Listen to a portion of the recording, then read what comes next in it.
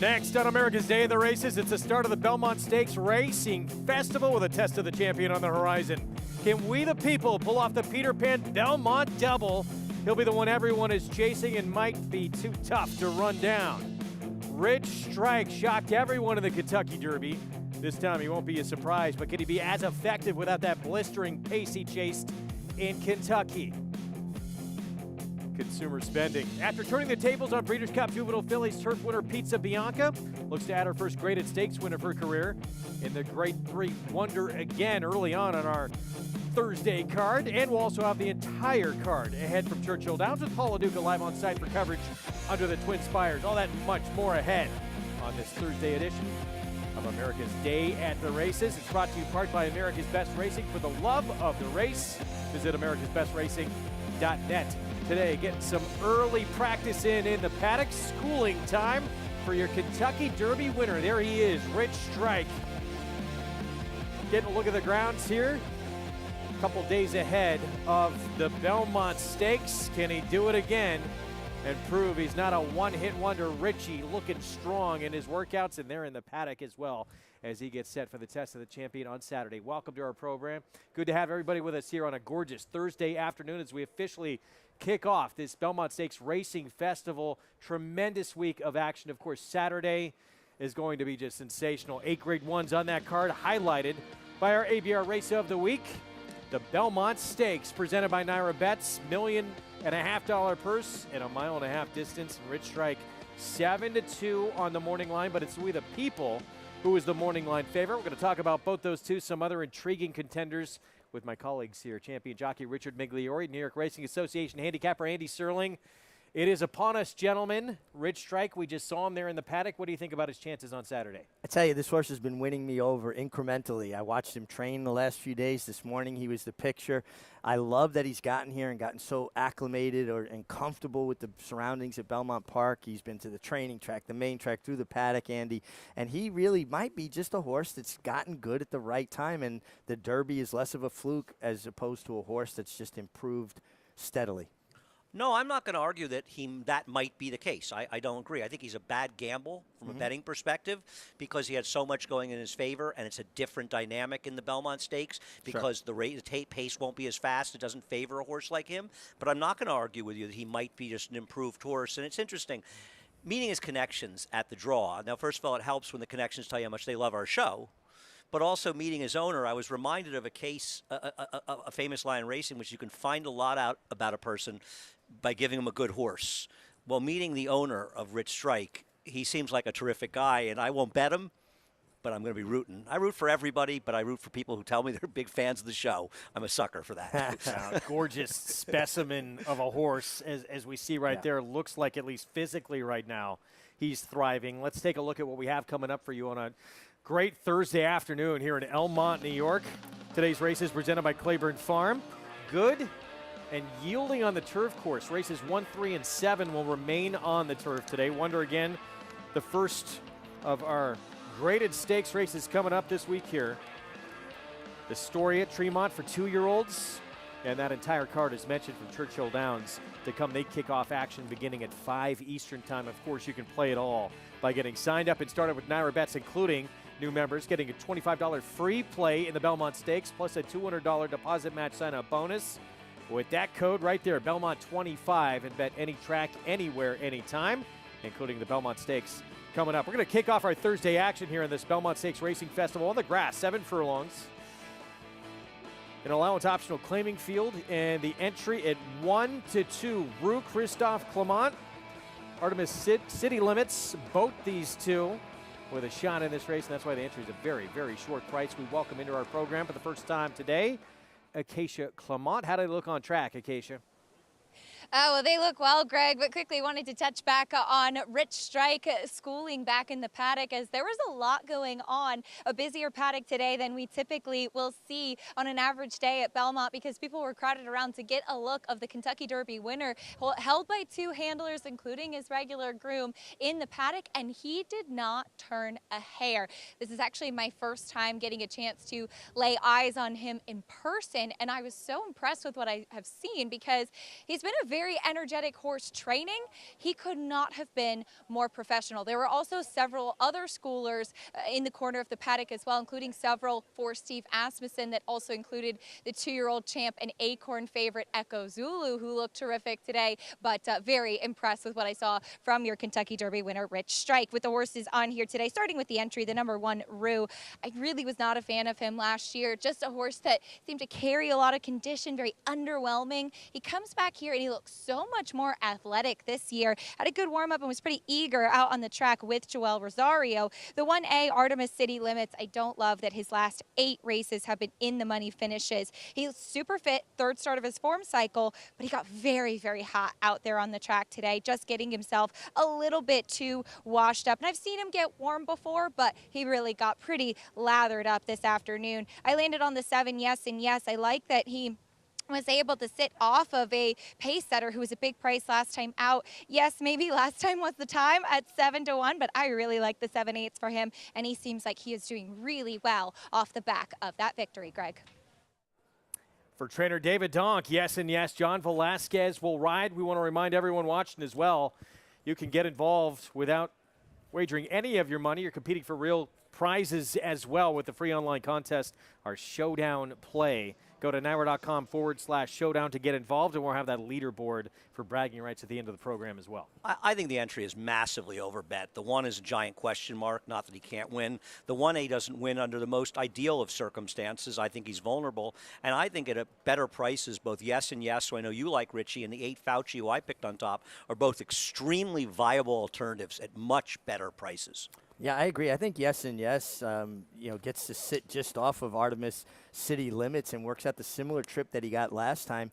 And is a horse that I've always been a fan of because of his tenacity. And there's an argument he may be better at 7 furlongs than 6, even though he won at 6 last time out. And I think that was a good sign, switching to Dave Donk from Phil Gleaves. And, of course, the 2 of them are 2 of the last remaining links to Woody Stevens, who won 5 straight Belmont Stakes back in the 80s. While they were with him, too. Yeah. Phil galloped for him. Yep. Dave didn't do a lot of galloping, I don't think. No, he was a 4-person for them, yeah.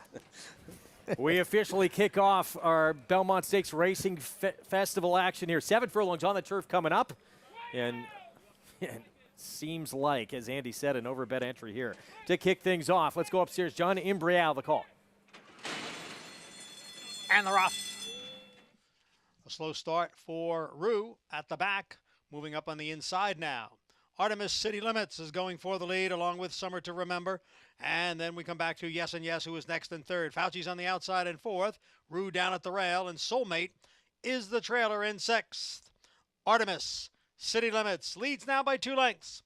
Summer to Remember is second by 3/4 of a length, with Yes and Yes down at the rail. Fauci and Rue right together, and Soulmate at the back. Opening quarter mile over the yielding turf in 23 1/5 seconds. Artemis City Limits continues to show the way. Summer to Remember chasing in second, with Yes and Yes down at the rail in 3rd.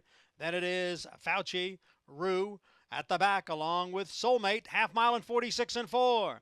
Artemis City Limits on the inside, Summer to Remember on the outside. And now the 2 of them are heads apart.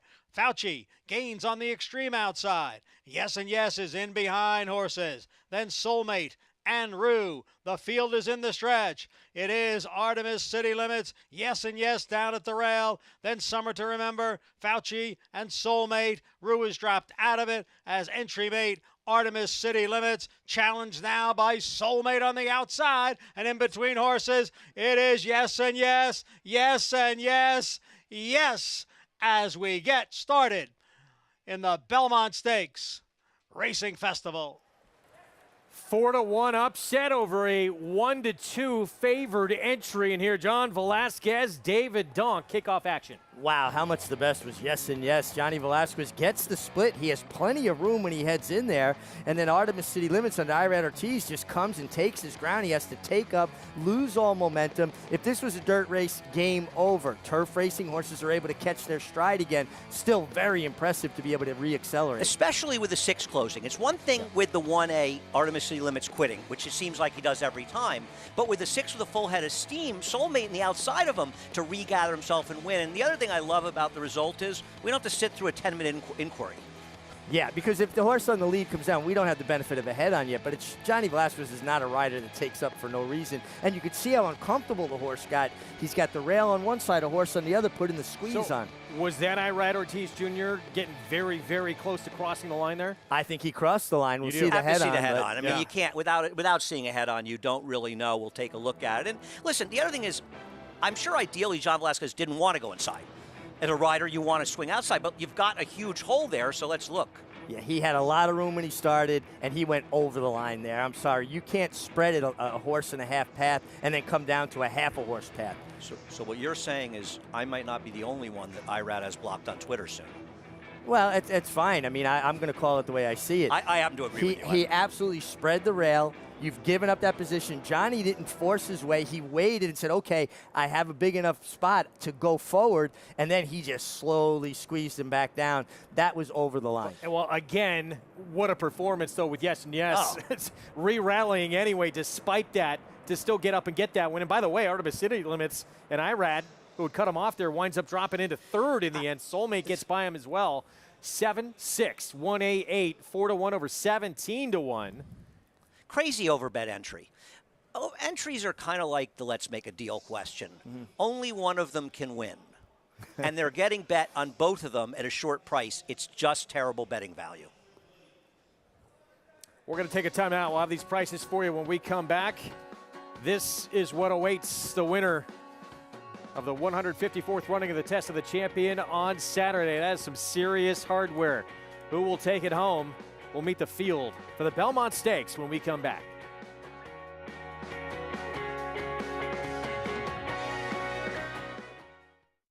This proven son of Giants Causeway has sired 7 millionaires. With over 10% stakes performers, his recent top runners include Tarabi, placed in the Grade 1 Spinaway and Breeders' Cup Juvenile Fillies, Grade 2 winner Plum Ali, multi-millionaire Shivaji, plus these standout performers. Now his biggest book in the past decade will be 3-year-olds in 2022. A proven value sire, First Samurai, standing at Claiborne Farm.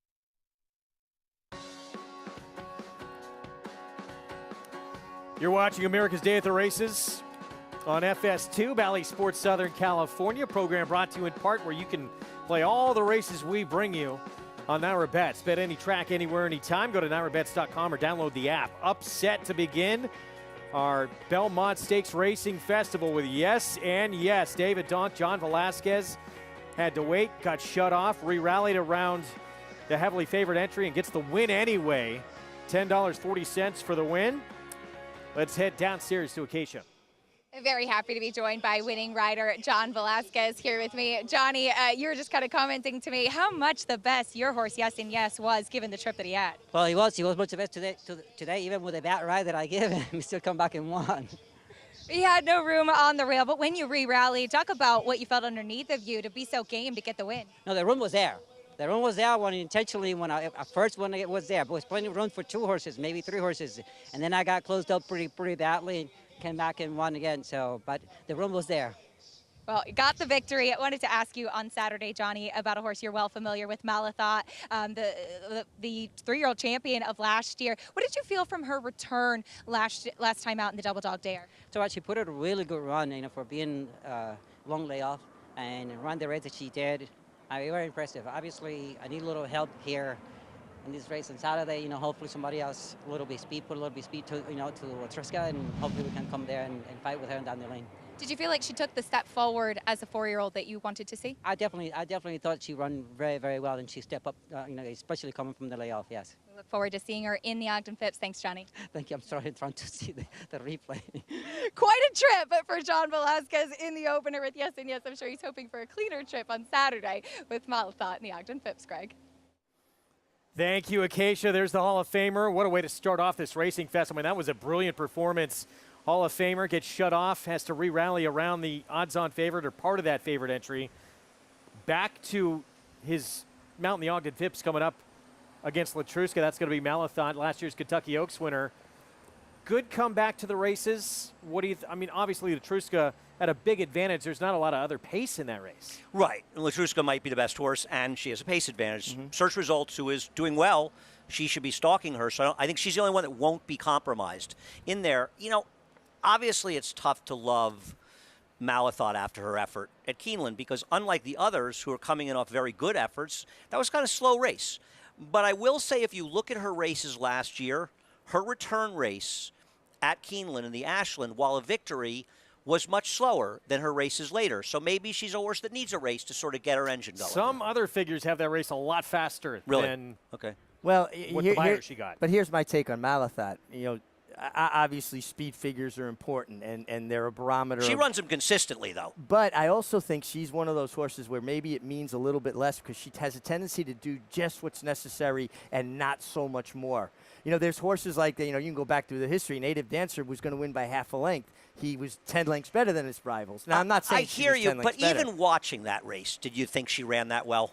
I thought she got there and just kind of said, okay, I did my job, and that was it. She gives me that impression of one of those horses. Yeah, we'll find out on Saturday. It's going to be one of the many really fun Grade 1s in the race with a defending champ of that division, Latruska. Our ABR race of the week, of course, the Belmont Stakes. We're going to meet the field coming up. Morning line favorite is the one to catch. We the people trying to pull off that Peter Pan Belmont Stakes double. Looking to become the first since 2014 in Tonalist, who did it for Christophe Clement. He's going to be leading the way in this race, barring a bad break. He's got a big pace advantage, doesn't he, Andy? From the inside, I mean, this simplifies things even more. You just got to break, drop your hands, let him go forward. He should be loose on the lead. But on a dry track, are we certain he's good enough to beat these, and he could be an underlay? It's a good point. Skippy Longstocking, Safi Joseph sends out. Manny Franco will ride. Horse who was 5th in the Preakness. Yeah, I mean, he ran okay in the Preakness. He has a feeling to me like he's going to have to find a lot more in the tank. 20-1, morning line. Meanwhile, Todd Pletcher won this race with a filly 15 years ago. Rags to Riches, beating Curlin. Here's a daughter of Curlin. Pletcher will try and win it again with. You like the irony, right, of having a daughter of Curlin. She's not nearly as good as Rags to Riches, but this field isn't nearly as good as the field that Rags to Riches beat. I respect her because Todd's running her the Belmont, and with his great record in the Belmont, I respect her. She better get faster if she's going to beat any number of horses here, but maybe the distance will be the great equalizer. Runner-up in the Kentucky Oaks. Rich Strike, the Kentucky Derby winner, passed on the Preakness. He is back after that 80-1 upset in the Run for the Roses. A high-energy individual who has really looked good, made a really nice impression on me here at Belmont Park. Agree with Andy. He's not going to get the kind of pace nearly the kind of pace he got at the Kentucky Derby, but maybe his horse just getting good at the right time. One of 2 horses coming out of the Preakness, Creative Minister, Kenny McPeak. Brian Hernandez Jr. rides. He's actually my choice in this race. He's an improving horse. His buyer figures get better with every race. He should be stalking We the People, and I think at around 6-1 his morning line, he's a good bet in here. I like this horse. Mo Donegal for Todd Pletcher as well, the Wood Memorial winner. He's 5-2. Yeah, he got a pace to run at in the Derby too, and didn't finish as fast as as the Derby winner, Rich Strike, but he also had to come wide, and he was compromised a bit by a slow start. He does give me the impression of kind of a relentless galloper, and I do think he can place himself a little more forwardly. He was a long way behind We the People in the Peter Pan Golden Glider. Big price for Marcassi. Yeah, listen, Mark Cassie's never afraid to take a shot, and I respect him for it, and sometimes it works out. But a Golden Glider, I mean, any kind of finish in the top 4 would probably be a surprise. And meanwhile, Barber Road going to make an equipment change. Blinkers come off. Trainer John Ortiz grew up just a few blocks away from Belmont Park. And he said after he went to visit the barn at Barber Road, his first stop after that, King Umberto's. Yeah, you got your favorite haunts coming home. This horse used to have speed. Look at his early races. This horse, you know, does he revert back to a more forward style with Joel Rosario? And I do like Joel Rosario getting aboard. Yeah, but the thing is, and look, you know what I think of Joel Rosario, but I think he's good a rider as there is in the country. How can you ride him better than Ray Lou rode him? Yeah, Ray no, Lou that's rode totally him right. to Yeah, absolute perfection. They have said they have to get this horse more involved out of the gate. But it's a curious horse, isn't it? Because as Mig said, I mean, this horse had legitimate sprint speed, but he's coming to his own now, dropping back and making these one runs. And that's the problem in the Belmont Stakes for horses like him and even Mo Donegal. And I think Mo Donegal's the horse to beat. But is that they might compromise themselves a little bit because there isn't a lot of pace and it's the 1.5-mile race, whereas a horse like We the People, who I'm kind of against, but also creative minister, their race is going to be run in their style. They don't have to get out of their style to be effective here, and the other major players kind of do. Yeah, they won't be taken out of their game. Going to be fascinating. We cannot wait. It's coming up on Saturday, 8 Grade 1s on that Saturday afternoon card. One of the great days in racing in our sport. We're going to take a timeout. Look back on the 45th anniversary of one of the all-time greats, Seattle Slew, and a piece Richard Migliori put together for us. Can't wait to see it coming up next.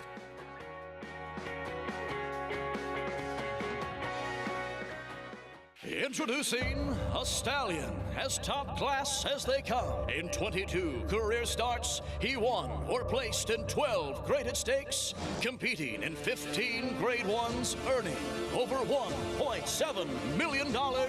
His undisputed speed is evidenced by 7 100-plus Spire speed figures, a 3-time grade 1 winner, Raging Bull. Who you betting on? How about an app created specifically for horse racing? Naira Bets. We specialize in thundering hooves, fist pumping, and boosting your bankroll with robust weekly promotions. And offer betting tips from actual horse racing experts. Bet all day and night, nationwide. Get the action and thrill of horse racing with Naira Bets.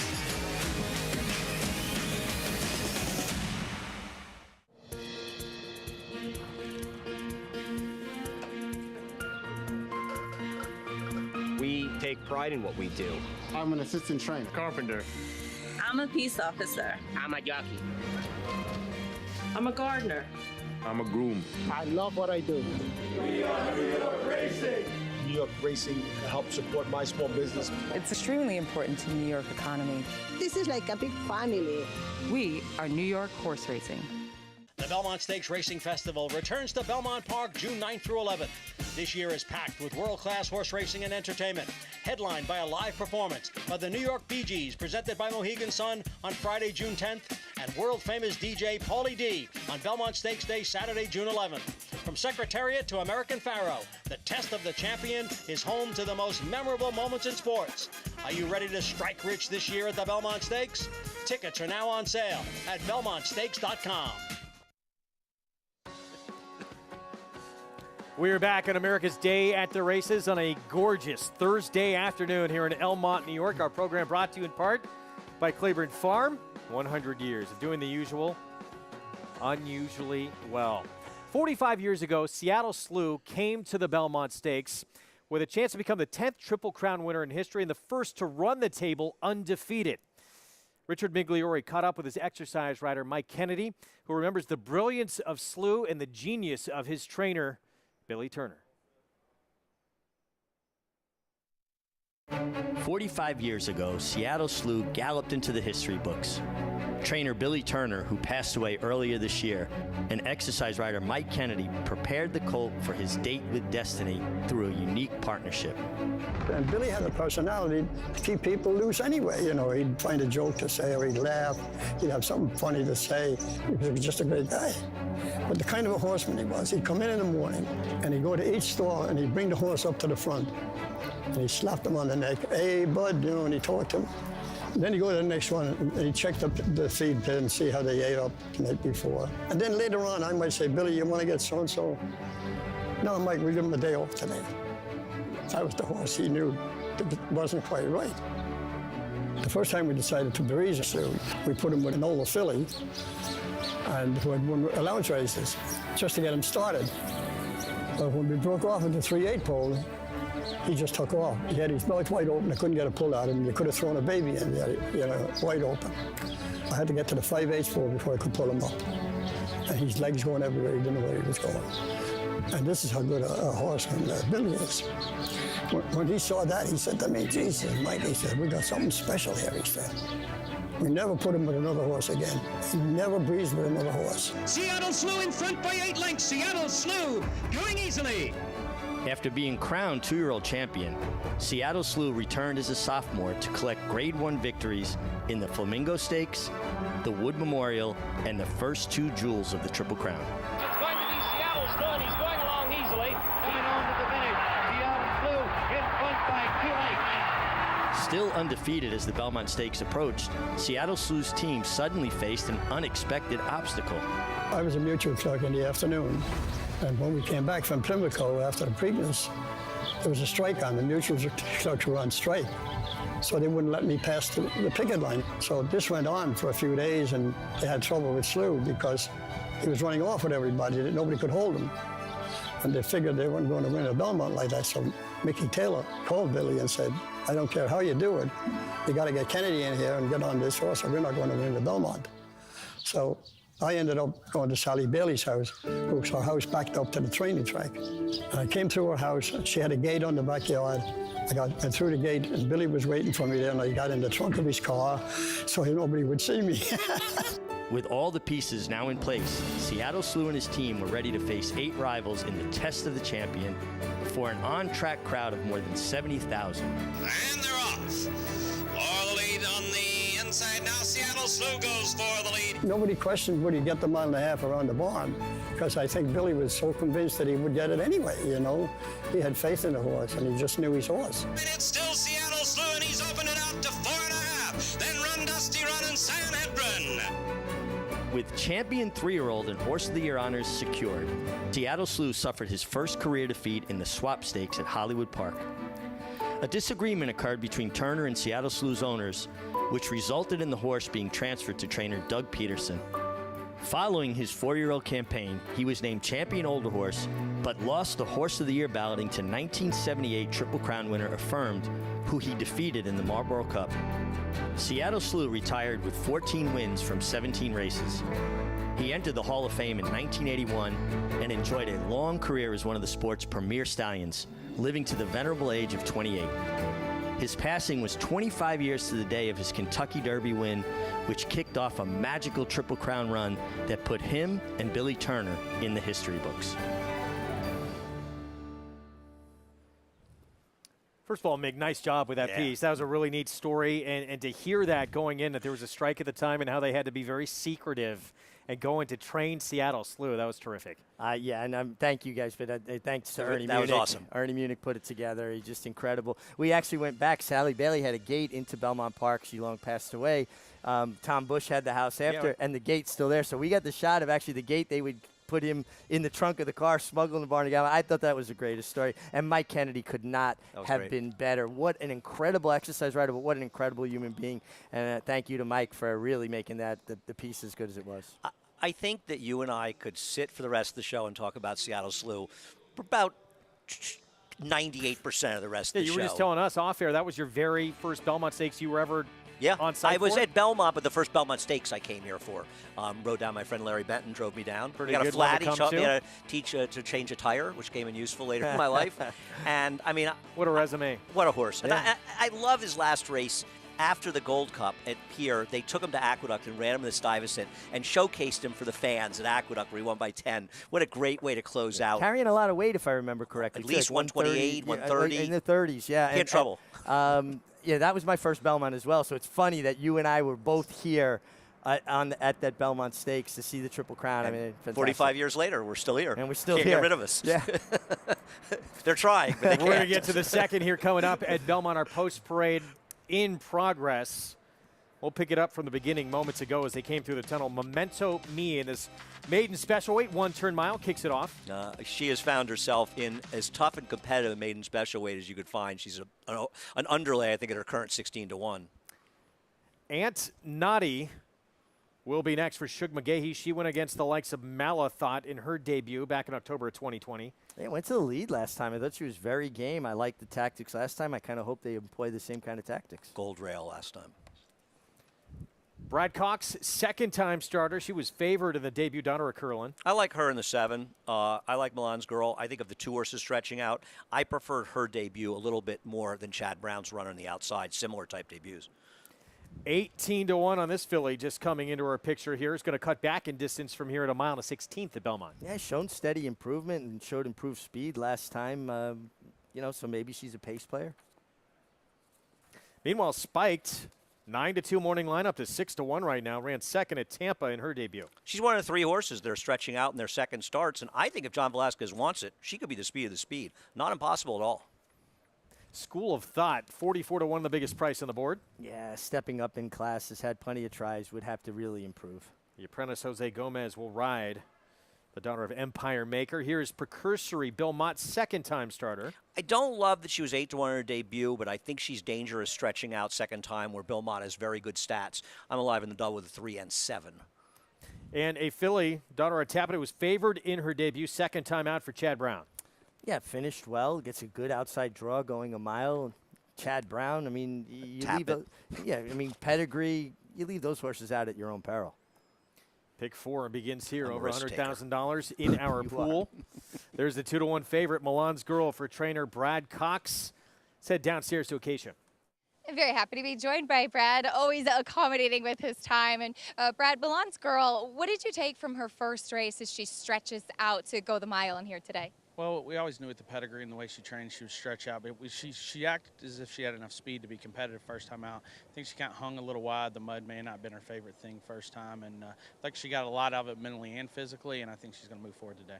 I noticed you kept her pretty quiet, keeping her in the stalls back in the paddock. Was that by design to keep her settled to go the distance? Yeah, I mean, she schooled well here 2 days ago and settled in well. She just, we just shipped her from Churchill, but she settled in really well. Manny just took her away, warmed her up. She looked really good on the track. So I think as long as she gets away good, she'll be tough.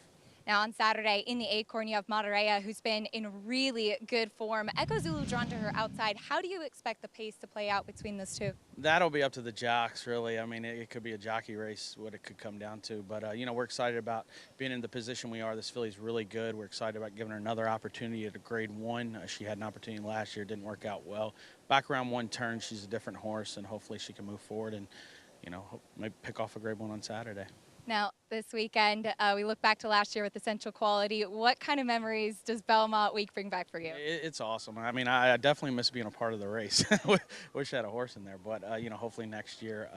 Very fortunate with all the ride Essential Quality took us on. I mean, it was an unbelievable year from his 2-year-old season into his 3-year-old season, and just very fortunate to have a horse like that. And hopefully, we'll be back maybe next year. Well, thanks a lot for your time, Brad. Good luck this week with your runners. Thanks, Acacia. Trainer Brad Cox, winner of last year's Belmont Stakes, but plenty of big chances on the undercard this year, Greg. It's vaulted to becoming one of the absolute stars of our sport, Brad Cox, and he brought up Matarrea in a race, that grade 1 Acorn, that looks like a monster showdown with the 2-year-old champion Echo Zulu. Yeah, that's a really good matchup between those two. Matarrea she's really improved dramatically since that second place finish behind Secret Oath at Oaklawn. I think Echo Zulu is going to be so tough. I'll be honest with you. I think you can make an argument that her Kentucky Oaks might have been the best race she's ever run, even though she finished 4th. Yeah, I mean, and she was very game, too. It was her second start back off the Fighting layoff, the and whole she way. fought. She was tenacious. I like her turning back to the one-turn mile, very well posted. Yeah, I think Echo Zulu is going to be a handful, but some great races all weekend. You hear a lot of stuff about small fields and people grousing about it, but how about the fact that you have so many champions returning on this card? It's quality laden. People that knock this card are people that don't, that'll say ice cream's too cold. Some of these small fields too, you have, even with champions returning, you have a legitimate second horse in all these. You have Flightline and Speaker's Corner. It's a great matchup. You could have 3 more fillers in there with no chance. Would it make it a better race or a worse race? Listen, we all want to have bigger fields. Don't get me wrong. As do we, by the way. Nairo benefits from bigger fields, too. It's not like we're all happy that they came up so many 5-horse fields. It doesn't make them bad races. And I think if you look through history, somebody put up like 90, 94, and the field size was almost the same for the races. These fields are not as big as people think. And I tweeted something last night. I'm not the biggest Pollyanna guy, as you well know. Richie's a more optimistic guy than I am. But 2 years ago, we sat here on Belmont Stakes Day with no fans, running the race late as the first leg of the Triple Crown. Last year, we had 11,000. Now we can have up to 50,000 people here. Can we celebrate the many good things going on? And I'd like to think even people like me, who can be a bit of a downer at times, let's learn a little appreciation for things because of COVID, the things that we missed and the things that are coming back. And I think this Belmont Stakes is one of them. Yeah, this is going to be the first legitimate crowd we've had on a Belmont Stakes Day since 2019. As we get set for the second coming up, minute to post here. Shug McGahee, Aunt Noddy, a daughter of Blame. We mentioned she faced Malathot first time out. That did not go well. This was last time out when she just missed being forward, Mig, as you brought up. And from a speed figure standpoint, she ran well enough to win this race. The problem is she doesn't figure to be on the lead in here. I think there's faster horses in here stretching out. But also, for me, she ran a gold rail last time, and I think that's why she improved, and that's why I'm going against her. 4-1 right now from a 5-2 morning line. I tell you, I thought the 3 Milan's girl really warmed up impressive, and I liked her. And she kind of won me over. I went to the 8 just because I want to be different than Andy and be contrary. Richie, trust me, you're different than I am. If you were the same as me, I don't think we could be friends. Let's check in quickly again with Keisha.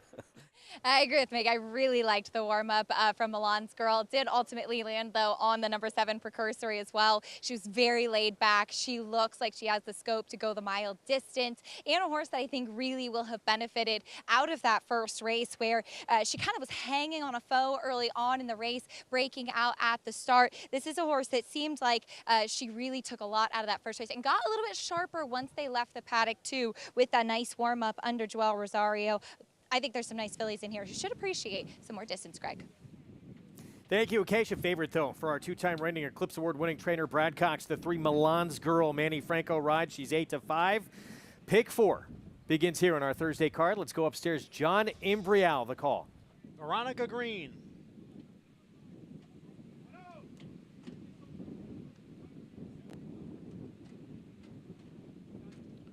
Set for the start of the second.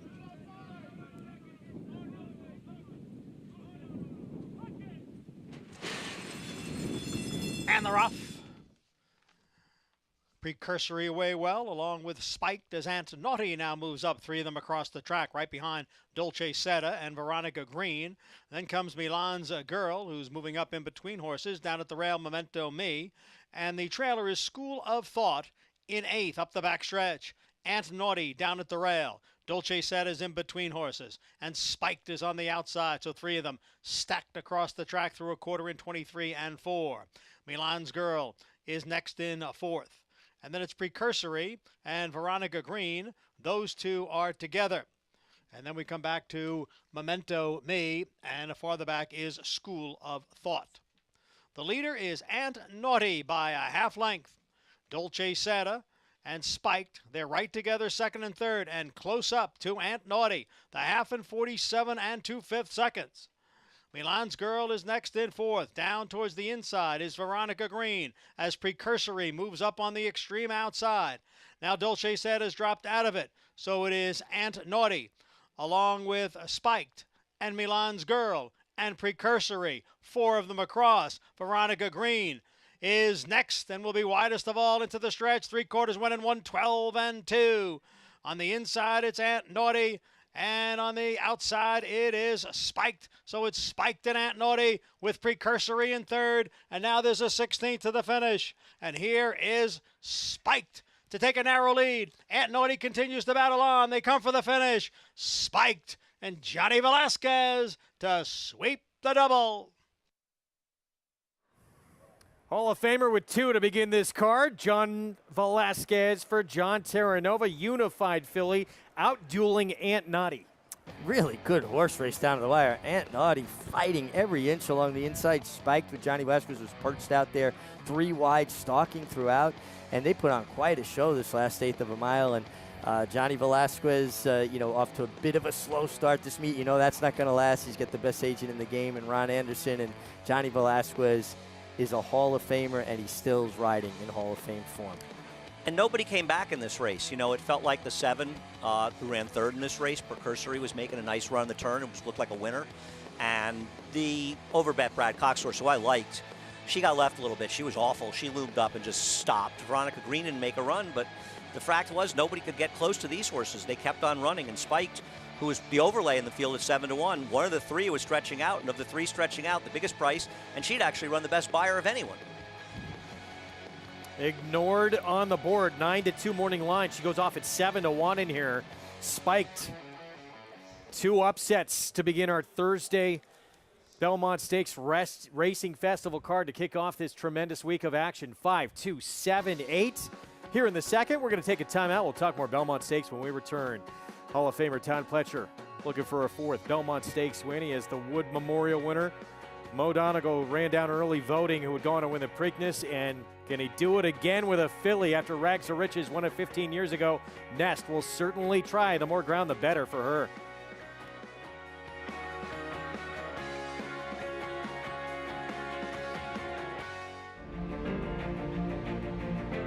Idol perfectly timed. Idol gets up under Joel Rosario to win the big cap. It's known agenda for St. Elias Stable. Race at the race, scintillating performance in the TBG Del Mar debutante. And Clariere will win the cotillion. Down to the wire. Who's going to win it? It's Mala by a neck.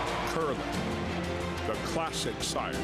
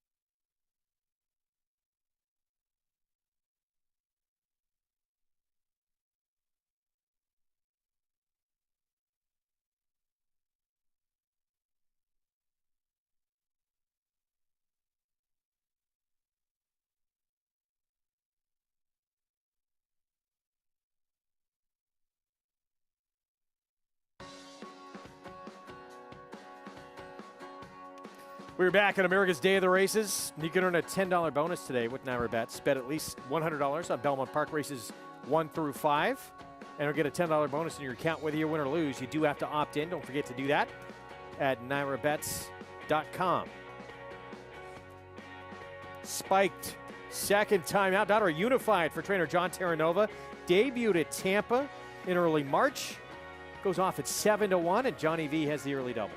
Yeah, obviously easy to say too big a price after the fact, but she really did kind of slip by, finished well at Tampa. A lot of the horses that John wintered at Tampa with seem to have done really well. It's something that he seems to have taken a shine to. It's a really good racetrack, kind of builds and develops horses. And I don't mean this to Redboard, but in a competitive race like that, somebody that can win always gets sort of left out, and she was too big a price. Sure. Let's head downstairs to Acacia. And here with winning trainer John Terranova and John Spiked. She showed a lot of tenacity today. What did you see from her coming out of that first race and bringing her here up to New York? We were really confident in her first race. She kind of identified herself as having some talent going into the Tampa race. We wanted to get her started down there. Ran a great race against a quality filly down there. Came out of it well. We shipped back here. She got a little cough, so we had a little time in between races, but she came together just right, and everybody around her has done a good job. She's a little bit of a temperamental one, and Claire, who gallops her, Simon has been breezing her. Johnny's worked her a couple of times, and everyone really liked her, so we're happy. A nice win from her here today, and we had been kind of discussing you wintering down at Tampa with some horses. What have you noticed from those that you've kind of gotten started there and then brought back to the NYRA circuit?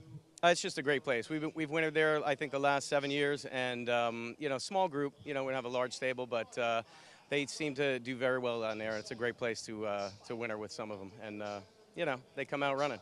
With a filly like this, was it always kind of the game plan to get her a little bit more distance like she got today? Yeah, I thought so. I mean, she had some speed, so we started her at 6, and then we were looking to stretch out right away after that, and the mile seemed perfect, and the timing-wise, she just was coming into this doing very well. A nice win indeed, John. Congratulations. Thanks, Acacia. Trainer John Terranova with Spiked, and John Velasquez taking the early double there, Greg. Indeed, talented filly. Might see big things to come from Spike. John Terranova, well done. And we're going to get into our graded stakes action coming up next. Grade 2 Wonder Again coming up. Always good to win, whoever you are, no matter what the race, on important weeks like this in this Belmont Stakes Racing Festival. Here we go. Grade 2 Wonder Again. 1 1/8 on the inner turf, and consumer spending, as expected, an awfully short price. Turning the tables on the Breeders' Cup Juvenile Fillies Turf winner Pizza Bianca in her 3-year-old return to the races. Richie, I wanted to talk to you about that race, the return, when she won in the Memories of Silver. She only runs in races named for Jimmy Toner horses. It felt like a rare situation where a Chad Brown runner in a big turf race wasn't the hunted. She was the hunter. Right. Because Pizza Bianca was the worst to beat. And I think Jose Ortiz in that situation where he couldn't lose, kind of. So and I don't think he moved too soon, but he kind of put him in position, and Manny Franco kind of nothing to lose, and making that last move made it work. I think it's a great way to put it, being the hunter as opposed to being the hunted. And sometimes when you ride a big favorite, particularly or you want a Breeders' Cup, and you tend to ride a little defensively. You ride not to lose, as less than riding to win. And then you saw how completely different he handled her when he went down to Pimlico and kind of took her back and made that one finishing run. Yeah, and I think consumer spending had run better than some people had thought in that Breeders' Cup. So I think it was a little closer between the two of them than maybe some people thought. Interesting, Pizza Bianca went out to Ascot. These horses are all trying to get to the Belmont Oaks, which is run here on July 9th. This time, target squarely on consumer spending's back. Short price here at 2 to 5. Let's get back to the Belmont Stakes. Todd Pletcher, the Hall of Famer, again trying to win a 4th. He certainly knows how to get it done in the Test of the Champion. He will send out Modonegal. He sent out the filly Nest, as we told you going to break. Modonegal, Mig, you really thought turned a corner in that Wood Memorial's final prep for the Derby. I loved this Wood Memorial. It was the first time I ever saw him really stay in the bridle. Looked like a horse that was kind of figuring the game out. Broke slowly. I thought just didn't really have a chance the first 8th of a mile to gain any sort of position. I don't think the break killed him in here because it was a fast pace and it kind of was going to be back there anyway. It obviously didn't help him, but I don't think. And this is not a dissimilar to the conversation we're just having about consumer spending. Irad Ortiz had to go outside with this horse. Mm-hmm. If he lost this race by going inside and getting blocked, then he's just completely the GOAT in this race. Whereas Sonny Leone he could gamble it up. He's supposed to gamble it up. Got nothing to lose. If he gets stopped, no one's even going to notice that. You know, if Mo Donegal gets stopped, you're right. He's going to get absolutely obliterated by everybody with criticism. And rightfully so. I think Irad wouldn't be able to live with himself if he did that. And it's not that he lost that much ground. I thought more was Barber Road kind of leaning on him. Yeah. And it's tough when there's a horse like that leaning on you. And while he finally got away from it at the end, I don't think he had a bad trip, but he's a better horse than that. I think they compromised each other, though, because he did come out into Barber Road, and Ray Lou's trying to hold his line, right? You're not trying to give a guy a break came out? in the Kentucky Derby. You know, years ago, the horse Jerry Bailey, Arkong, won the Breeders' Cup Classic. Everybody said it was the greatest ride. It was a great ride, but again, Jerry had the luxury of going to a place where if he got stopped, no one was going to care. When he got buried in the rail, they would have said, well, Jerry got buried in the rail, but that horse had no chance anyway. Exactly. You can't afford to gamble on a horse like that. Absolutely. And I'm not belittling the ride. It was brilliant. But he also had creative license. Right. I'm sure Irad probably thought afterwards, I wish my horse was 80-1 and I could have gone inside and taken my chances.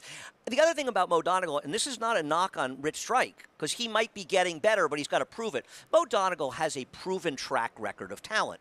He ran down early voting fair and square. Now, early voting might have improved to win the Preakness, but he's still the Preakness winner. And Mo Donegal, and the fact that Todd Pletcher has had such enormous success in this Belmont Stakes, all those add up to a horse, in my opinion, that's the horse to beat, whether you like him or not. Well, he's got the filly as well. We all know about Rags to Riches, and yes, she's a daughter of Curlin, who she beat in that Belmont Stakes 15 years ago. Runner-up in the Kentucky Oaks, the Ashland winner. The more ground, it's always been the case, they felt the better for this filly. Well, and a filly that can place herself. She's not that slow. No. She can put herself in a very good position. What keeps jumping out at me, she's by Curlin, runner-up in the Belmont Stakes to a Todd Pletcher filly in Rags to Riches. Good circular story, right? Yeah, and then out of a mare that was by AP Indy, who ran the third fastest Belmont Stakes in history behind Secretariat and Easy Goer. I have no problem with all of that, and out of respect to Todd Pletcher, I think she's dangerous. The problem I have with her is she's not good enough to beat any number of horses in here based on all the races she's run. And at 8-1, I got no problem with taking the gamble if you like her. Todd Pletcher running her in here, a vote of confidence. He knows what it takes to win this race, as you say, the pedigree, and distance is a great equalizer. She just isn't good enough for me on paper to win this race, even though I get the intangible arguments. Sure. 8-1 morning line. Jose Ortiz will be aboard, the daughter of Curlin, as we take a look at the loaded lineup on Belmont Stakes Day. 8 Grade 1s, all of them with tremendous storylines. One we're going to talk about a little bit later. That Met Mile and Flightline back to tackle Speaker's Corner, maybe the other way around. I'll tell you a matchup that's not getting discussed. What if Morello comes back to the kind of race he ran the Gotham and could build on that, and he meets the mighty Jack Christopher? I think that could be a matchup that's a little bit more interesting than is getting any credit for. Registration closing soon for the 2-day Belmont Stakes Challenge all-cash prize pool, seeded with $50,000. You can play the contest online with Naira Bets, or of course, you can come on track to Belmont as well. Go to naira.com/contests to register and play today. Good luck to everybody getting involved as we get set for our first graded stakes of this Belmont Stakes Racing Festival Week. Grade 2 Wonder again. Mile and an eighth on the turf. Still 2-5 on consumer spending. And there she is. Back-to-back wins as she went into that Breeders' Cup Juvenile Fillies turf. Even though she was 6th, not that far behind Pizza Bianca, and then turns the table on her in her 3-year-old return to the races. We'll have the post-parade when we come back.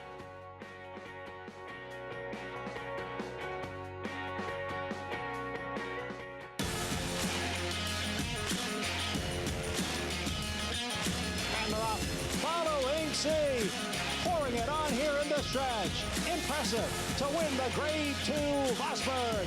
Following C, Smile Happy has kicked it into high gear, and Smile Happy with a powerful performance wins by 2.5. The Cup champion Run Happy, standing at Claiborne Farm.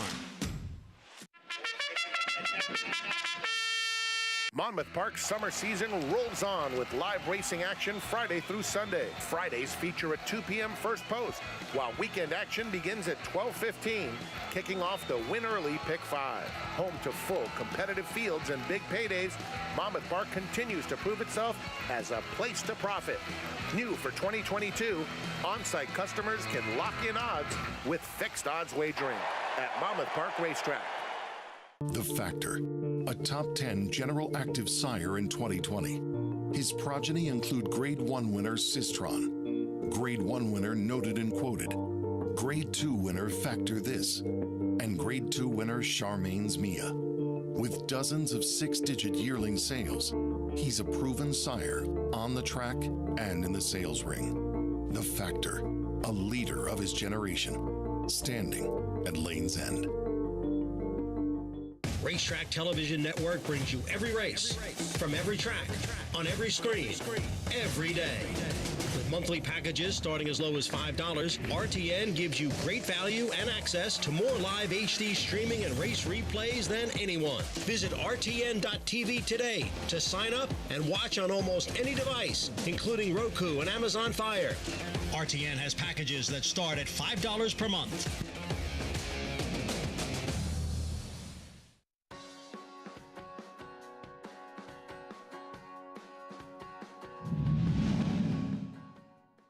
Lady Eli still looking for a spot to go. Irad Ortiz Jr. is going to have to find some running room. They're in behind a wall of horses, 3 lengths off the lead with 1 furlong to run. Now she's going to come to the outside, and here comes Lady Eli. Has to come and get Pine Needles and Heath. Pine Needles, Heath. Lady Eli moves up alongside of them. Lady Eli strikes the front late, and Lady Eli does it in hand at the end by a half a length.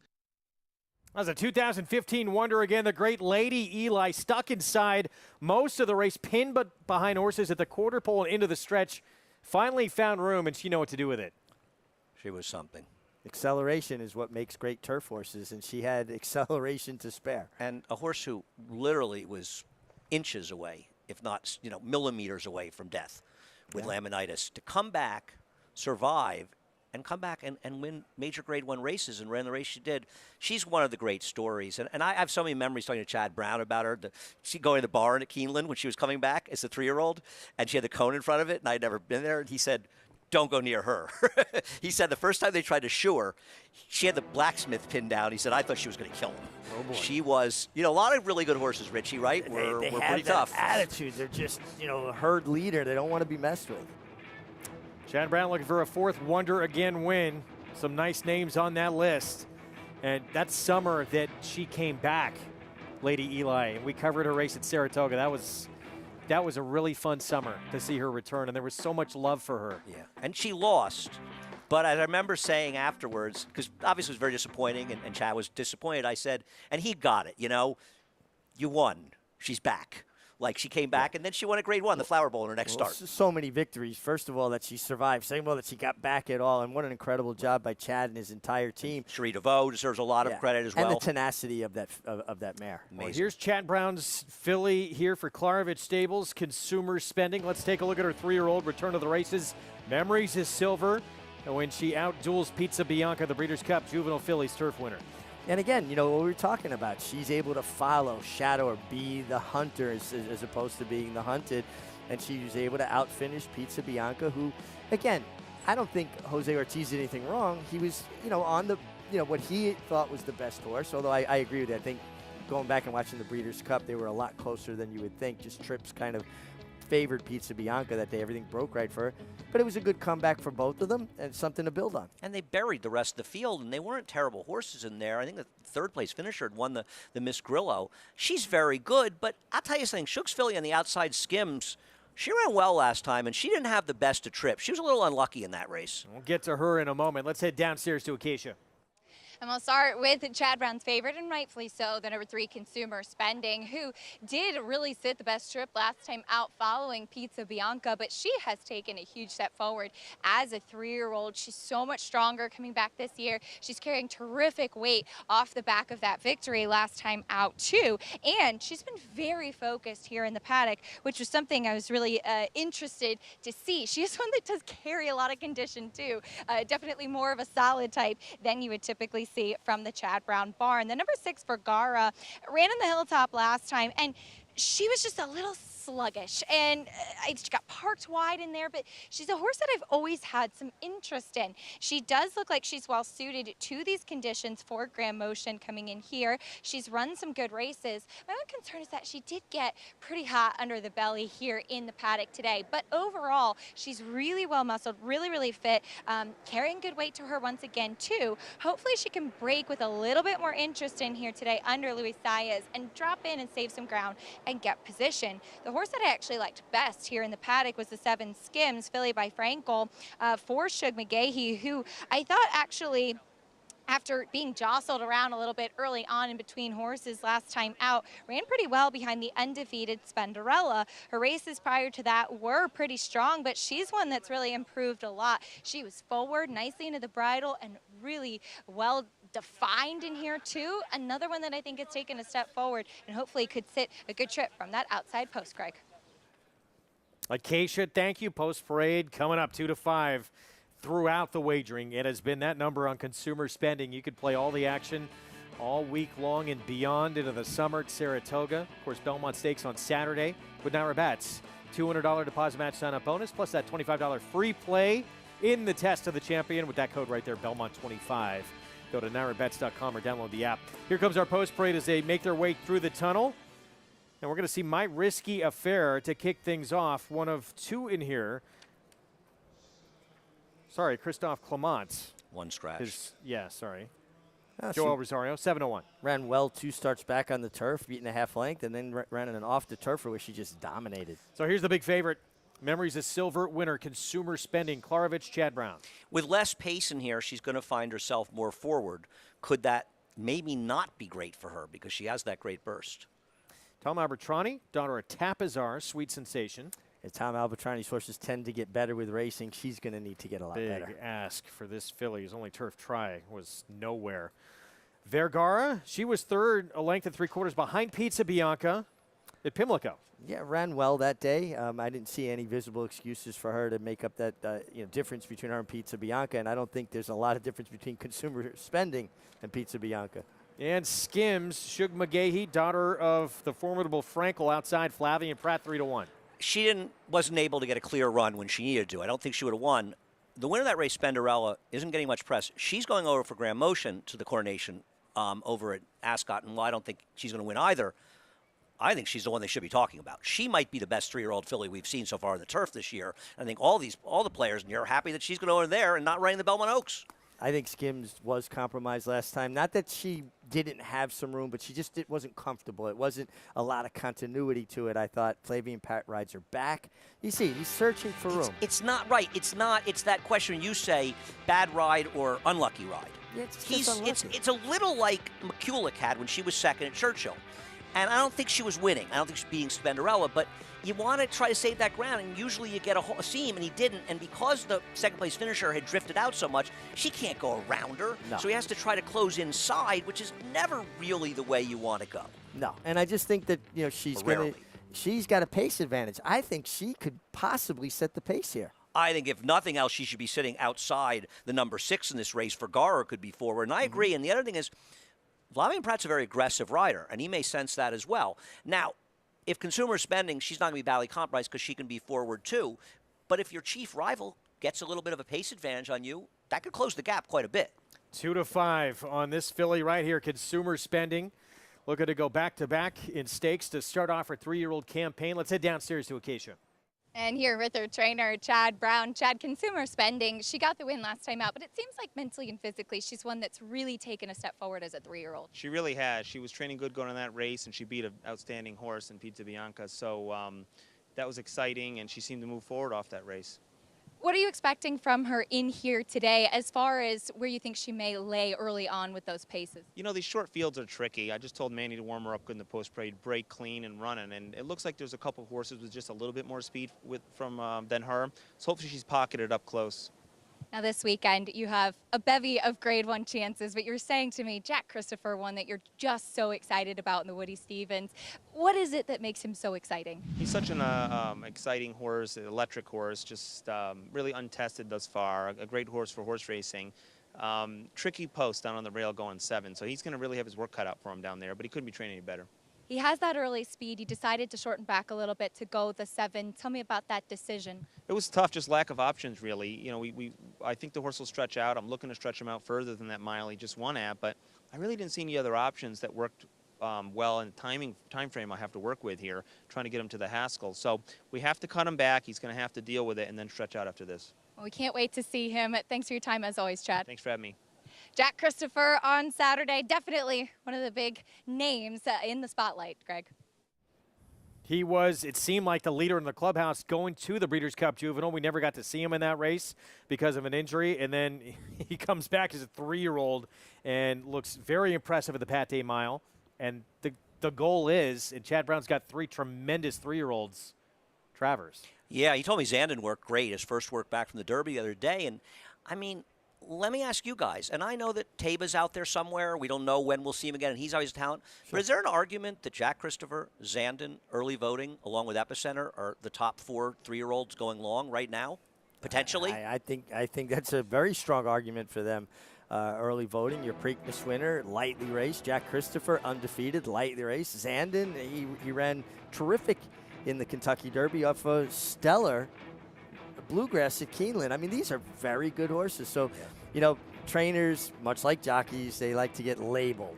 This is a turf trainer. This is a 2-year-old trainer. It's a this speed is rider. Yeah. It's the kind of horses you get to work with. This is a world-class horseman like Christophe Clement. They're world-class horsemen. It's the stock you get to work with. You've got to be buying the right kind of horses, and let's be honest. At the end of the day, you got to get lucky. I don't care if the horses cost $40,000. Chad Brown ran 2 highly touted first-time stars. One, I think, cost about $1.8 million or $1 million for Shadwell. One was a Bobby Flay homebred, but with a zillion-dollar pedigree. And they lost to a Christophe Clement first-time star in the turf over in the meet that cost $40,000. So this game, it doesn't matter what they cost coming down the stretch. No, and a lot of times when horses are bought at auction in particular, it's not necessarily they're worth what they were paid for. That's the dream. They're buying the dream for that. And a lot of those expensive horses have done well, but sure. Seattle Slew cost $17,000. I know it was a long time ago, but it was still nothing back then. Yeah, he'd be eligible for one of those restricted maiden races. He'd be Chad Brown, even now. Klarovich silks right there. Whenever you see those silks on the racetrack, it's usually a pretty short price, and that is the case here in this Grade 2 Wonder again. Manny Franco, he has been a tremendous compliment with Chad Brown giving him all these big-time opportunities, and he's delivered of late. That's the thing. He's delivered, you know, and there's pressure because you've got Irad, Jose Ortiz, both of them ride a lot, Flavie and Pratt riding. But Manny's ridden so well for him, he's been more aggressive that there's no reason Chad shouldn't continue to be confident in him. Well, him having confidence in Manny Franco is going to give Manny Franco confidence. You know, you get that kind of opportunity with a stable like that and win, it elevates you, not just to the people that are watching, but to yourself. Hey, I can do this. I belong riding for these kind of guys. Young guy needs to have a little bit of swagger. That's a great point, and he's really, really been riding great. Let's get back to Acacia. Well, talking about a kind of other horse in here, I do think the favorites, the 3 and the 7, will be very, very tough in this spot. But My Risky Affair does get back on the grass, and I know that Connections wouldn't have been upset if it had come off the turf. But this is another one. Talking about 3-year-old fillies that improve. She did lack quite a bit of focus early on in her career. You can even see it in the short comment in her second start, Fractious in the Gate. She's one that really has shown maturity more. Physically, she hasn't changed too much, though she's gotten a bit stronger when winning that last race. But Joelle Rosario gave her a lovely warm-up, linking back up with the pony. She's been so much more professional and taking everything in stride. Just a horse that's on the upswing. But 1-5 on Consumer, spending off that big win. And I'll go with Skims to the outside, who certainly won the beauty contest in this race, Greg. There she is. Thank you, Acacia. 7-2. been a bit of a tough meet here for Shug McGahee. We'll see if he can break through, get his first winner here with his daughter of Frankel. And she has put together figures her last 2 starts that equal the best of consumer spending she ran last time out. And she lost to a horse that's the genuine article in Spenderella. To me, this is a much, 1-5 is ridiculous in the 3, and I picked her.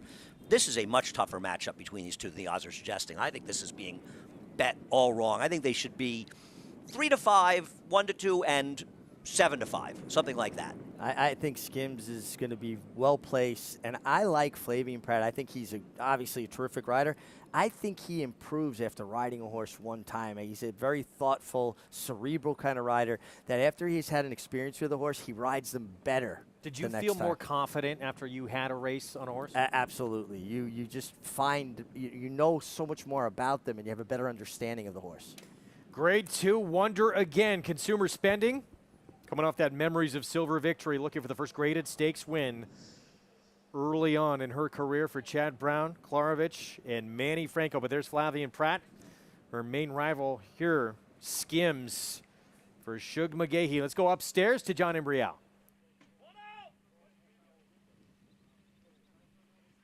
There in the gate.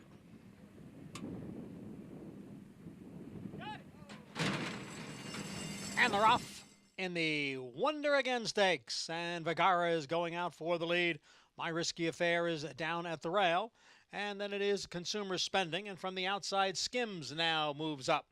The early trailer is Sweet Sensation in 5th as the 3-year-old fillies move around the clubhouse turn, and it is Vergara, the leader here. Vergara's in front by 3/4 of a length. Skims on the outside in second, a little more than a length, to the duo of My Risky Affair and the favorite Consumer Spending. At the back is Sweet Sensation. Now they're on the backstretch, and it is Vergara leading here by almost a length. Skims remains in second, 2.5 lengths. Back to Consumer Spending, who's on the outside of My Risky Affair, another 3. Back to Sweet Sensation.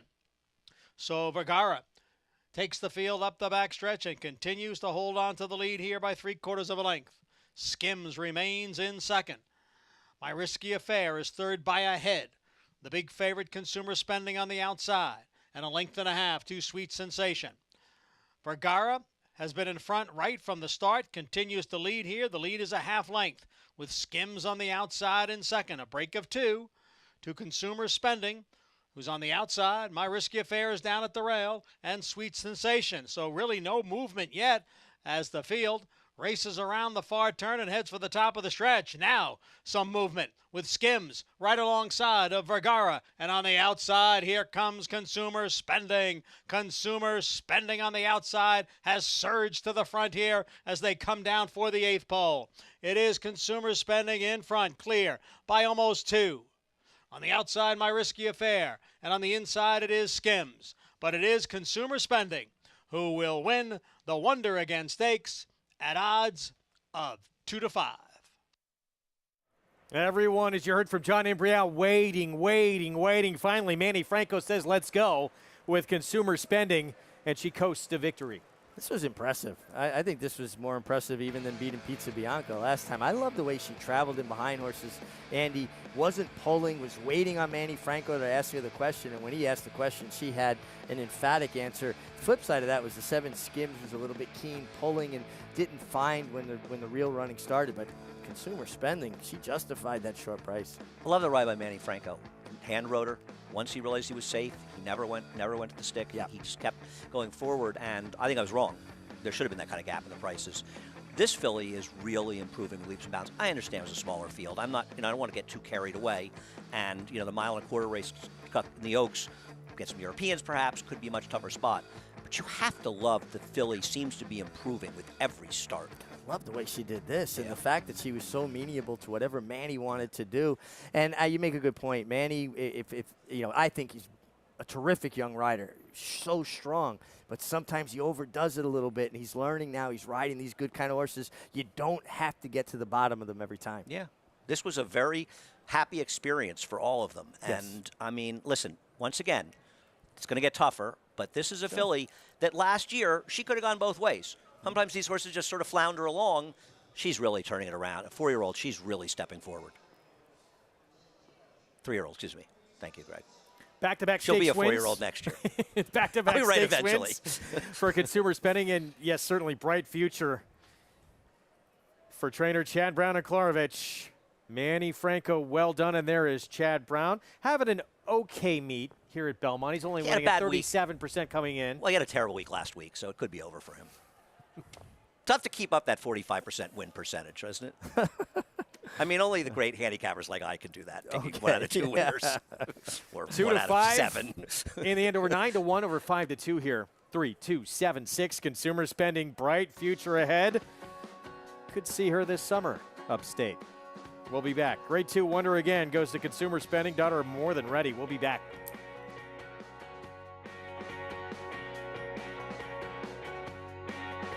A Grade 1 winner of nearly $2 million, Silver State hails from the sire line of legendary Claiborne stallion Danzig.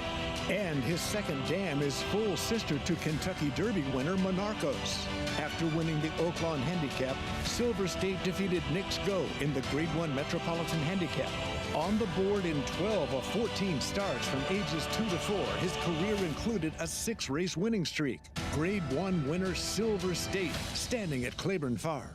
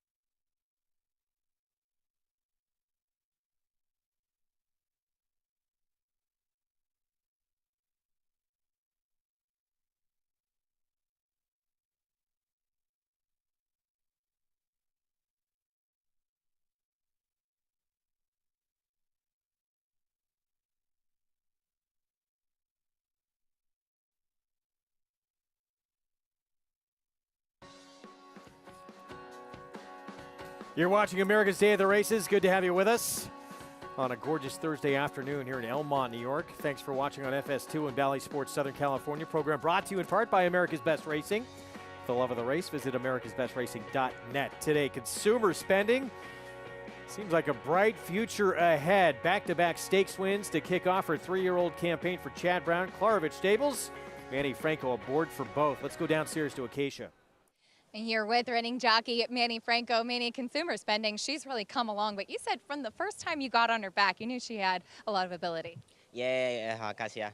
The day that I won her in Saratoga, I say, nah, I'm in a good feeling right here. And then she run, I think, in Maryland, she won, and then she went to the Breeders' Cup, and she just get beat by a length. So she's a nice field. Tell me about the trip today. She seemed to always be nicely into your hands. Yeah, I have a beautiful trip. The way I see it on the paper, I saw motion and Shoot McGahee going for the lead, and I just want to be right behind them. Don't let them do too much, and she got it done.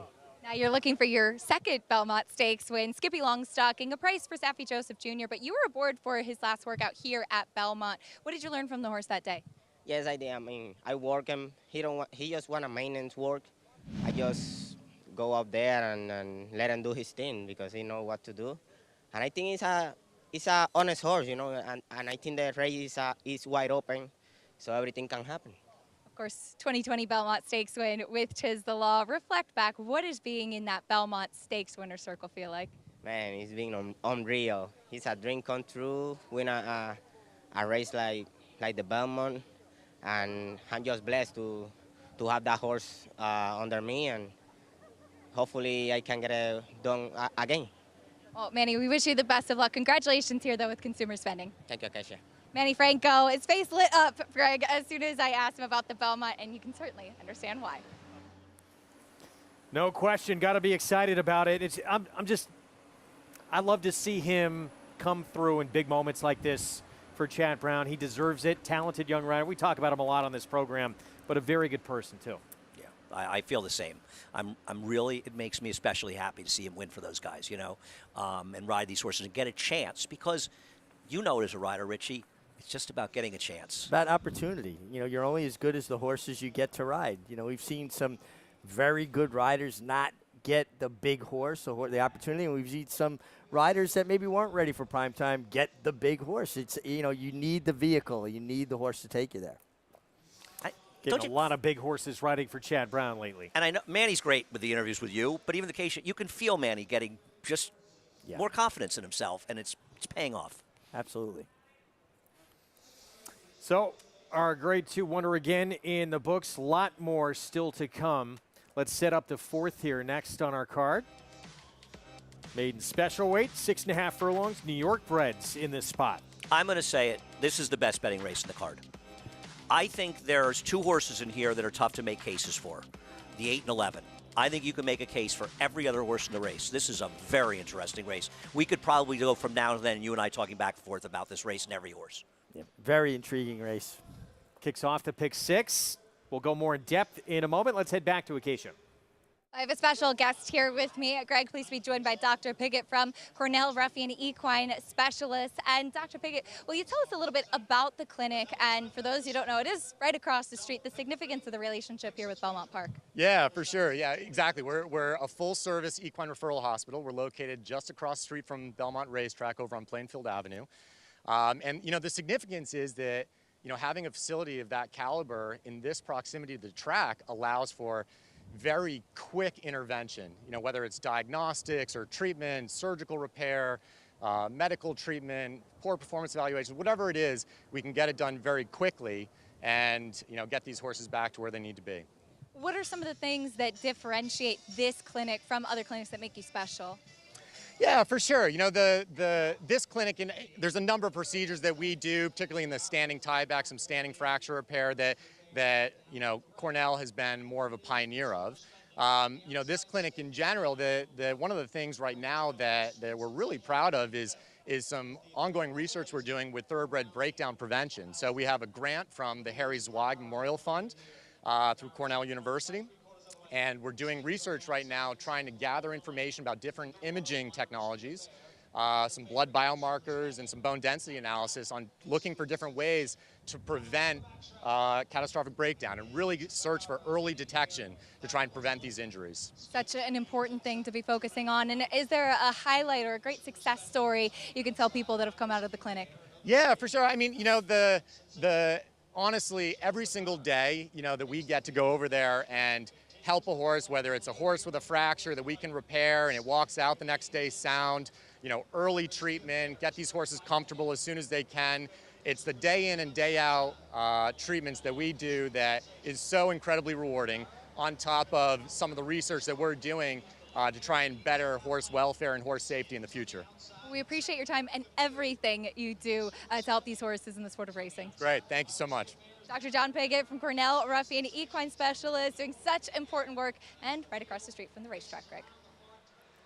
I think it's great. You know, any of the technology they can tap into to foresee problems coming before they become big problems, and I just really applaud the work they're doing. Anything that makes it better and safer for the horses, we're all in on. Right across 100%. The street here from the racetrack, too. Good to have them on hand. We're going to take a timeout. We'll be back. A lot more still to come on our Thursday card. Winningest trainer in North American history.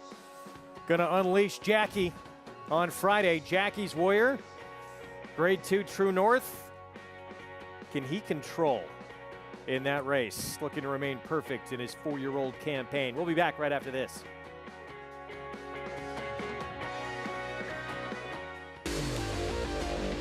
Audible let loose on the outside to take the lead. Audible by 3.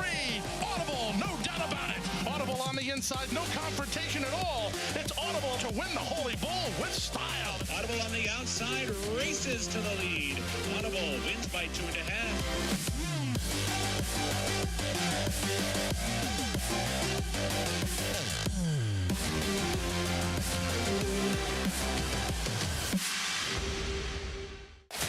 Who you betting on?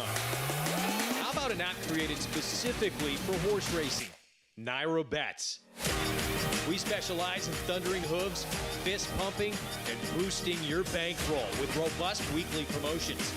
And offer betting tips from actual horse racing experts. Bet all day and night, nationwide. Get the action and thrill of horse racing with Naira Bets.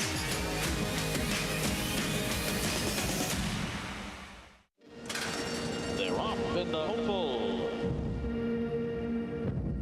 Here's Basin now running up alongside, and Basin grabs the lead. Basin and Jose Ortiz are running away in the hopeful.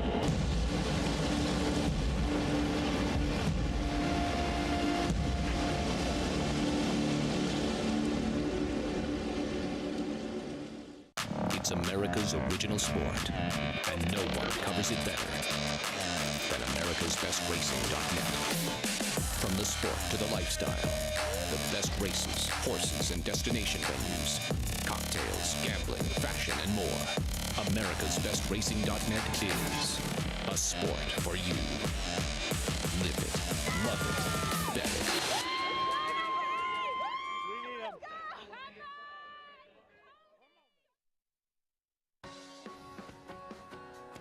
We're back at America's Day of the Races on FS2, Valley Sports Southern California. Program brought to you where you can play it all on Naira Bets. Download the app, go to NairaBets.com. Get signed up just in time for the Belmont Stakes with a $25 free play in the race.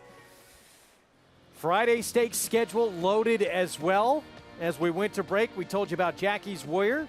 He'll make it the third start of his 4-year-old campaign in the Grade 2 True North. Brilliantly quick. Still, I would think the odds-on favorite for the Breeders' Cup Sprint this year with some unfinished business. This is a look at his win going 7/8 to the Grade 1 Churchill Downs. He beat some very nice horses in here, there's no doubt. But he also was absolutely crawling on the lead in a very slow pace. Now, he may not take any pressure tomorrow, but to put it into perspective, and this is partly because how fast the pace was in the Derby, in this 7-furlong sprint at Grade 1, the pace was slower to the 1/4.5 than it was in the Kentucky Derby at 1.25 miles. It says a lot about how fast the Derby pace was, but I think it says a lot about how slow that pace was. And look, this horse is brilliantly fast. Can Mr. Phil, I mean, from the rail, he's got to go. Can he put any kind of pressure on Jackie's Warrior? He's the only one that can. I don't know that he's going to be able to, but he does. And the other thing about him is he's a horse that only runs well when he's in front. And if they're going to take a shot in here, I think you've got to go. And Jackie's tried to rate before. Listen, Jackie has too good a resume in his career to just say, I think he's kind of a phony. I just feel like this year he might not be quite as good as he was last year, at least yet. He did reel in Life is Good. He was 2 lengths off of him. So, I mean, he's not going to be far off the lead, if not on the lead. But he could probably lay stalk a half a length off if he wanted to, and that gives him options. He's just posted better than Mr. Phil, who, again, when you have the rail on a horse with speed, always simplify things for me. I'm going. You guys figure out what you want to do. But is he fast enough to keep up with him? Because that pace, even though he rated behind Life is Good, that was a supersonic pace. Yeah. And there doesn't appear to be just a horse talent level-wise, even if he does get softened up a little bit. Sound Money's going to beat him. To reel him in. You think so? I'm in on Sound Money. Cutting back in distance, improved horse. I don't know if he's going to be good enough to do it, but I'm betting him. Man has got strong convictions. Usually wrong. Often wrong, but never in doubt. You know, it doesn't ever sway you. You come back at it. You got Richie, and you know it. You got to have opinions in this game. You got to live and die with your opinions. After we see Jackie's Warrior, Grade 1 New York, 1.25 miles on the inner turf, and we saw the return of Rougier debuting for the Chad Brown barn in that Grade 3 Beau Gage. He did not disappoint. Yeah, she's going to be very, very tough to beat, stretching out to 1.25 miles. And I do respect Bleecker Street, who's 6 for 6. I think that Virginia Joy's only entering there in case something happens to one of those two, and she'll probably scratch, assuming they both run. But this filly's a world-class talent. Yeah, I think you just stated it properly, a world-class talent. what makes good turf horses: acceleration, turn of foot, just a beautiful turn of foot. She was just hitting her best stride coming to the wire, Andy. No, she's a good one. I mean, Peter Brandt, people say, Peter Brandt's got all these horses, and this one he owns with Michael Tabor, and that's why he's not in Peter's silks with Michael's. Peter Brandt's going over to Europe, and he's spending a lot of money to buy these horses and bring them here. He spent $2 million for She Dares, the Devil, not the Speak of the Devil, who's the favorite or co-favorite in the Just a Game. They spent $3 million for this filly. They're spending money to bring them over there, and you have to appreciate that. Group 1 winner, Prix de l'Opera, one of the premier races on the planet for this division. She is serious. Are people going to see all these W's with Bleecker Street, her stablemate, and say, well, let's not forget about her. I got to put some money on Bleecker Street, even though, as we believe, Rougier is the one to beat. Yeah, I think Rougier is the one to beat, but I mean, you can't find 6 fault for 6 with this filly. She just keeps finding ways to win, right? Oh, no, I agree. Flavian had to go inside, make that inside close, because Irad kept drifting. And these are 2 horses for Chad Brown. You don't think these guys were being competitive out there? But Fluffy Sock's a nice horse. Rougier's in a different category. You don't know. She's never lost. Maybe she just get better and better. She better get better if she's going to beat Rougier. It's amusing to me that this filly, who is 6 for 6, earned over $400,000 now, right? Look where she started. Yeah, right. Started at Monmouth, Meadowlands, Tampa. She would be the big horse in a lot of stables. She would be the marquee horse in a lot of stables. She won't even be favored. But let me say something else. Would she have gotten here in a lot of barns? No, I know she's running fair. in the Meadowlands. She ran a 63 and a 65 Beyer in her first 2 starts. If somebody said she's going to be a multiple 3 graded stakes wins and 6 for 6 and heading into a grade 1 as the second choice, you'd have laughed in their face. I know I would have. Chad Brown's a pretty good trainer, and he has brought her along. Pick 6 begins here. New York Bred Maiden Special Weight Sprint at 6.5 furlongs. Let's head downstairs and welcome for the first time today, Maggie Wolfendale. Greg, we have riders up here in the paddock as we'll check in with a horse that's actually going to go out before the rest of this group, and that's number 5, coming back off of a layoff, is Catching Cupid, who his first race was very good, and then something went awry in that November 20th effort. He comes back with Lasix and as a new gelding. So obviously, maybe he was a bit of a bad actor and they're gelding him. He's a little on edge here as we see him with the pony. Gave them a little bit of a confrontation when Joel Rosario went to get on, but otherwise has been well behaved. Is very fit coming back, but he hasn't changed much. I like to see that progression with these horses from 2 to 3. But if he gets back to his first race, he could certainly be a major player. Next, we'll move on to number 10, Asymmetric for Chad Brown. Same kind of makeover for this guy as he does get Lasix and returns as a new gelding. He was a good-looking 2-year-old, but he's even gone on from 2 to 3. He is gorgeous. He's so well put together, very balanced, incredibly athletic, and came in with his game face on. He is tugging his groom and the gentleman on his offside, so he is ready to rock and roll, to say the least. Wouldn't be surprised if we do see this guy show maybe just a touch more gate speed than what we saw from him as a 2-year-old, but he is fit and ready to go, Greg. Gorgeous appearance for that barn right there, Chad Brown. Asymmetric, start number 3 for the son of Upstart in his 3-year-old debut. Coming up. Life is good for him lately, isn't it? Play this race. All the action we bring you all week long with a $25 free play in the Belmont Stakes, that $200 deposit match sign-up bonus with that code right there for new members, Belmont25 at NYRABets.com or on the NYRABets app. This is a fun race coming up. I'm excited. I like Ouster, who I bet last time. He acted up in the paddock. He broke through the gate and ran off. I got to give him another chance. Tommy Gunn is running some tough competition. Conquest, horse I know you're interested in. Yeah. Think is very interesting. Asymmetric way against the track last time. A favorite horse to beat. There's a lot going on in here. The 1 is the favorite. Hasn't he had enough chances? Yeah, I'm completely with you on this. We'll get back to him in a minute. Let's start with the 5, Catching Cupid, 9-1. He disappointed as a heavy favorite last time. When he beat Asymmetric, though, he was on a gold rail, and I'm a little bit suspect to him.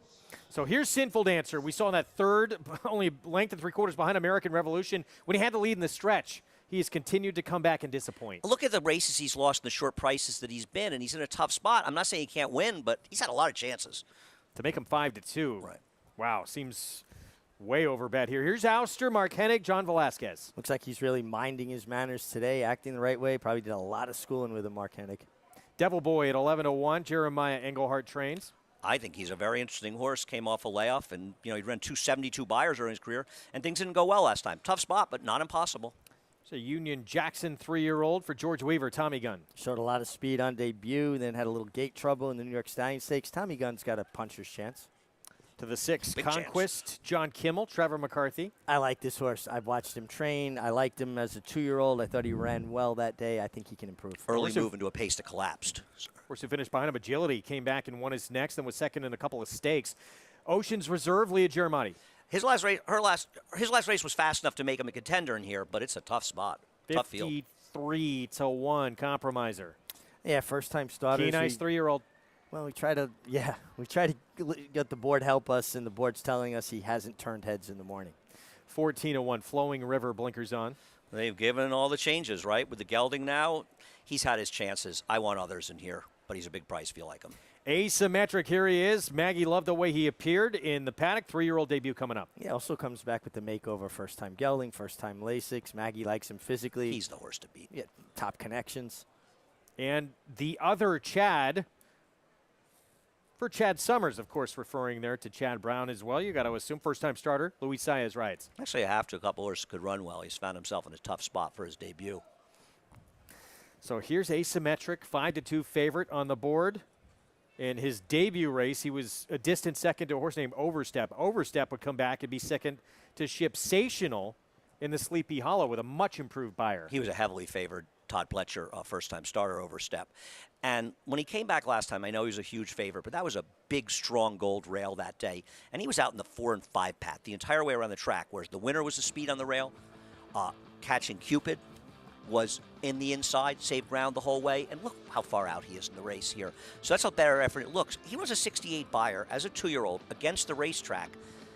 Natural improvement puts him in the 80 range here, and if you think he's against the track, now you're talking about a horse who could run in the mid to high 80s. I'm not saying he will, but it's not inconceivable. Been gelded since then. This is a good competitive field, but if he runs a buyer in the mid to high 80s, he's winning. Fair enough. Make good case. Yeah. Thank you, Richard. I appreciate it. Chad Appreciate your Brown, vote of confidence on that. Again, going to I picked against him, so. Manny Franco. Listen, when you have a good thing going on, just keep going. And he and Manny are doing great together, so I totally get it.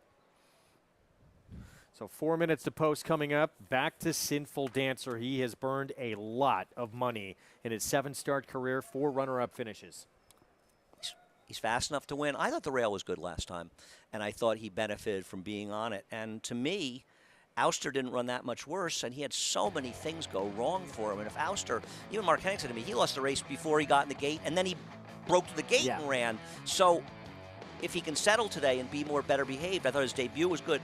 I make no, this is a tough spot, but I think he's an interesting horse at a big price. I have to give him a chance. Sinful Dancer, sure he can win, but Richie, isn't he just running out of chances? Doesn't it feel like he's a horse that likes to run with other horses as opposed to running by horses? He seems very content to be with company and not so much leave the company. Is this fair, Andy? I mean, obviously that third American Revolution stands out. He comes back, and maybe you can forgive that first start off the bench. That was open, maybe special weight. Sure. Then Mile in the Mud, okay, off track, maybe didn't like it. He had no excuse last time. No. I mean, he lost to a Brad Cox horse who ran well, and maybe he was second best, but how many times are you going to be second best and say he had an excuse? Of course he can win this race, but there's so much going on here. You mentioned your horse, Conquest. You talked about how Agility came back. Now, Agility did all the dirty work in that race, but he came back and ran significantly better, and this horse made a big middle move. The horses that ran 1-2 made moves from way back in the field, so I thought he ran well first time. It's a tough spot, but there's an argument that he should be used in here at a price. And that's a big price. It's a huge price. Pick 6 begins here. Let's go back down to Maggie. It is a huge prize, and kind of picking up where you guys left off / where I left off talking about layoff horses in the paddock. Conquest comes back. Now, it's actually the first time I'm laying eyes on him, but it is only his second start. And I agree. I mean, he's the one who sat right off the pace, made a move to the lead, and while other horses close to the pace were fading, excluding Agility that day, the 1-2 finishers came from last and second to last. So I thought he ran really well in the context of that field. field. He comes back, he gets Lasix. He is wearing a shadow roll. That's kind of typical equipment, that kind of beige piece of fleece over his nose that John Kimball tends to run his horses in. Just the idea is to try to get a horse to drop his head, but he's dancing. He's sharp. Ooh, oh, oh. As Johnny Velasquez, or excuse me, Trevor McCarthy will ride this guy today. He looks really fit coming back here. He looks ready to me, at least from my vantage point of looking at this horse physically. And I like the fact that he's pretty sharp out there on the track. Number 7, Ocean's Reserve. One I saw first time out, didn't see in his last start, but I like the way he's gone on from 2 to 3. This is a horse that was really kind of mentally immature in that debut. Then he gets put on the shelf. He comes back. He's so different. He's so much more calm and relaxed. He's grown. I still am under the impression that this guy actually wants to go a bit further, even with the extra half a furlong he gets here today and running on late in that last effort.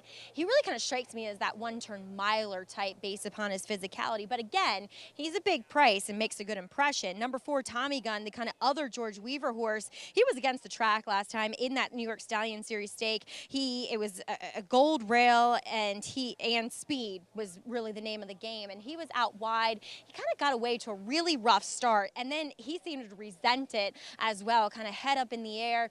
Didn't like being put behind horses. So I'm wondering, with Rod Ortiz aboard for the first time today, we see Tommy Gunn get back out to a more forward position early on here, because he looks like a horse that should be quick. Very compact, built really downhill with those elevated hindquarters. We'll see if he has an impact on this field here, as he currently sits at 6 to 1, Greg.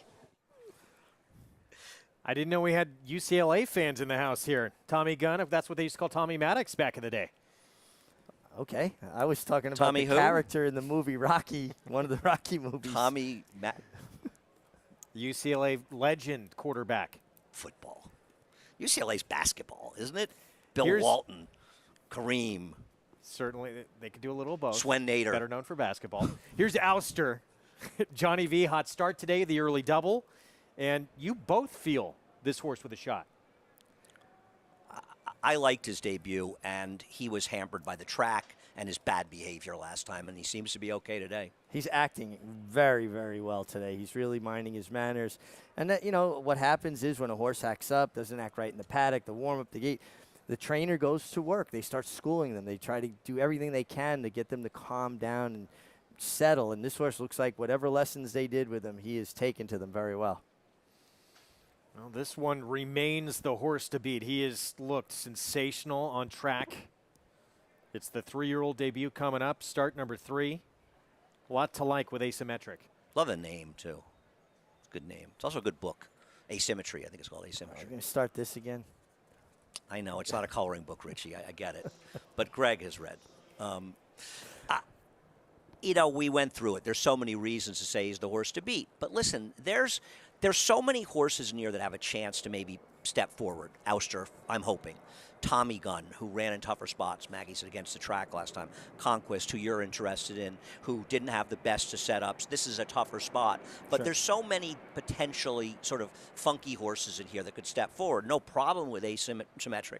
But I just think there's other interesting horses to fool around with. And there's prices. I mean, if you like somebody, you're getting 11 to 1 on Ouster. I'm getting, 12 to 1 now on Conquest. And you could also have 10 2s and 10 6s. Real quick, too, it starts the pick 6. We have the Astoria, we have the Tremont. Quickly, what'd you think of those 2 races for those playing the pick 6? I think Devious Dame is much the horse to beat in the Astoria, but I think both the 5-girl buy and even Alexis Storm have a chance.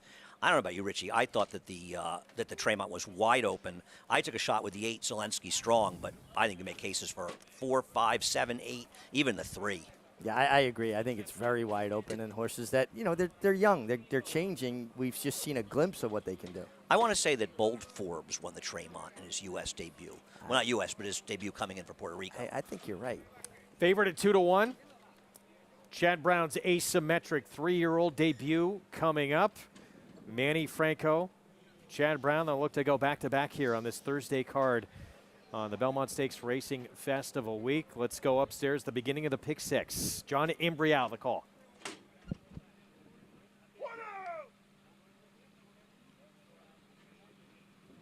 They're all in.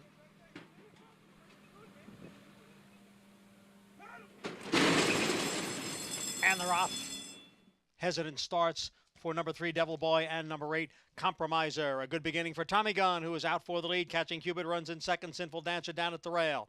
And Ouster is right there as they move up the backstretch. It is Tommy Gunn with the lead. And then right in behind, it is Catching Cupid. Sinful Dancer is right there on the outside. And moving up is Flowing River. Then comes Conquest, who's running in fourth. Asymmetric is next in fifth. And then it is Ouster and Sinful Dancer, those two together, followed by Ocean's Reserve. Then comes the other Chad, and farther back is Devil Boy, and way out of it is Compromiser. The quarter went in 23 seconds, 4 of them across. It is Flowing River, Asymmetric far outside, Tommy Gunn down at the rail, Catching Cupid in between horses, and in behind is Sinful Dancer down towards the rail, and then it is Ouster. Ocean's Reserve is coming on now, and gaining ground from the back of the pack is Devil Boy, Asymmetric, and here is Ocean's Reserve to challenge on the outside. Devil Boy continues to gain ground. Ocean's Reserve, Asymmetric. It's these two to the finish. Asymmetric and Ocean's Reserve. Very tight. Looked like Asymmetric did get it. Asymmetric, Ocean's Reserve right there. Photo finish in race 4. Asymmetric 4 wide all the way around the backstretch and into the turn. Gets a battle here from Ocean's Reserve, but prevails. Ocean Reserve was the one who stepped forward and ran. Asymmetric was the one to beat, and man, he was so strong down the stretch getting him done. It's a little bit of a whine, Richie. My horse, Ouster. Johnny just was trying to rate behind horses and got in a lot of trouble. Actually ran by a lot of horses, I think, to finish fourth. He was a little unlucky in here, not saying he would have won, but he ran a lot better than it looks. The top two put on quite a show, and you got to give Asymmetric high marks for being as tenacious as he was. He was hooked hard from the outside by Ocean's Reserve, and then he dug down and found more. And this is what I'm talking about when we talk about Manny Franco's strength in the finish. It's on full display here. Just like he rode the filly in the last race with kit gloves and did what he needed to do to win, this time he had to demand it, and he reached down and he got it from Asymmetric. Chad Brown doesn't have another good 3-year-old, does he? He's got some nice New York breds. He's also got Aggregation, another horse for Klarovich. And, you know, he was also involved in the pace. And look where the horses, I mean, another 4 finished third, but that pace kind of was falling apart a little bit, and he still dug down and did it. Listen, second horse, Ocean's Reserve, ran well. I take nothing away from him, but Asymmetric did a lot more dirty work to get there. He was better than his narrow margin of victory appears, in my opinion. Mano does not have a lot of time with all the success he has in this barn. He gets his exercise in because he visits the winner's circle so often. Chad Brown, Asymmetric, 3-year-old, winning off the bench here as the 2-1 favorite. Manny Franco and Chad Brown, they go back-to-back. Impressive run here off the layoff. We're going to take a timeout. When we return, a very memorable day in Belmont Stakes history. The Great Secretariat. How about Rags to Riches? The filly out dueling an eventual 2-time Horse of the Year and a Triple Crown winner. Justify ending or winning again for the second Triple Crown, 4 years for Baffert. We'll be back. Speightstown. Munning. Echo Town. It's Echo Town for Joe Talamo, and Echo Town raced away.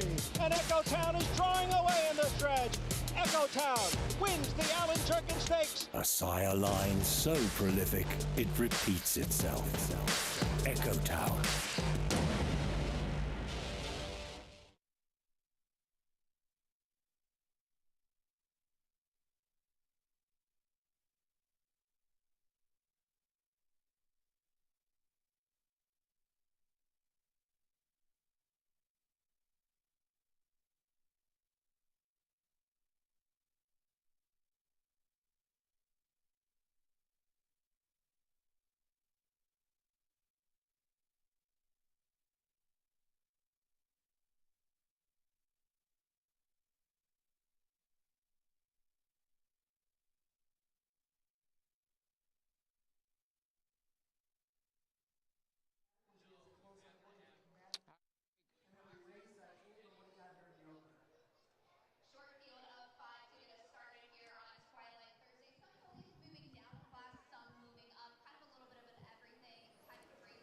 Paul, you there? It's Greg. Hello? Hey, what's up, Gregor? Hey, what's going on? Gotcha. Hey, Paul. It's Andy. You good?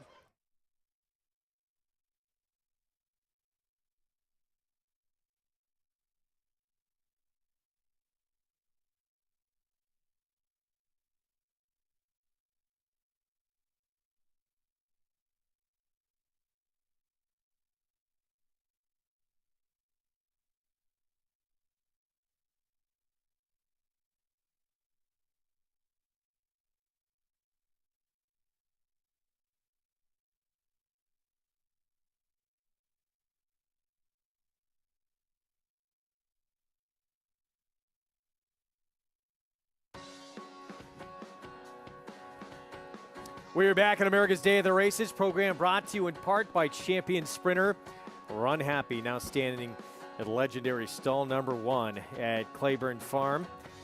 Asymmetric, impressive return to the races in his 3-year-old debut for Klarovich Stables and Chad Brown. Just a nice run from him, and you love to see a horse reach down and fight for it. He was collared in the stretch by Ocean's Reserve, and he dug down deep. And you could see, Andy, just his demeanor. He did not want to get past. I mean, he was a part of the pace. He was caught, strung out 4 or 5 wide pretty much the entire turn. But watch how he bears down. His ears go flat against his head, and he gives that horse basically the evil eye and says, nah, you're not getting by me. And usually the momentum, the way the race was run, they go by in the outside, and I think the second-place finisher ran very well in here. Asymmetric, Chad Brown gets these horses ready to roll off the layoff, and he's got a couple of good, promising 3-year-old New York breds now with aggregation as well. He's got a barn. The difference, I think, for Chad, we're seeing with all these wins, he's winning a lot of dirt races. Because he's won, Christophe Clement and Chad have won a very similar number of turf. Clement's having an amazing meet, by the way, just being overshadowed by the Chad Brown barn. They've won a very similar number of turf races. Chad's just doing so well in the dirt. Yeah, it's been an incredible year for him. And as we talked about earlier, 3, maybe of the top 4 3-year-olds in the division as well. Late pick 5 begins with a race taken off the turf. 5 furlongs main track now in this maiden special weight with a surface switch. More Than Ready Eddie, Todd Pletcher, Flavia Pratt, Ripoli's stable. Debuter at 2 to 5 on the board. He's got enough dirt pedigree that I understand why he stays in, and there's not much left. I don't know why Talkin' Pharaoh was scratched. Maybe it was a vet scratch. How do you, I know they wanted to run him on the turf. How do you scratch a horse off the turf that would have been 2 to 5 in this race, 3 to 5 on a dirt race? We don't know. $90,000. We don't now, know maybe all the there's details. a vet story. Maybe there's something happened. I know, and I'm not otherwise. Yeah. We'll get back to this race again. Kicks off this late pick 5 when we come back. We're also getting close to the first from Churchill Downs under the Twin Spires, approaching the 9-minute mark to post in their opener on their Thursday evening card. Conditioned $30,000 claiming race, 6.5 furlong sprint. It's riders up at Churchill. We got Paula Duca live on site as well when we come back.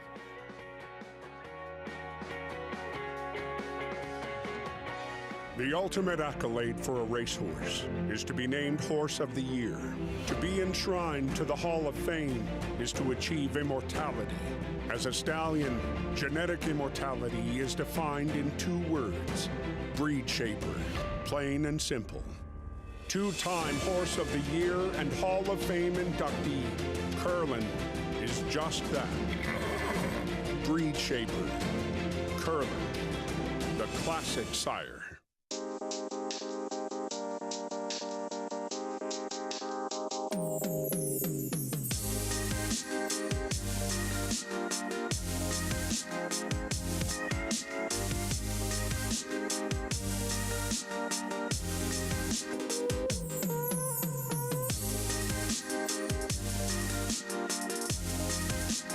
Stay fabulous.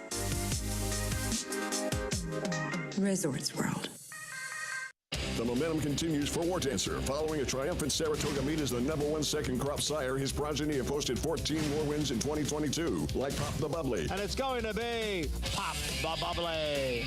You should be dancing. On the outside, you should be dancing the winner. And Fun While It Lasted in an 8-length blowout. Final furlong, it's Fun While It Lasted, till the 16th left has 8 lengths on them. Now with $3 million in progeny earnings on dirt and turf going long and short, War Dancer is a sire on fire. Join the momentum today at wardancerstud.com. Racetrack Television Network brings you every race, from every track, on every screen, every day. With monthly packages starting as low as $5, RTN gives you great value and access to more live HD streaming and race replays than anyone. Visit RTN.tv today to sign up and watch on almost any device, including Roku and Amazon Fire. RTN has packages that start at $5 per month.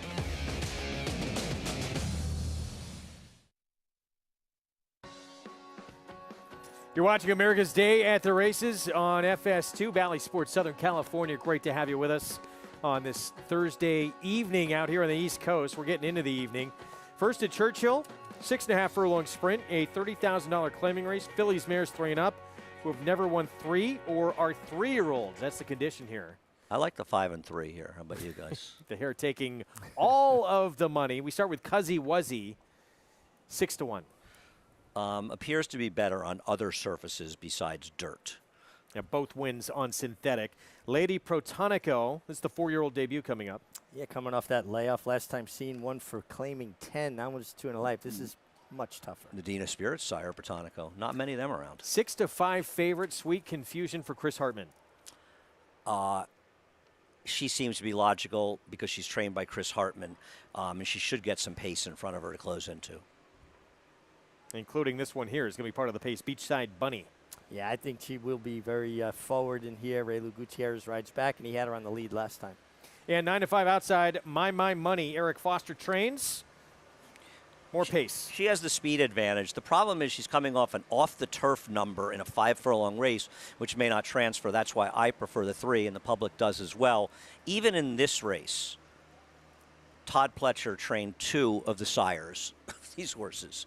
It's unbelievable, isn't it? His impact. It's unbelievable. The sire lines, yes, is incredible. Opener, 5 minutes away. Let's go live to Louisville and check in with Paul LaDuca. Paulie, how you doing?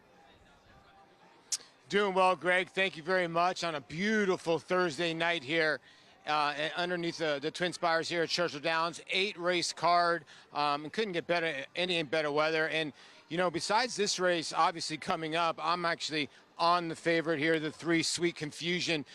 The worry I have with this filly is, you know, in 9 starts that she's had, 7 of those starts she's broke poorly. That's just the bottom line if you look at her PPs. And she always comes running. Her last start, she broke a little bit better. She was into the game a tiny bit better in the first time in the Chris Hartman barn. Now the drop in for 30. She was in for 30 before, and she did win. The 5, My Money, I thought it was a 2-horse race. I thought it was between those 2 because I think My Money might be the speed of the speed, and I don't see the 4 passing anybody in here. The wild card filly is the one, Cuzzy Wuzzy, a horse that's been running okay number for Sal Guerrero, who owns this horse as well, going from turf to dirt and shortening up. So confusing race to me, but I'm probably just going to land on the 3 guys here, Chris Hartman, because race number 2 is a loaded, Greg, a loaded 2-year-old race. I walked into the racetrack today, and I must have heard 5 stories on 5 different horses in race number 2 at Churchill. Is that 25 stories total? 5 on each of them? Got to get to the bottom of this. We'll confirm with when we get back to race 2. But no, that is a fun one. 2-year-olds, 5-furlong sprint on the dirt and a maiden special weight. Is this the first Mendelssohn we've seen? I don't the feel noise like we're going to see. He's only had 2 starters so far, and I have seen some Mendelssohns that I like from a physical perspective. They very well put together horses. And Zachi is a full of Dreamer's Disease, a very nice New York bred that Robertino Diodoro has, runs well on dirt and turf. Yeah, looking forward to that race. 5 is a half to Perjury Trap. Interesting second coming up. Remind everyone what lies ahead on Saturday. 8 Grade 1s on a tremendous Saturday of racing here in Elmont, New York. And the big one, we'll take your pick, but our ABR race of the week, the Belmont Stakes, 3rd and final leg of the Triple Crown. 6:44 Eastern is when those gates open, with Rich Strike returning off that Kentucky Derby win. Can he back it up? He's just looked sensational in the morning. And isn't he the story in this race, even if he's not favored? I mean, and I don't mean that as a negative of anybody else in the race, but he's the story. I mean, the Derby winner's always the most talked about horse, and he's an intriguing horse. Fairy tale that came true. Yeah, and he certainly things worked out in his favor in that race, but I'm really curious to see what he does. I hope he runs well in this race, win or lose. I hope so, too. I hope that he proves that it wasn't a fluke and that he was, you know, again, he did have a lot of things go right, but he was also able to take advantage of it by finishing through the stretch and like a broken field runner. You know, he was altering course, but he was always moving forward. And he's been impressive here. I've enjoyed watching him train here over the last week. This was from prior to our first race today, him schooling in the paddock. That's how we opened our show. And strutting his stuff, looking very calm, composed. And a horse who, you know, mentally from that Kentucky Derby has matured a lot. It seemed to have calmed down a lot. Still high energy. I mean, you see he's very, very focused. Even the way he walks with a purpose. He's a horse that really doesn't take a backward step, Andy. Even when he rolls in the stall, he does it with a ferocity. And Go ahead. No, I was going to say, and it's nice to see Eric Reed isn't exactly a household name. You know, it's a good story. It's the kind of story that says to people, maybe you could win the Derby. You know, you could win a big race. And I like that. How do you not like that? I love it. I mean, it's fantastic. Sonny Leone, a guy that's, on 4 mounts today at Belterra. He rode 6 there yesterday, won 2. Rides Mahoning Valley. Right, Mahoney Valley. Won the Derby. Belterra, wins the Kentucky It's like a bad Derby. movie. It's like a corny movie, right? A movie I'd like, probably. No, yeah, you would. You're You the almost wouldn't biggest believe sap it. there is. Executives would say this is too ridiculous. Yeah, we're not going to greenlight this movie. By the way, we talked about Sonny Leone getting opportunities to get acclimated to this racetrack at Belmont as we're back at Churchill Downs. Post time coming up. Going to see him early on tomorrow, actually on the turf. I'm sure Connections want to see him on some dirt races before the big He has one. 1 dirt mount on Belmont Day in the first race, going 6 furlongs. Honestly, as brilliant as his ride was in the Kentucky Derby, and I don't think it was a fluke. I think the guy rides very well all the time. I feel like he should have got here earlier and at least worked a bunch of horses over this track. It's just different. A 1.5-mile track is just so different than a mile track. No, I agree. And listen, I understand. If you had a horse you're training, you owned a horse trainer, your trainer says, let's give Sonny Leone a chance. And I go, right, and we're going to leave who in the room? Joel Rosario without a mount, John Velasquez, one of the Ortizes, Manny Franco, any number, Luis Saez.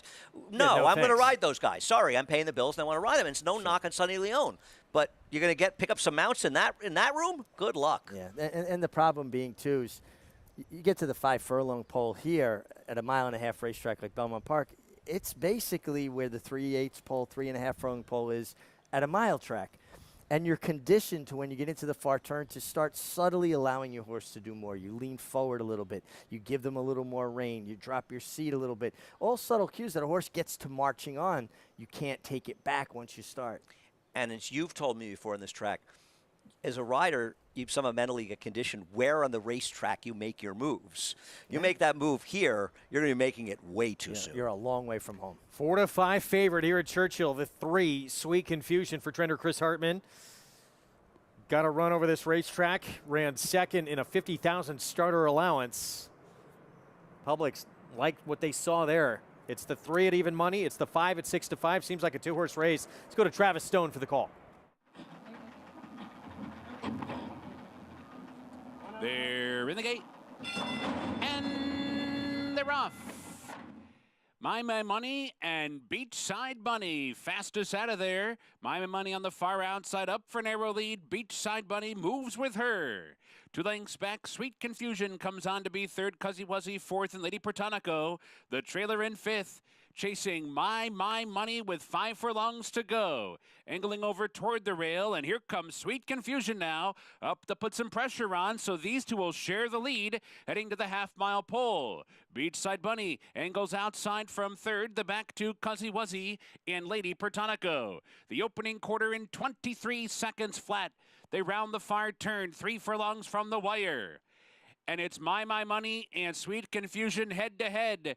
Beachside Bunny's not far behind them third. 6 lengths back to Lady Protonico and Cuzzy Wuzzy. Quarter pole. My Money's back in front. Rolling off the turn in front by 2.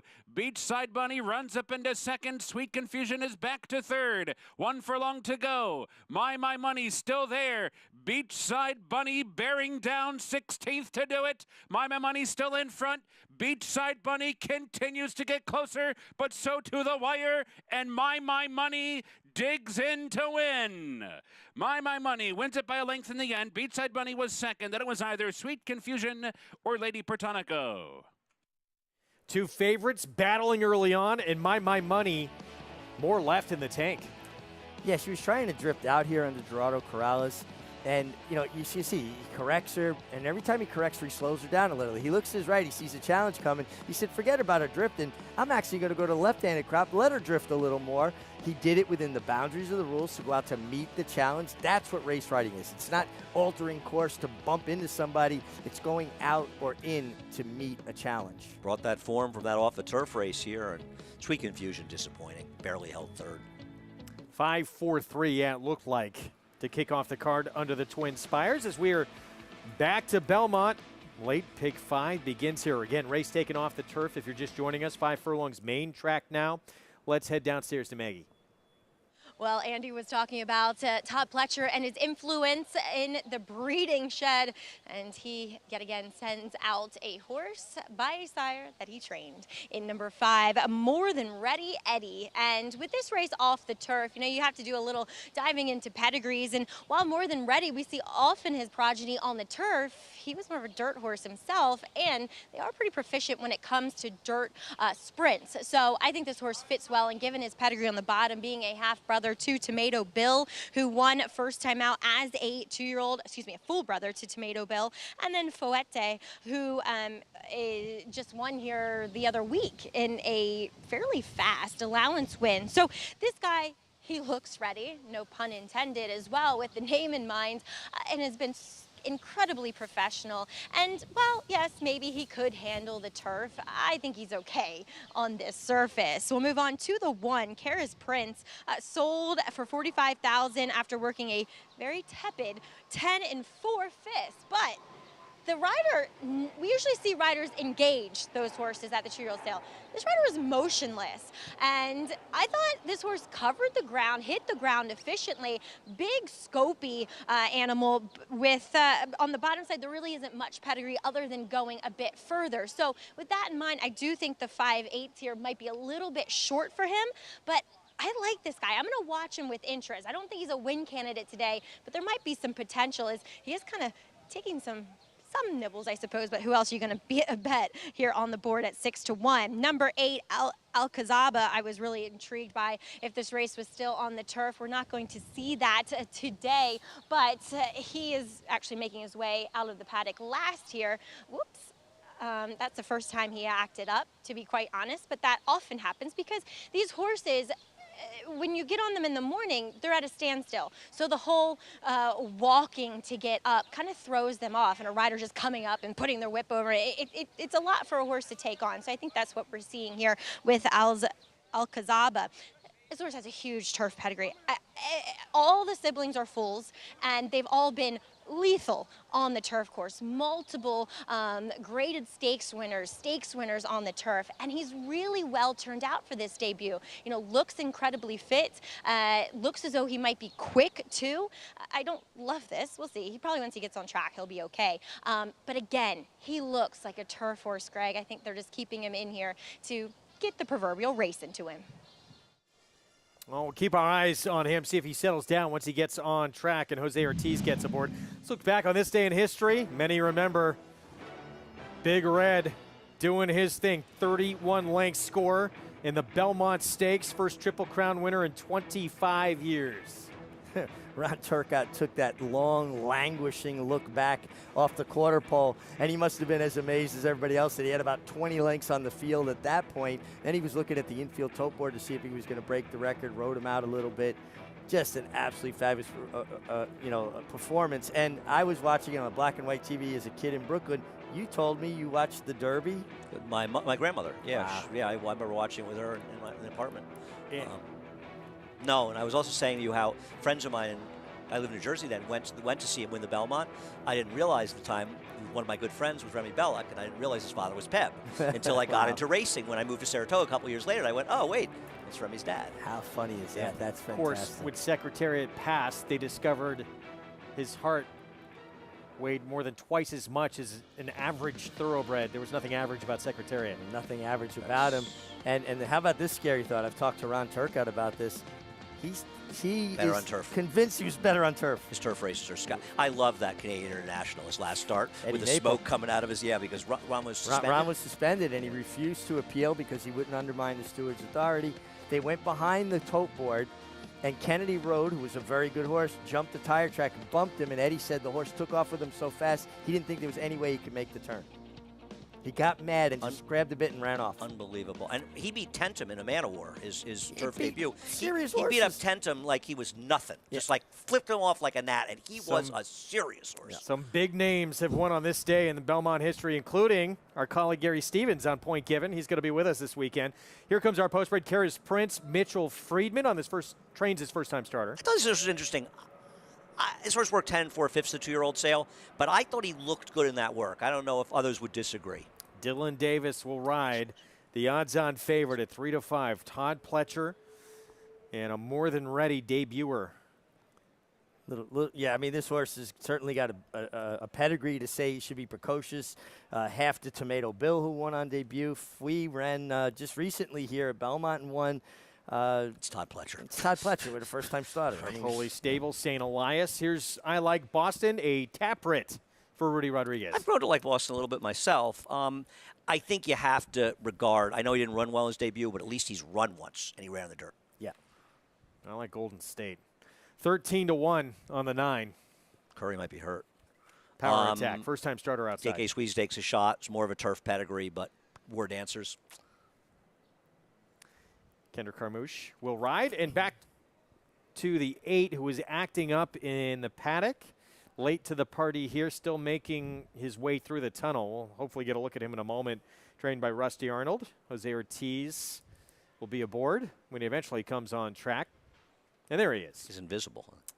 Yeah, I mean, this is a horse with a turf pedigree. Maggie was talking about it. And, you know, Rusty Arnold, George Arnold, his trainer, is stabled at Churchill Downs. He could have easily run this horse on the dirt at Churchill Downs, but he shipped up here, and it feels like specifically to run on the turf with that turf pedigree. I agree. So here's I Like Boston down to 5-1 here. Son of Taprit, start number 2 for trainer Rudy Rodriguez, who, of course, has one of the best filly and mare sprinters in the country, returning on tomorrow's program in the Bed of Roses. Let's go to Maggie Wolfendale.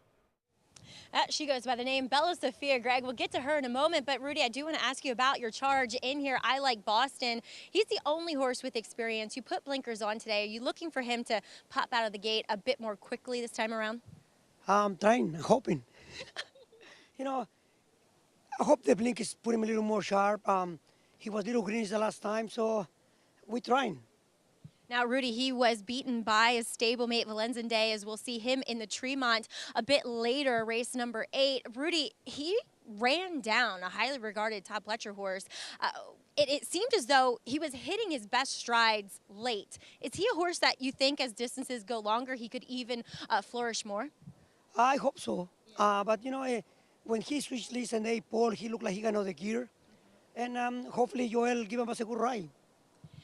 Bella Sophia. I know there was a little bit of talk that with her big effort coming off the bench for her 4-year-old battle in the vagrancy, that maybe you wanted to give her a little more time and target the Saratoga races. But you're going tomorrow in the Bed of Roses. What did she show you to give you faith in putting her in tomorrow's race? You know, she's sitting very well and she's training very good. And either race is going to be tough. I know we want to give a little more time, but if we give it time, for the next race in Saratoga, it's 2 races in Saratoga and it's the same time. So everybody kind of agree if she's going to bounce, let him bounce here. And hopefully we can go and pick up the pieces in Saratoga. What kind of effort are you looking for her tomorrow? Did she appear to be a horse that you thought needed a race, or did you have her fit and tight for that vagrancy? You know, I thought she would have needed a race, but the last 3 weeks before the race, she was training super. So I don't think she needed a race. It was a big effort. It's going to be a tough race, you know. Charlie horse is very, very game. Billy horse is coming up. They're all nice horses. So we just got to hope they break good and let's see what happens. Well, Rudy, I always love your enthusiasm. Thank you so much for sharing your time with us, and best of luck with the rest of your runners. Thank you, guys. All right, Rudy Rodriguez gearing up with I Like Boston, but hopefully it's just the tip of the iceberg for a big weekend. Guys? Well, thank you, Maggie. That's his big filly tomorrow, Bella Sophia. She did get tested off the bench. She passed that test in the vagrancy and relatively, off a hard race. Somewhat quick comeback. Yeah, no doubt. 7 furlongs. 7 furlongs. And, you know, I know you like a filly in there, or mare in there, excuse me, that's in very good form. Yeah, I mean, I have great respect for Bella Sophia, and I'm not in any ways. Glass Ceiling might be a little better at 7, though. Bella Sophia did win the test. It's one of the biggest races of the year for 3-year-olds in the country. But I like Glass Ceiling. She's been in great form. Obligatory is terrific, too, but she's not going to get any pace to run into. No. That's the problem. Small field's not great for her. That'll be fun. That's race 3 early on tomorrow's card. Grade 2 Bed of Roses. And, Bella Sophia is certainly one of the best filly and mare sprinters in the country. Start number 2 of her 4-year-old campaign for Rudy Rodriguez. It's all 5s here for the public and for our analysts. More than ready, Eddie, for Todd Pletcher, Flavien Prat. And it's a Brazilian dam, and even though there's turf, there's okay dirt in the dam side as well. And More Than Ready is a better turf sire, but he's a good dirt sire too. He's a good dirt sire too. And the Grand Dam on the female side, Summerly. Summerly was a very good mare on the dirt. Ooh, I'm impressed. You did your homework here, huh? You're on top of your game. I knew I was on with you. I didn't want to get caught napping. And, More Than Ready's one of these sires. You look back and you say, boy, I wish he had run. He wasn't ever going to run on the turf. Almost devalue him. And he was such a good horse. He's a horse that ran well. You rode him in the Haskell, I believe. Rode him in the Haskell, yeah. and then he turned back in distance and he won the. He won the Allen Jerkins, which was the King's Bishop time. Then, yeah. He ran a Cigar Mile. He was a favorite in the Breeders' Cup Sprint. He did not win. I remember talking to Todd about it. And it's like he ran him in the right-wrong races because they had to be pointing to the Triple Crown races. But really, he was a miler. Yeah. And you wonder, he could have been a monster on the turf. He was having dinner at the house when my son Joseph was little, probably 5, 6 years old, and Todd said, "What do you think about More Than Ready in the Derby?" And Joey looked at him and said, "Really, Todd? Isn't he more of a miler?" That's great. Not afraid to speak his mind. Todd said he is. Proved to be correct. This 9-horse outside, I don't know if he can win, but you see that 3-furlong drill coming in. We're going to see speed from Power Attack? Well, you got Kendrick Carmouche on a baby. You know he's going to try to go forward. Isn't the 7 going to be the speed here, probably? The horse with experience. They usually come popping out. Yeah. 1-2 favoritism. More Than Ready, Eddie the 5 for the Hall of Famer Todd Pletcher. Late pick 5 begins here. Let's go upstairs. John Imbrial, the call. They're in the gate. And they're off, and More Than Ready, Eddie comes out running. Quickly opens up by a length. And from the outside, it is Power Attack who's racing in second. Then I Like a Boston in the blue blinkers. Down on the inside is Kara's Prince, 5 lengths. Back to Alcazaba, the trailer in 5th. Big favorite on top. It's More Than Ready, Eddie by a length. Power Attack on the outside runs in second. Kara's Prince is down at the rail. I Like Boston is 4th, and he's dropped 6 lengths from the lead. Farther back, way back, is Alcazaba. More Than Ready Eddie ran the opening quarter mile in 22 and 4/5 seconds. Has the lead as they come off the turn and into the stretch. It is More Than Ready Eddie in front by 3. Power Attack is on the outside. Kara's Prince is down at the rail with a furlong to the finish. More Than Ready Eddie leads by 4. Power Attack in second, and then Kara's Prince in third. More Than Ready Eddie. Indeed, he was ready to go in his debut. More Than Ready Eddie, Power Attack, and Alcazaba came from way out of it to finish third. This race appeared to be over 2 jumps out of the gate. This horse broke like a rocket ship. And maybe Todd Pletcher and co-owners Vinny Viola and Mike Rapoli are saying, maybe coming off the turf was a blessing. He might end up being better on the turf, but he was good today. By the way, didn't you like the late run? And Johnny I noted it with Alcazaba, who was just flying up the inside late. Alcazaba was still over the Queens line when they were in the Nassau County line and really found his stride late and finished with purpose. And he actually showed a turn of foot on the dirt, which bodes well for when he almost does got second. Get to the turf. I smell a short price in his turf debut, maybe ahead of this meet or Saratoga. Yeah. Westy Arnold may have a runner there. More Than Ready Eddie, though. Wins easy. Just too quick early on. And he galloped. Put this field to sleep. Flavia Pratt didn't have to do a lot after that. Barely moved an inch on him. Yeah, I love when you see young horses go through the wire with their ears going back and forth. Talk about a good experience for them. You win the races, which is the ultimate goal, but also you bring a horse back that said, wow, that was kind of fun. I want to do that again. Yeah, and obviously, Mike Rapoli and Vinny Viola together have bought an enormous amount of yearlings. The sales, especially Keeneland and other places, we saw Forte run very well in the meet. Now, you don't know. Todd may want to eventually get his horse to the turf, but I think after a race like this, you're probably going to try one of the dirt stakes up at Saratoga, and I'm sure they've got others in the barn as well. Aren't you kind of obligated now to go back on the dirt at least one more time? And if it doesn't work out, he's not good enough, and we don't know. You want to see the figs and see how the race comes back. And the fact that they entered first time in the turf, Todd's probably thinking that, but you fail on the dirt before you. That's the way it used to be. In the old days, 20 years ago or longer, if a 2-year-old debuted in the turf, that horse couldn't beat you and I in a horse suit on the dirt. Right. Nowadays, there's so many options in the turf and so many more that you see guys trying it. They want to go more longer, and sometimes they don't run well on the turf, and they turned out their dirt horses. 20 years and longer, that never was the case. No, and also in that time frame, if it wasn't broke, you weren't going to fix it. Why change something up if a horse was doing something well? What a partnership these two have had. Mike Rapoli, Hall of Famer Todd Pletcher. They're almost synonymous with each other. Mike, of course, introduced him at his Hall of Fame speech last summer at Saratoga. And they might have another real good 2-year-old here with a son of More Than Ready. Flavian Pratt aboard for the win at a very short price, $5,987 to kick off the late pick 5. We'll have the prices when we come back, and more from Churchill coming up as well.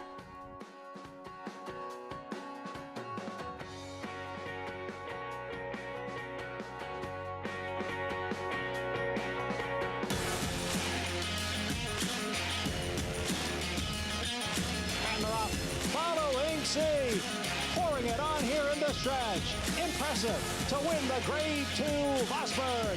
Following C. Smile Happy has kicked it into high gear, and Smile Happy with a powerful performance wins by 2.5. The Clutch champion Run Happy, standing at Claiborne Farm.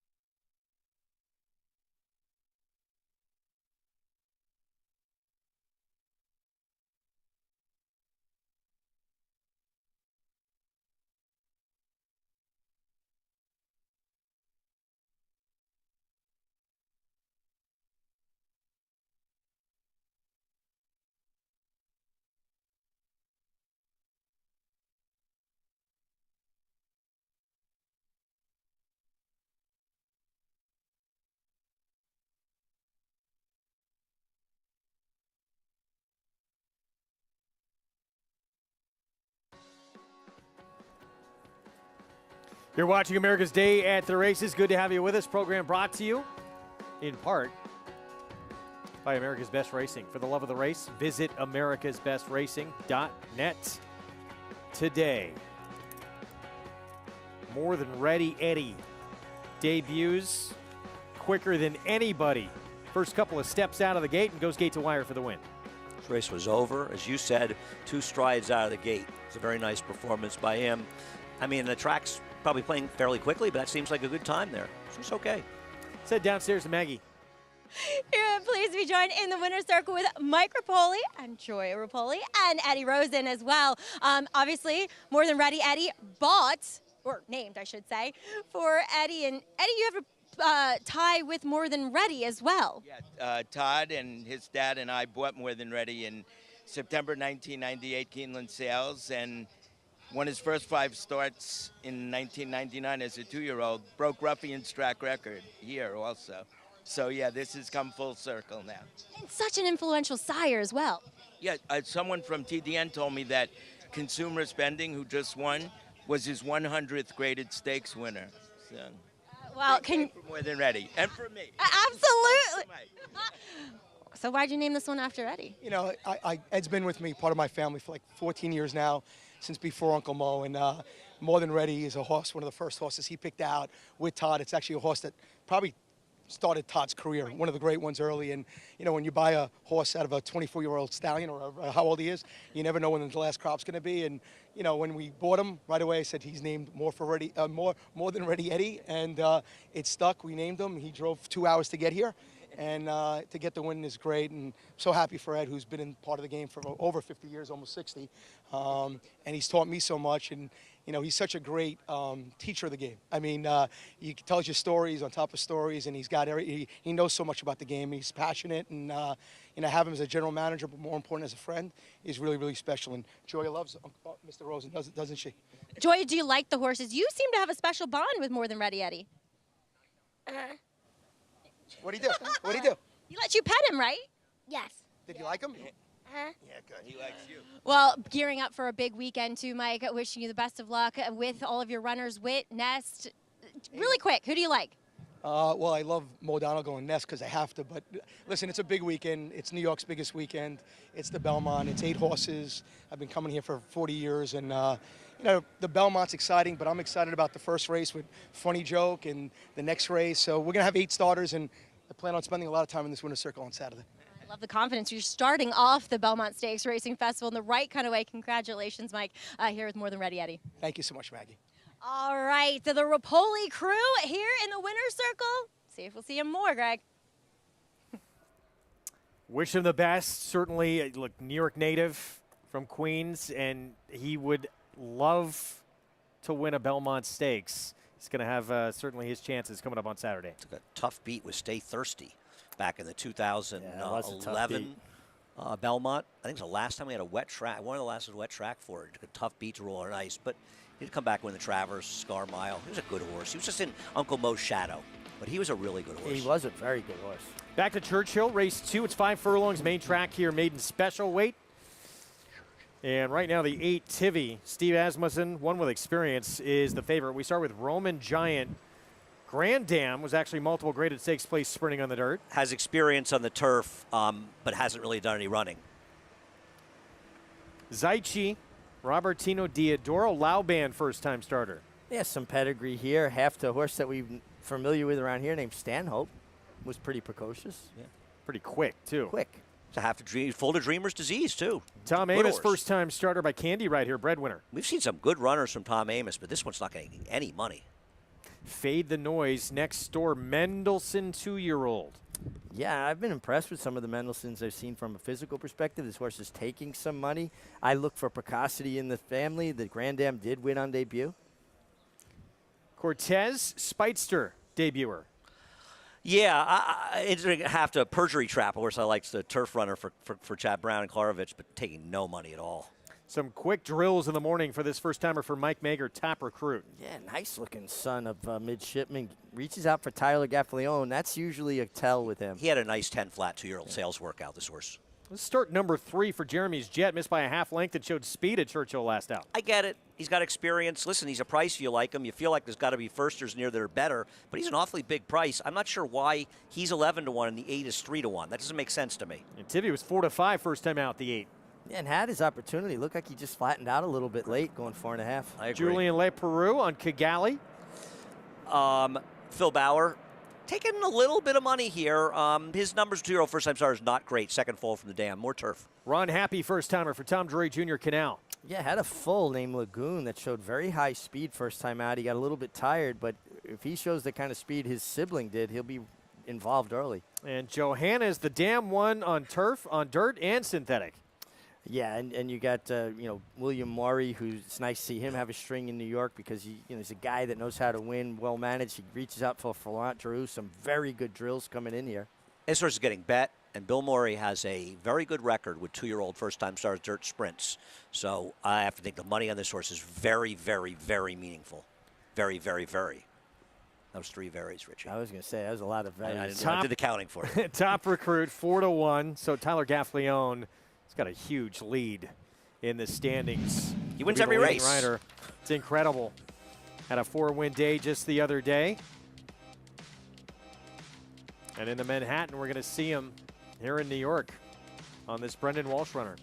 Listen, I thought he had a chance to be one of the better turf horses last year after his good performance from the outside post in the Hollywood Derby. Disappointed a little bit, but ran okay at Fairgrounds. Came alive here, and he's a big player off this win. I am just suspect of this race. It's like 2 horses handled the turf that day, and nobody else did. I wonder if the third-place finisher, Adamo, for Chad Brown's going to run much better on this turf course here. But obviously, Santon's a player. Channel Maker, you give a shot there? Or Why not? Is his best days done? I don't know. He ran terrific at 1.5 miles off a nice layoff last time. He did. He's never won this race, but he was fourth to Bricks and Mortar in 19. And his first time he ran this race, he's run 3 times. He finished 8th, beating a couple lengths, but he got a dreadful trip that day. And that was kind of the race that pointed out that he had talent that hadn't been shown yet. If you're not rooting for horses like Channelmaker, it's the kind of horse you have to love, right? Back to the second here at Churchill. Pick 4 starts here. Let's go to Paula Duca. Yeah, Greg, not a confusing board, but maybe a telling board here when it comes to the first-time starters. When you look at the PPs, you see the 4 and the 6, both trained by Michael Maker, Top Recruit and Fade the Noise. They both trained on June 5th. They both trained on May 29th. And on June 5th, they basically have the same work down. On May 29th, the 4, Fade the Noise, worked 3 seconds faster than the 6. Yet the 6 is taking more money than the 4. So that's confusing enough. Now when we get to the 12 horse on the outside, Johannes, this horse has been taking money from the jump. Like Andy said, that Bill Murray is 36% with his first-time starters. But again, sometimes, experience wins over, and I think the 7 and the 8 are the 2 horses to beat in here.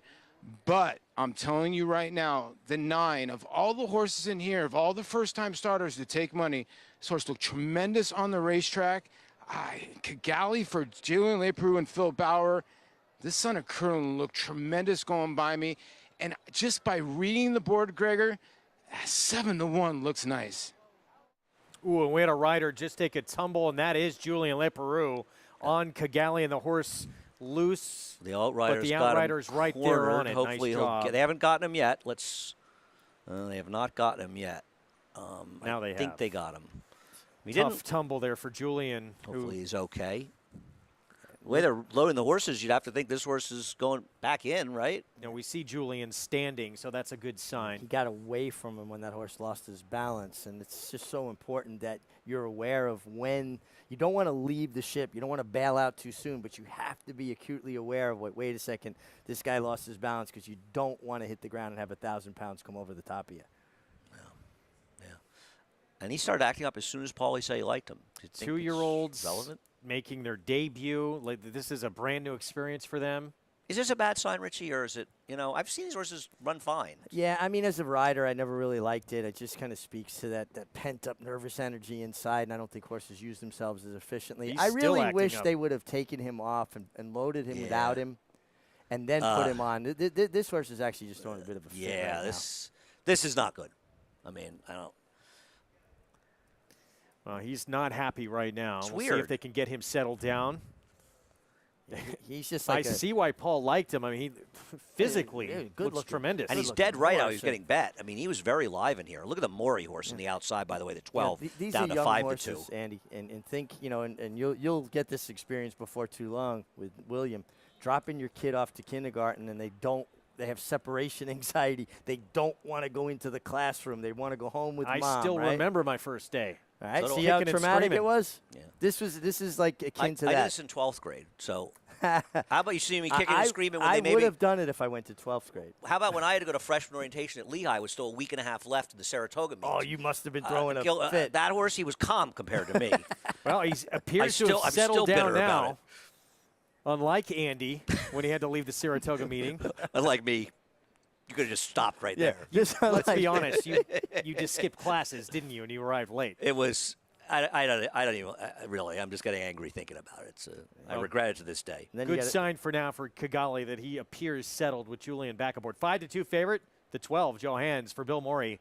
I bet he's going to. And he's got a big advantage because these other 2-year-olds have been in the gate much longer. He's going to get in and get out quick.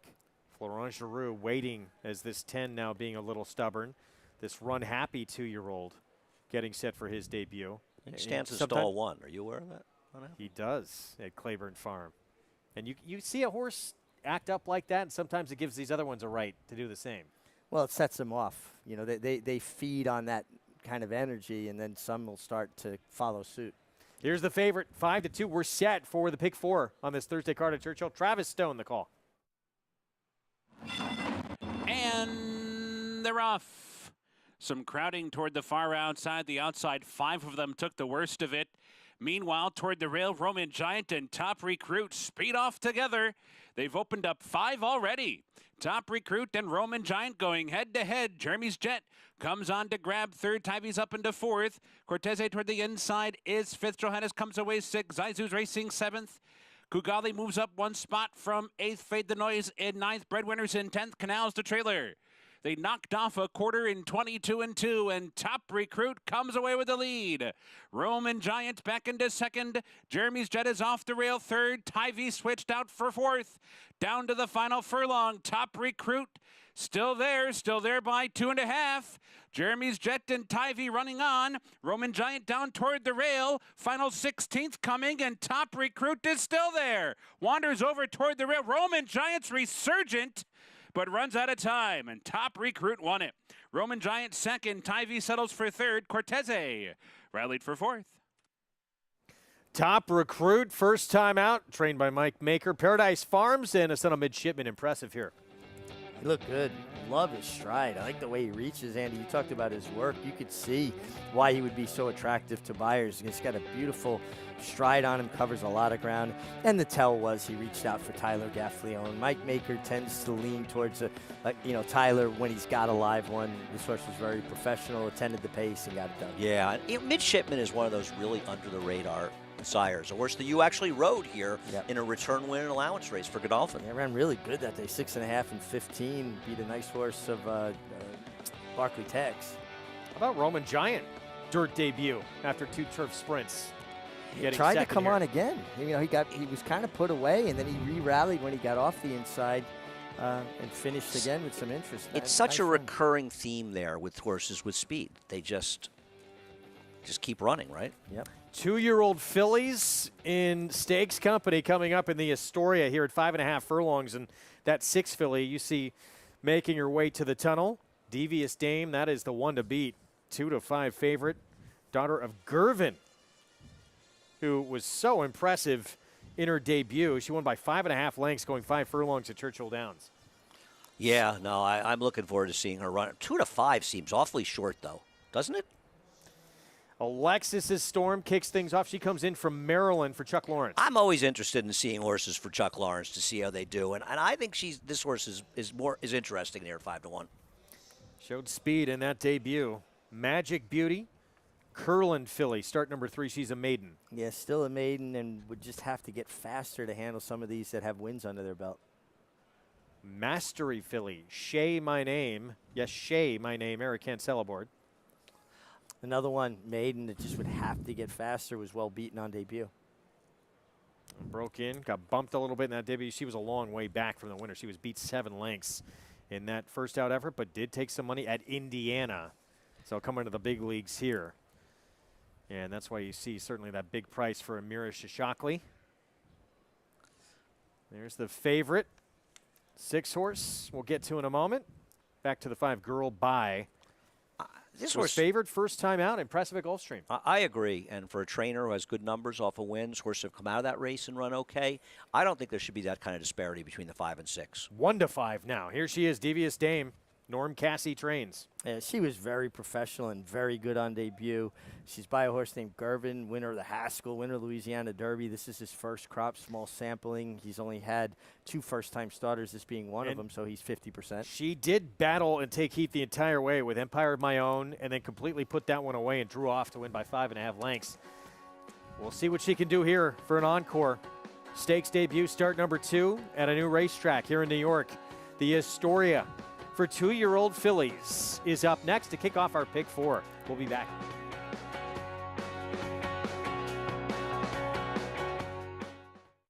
Spun to Run. In the Breeders' Cup Dirt Mile, he defeated a loaded field that included multiple Grade 1 winners Omaha Beach and Improbable.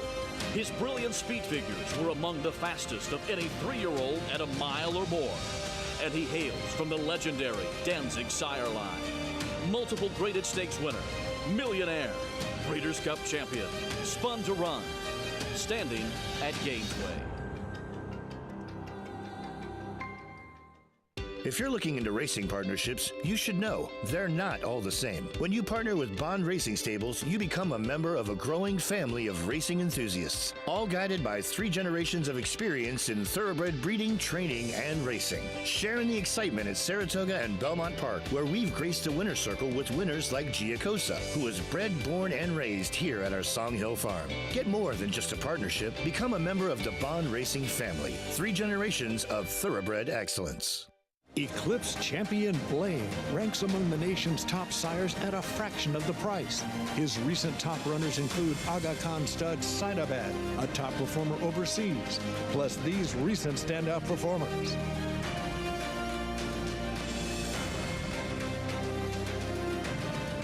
With success on the track and success in the ring, this proven son of Arch is truly a gold value stallion. Blaine, standing at Claiborne Farm. Now more than ever, it's time to get with the program because New York Reds start with an advantage. New York Reds run for serious green at Belmont and Saratoga. New York bred maidens run for up to $75,000 and allowance horses for up to $85,000. And serious New York bred owners can collect awards of up to $20,000 per horse per race in open company. So get back with the program. Seriously.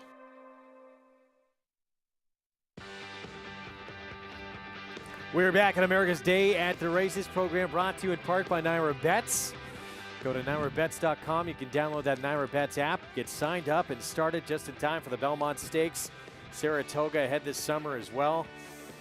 And we'll bring you all the action here from New York. This is the big favorite, 1-5 in the Astoria for 2-year-old fillies, Devious Dame, off an impressive debut at Churchill Downs when, again, she had to battle with another filly on the front end, and then draws off to win by 5+ lengths. She looked terrific in here, and I was really happy to see Norm Cassie win for Jack Oxley, who's big owner of the game, Monarchos, Beautiful Pleasures, terrific guy. Mark Cassie trained a lot of horses. Seeing Norm get those horses and get a chance is really a good thing. Having said that, she ran well. I don't think she ran 1-5, 2-5 well. I picked her. I think there's reason to be scared of the 5, and I'm not so sure the 1 won't run well in here. You know, second starts.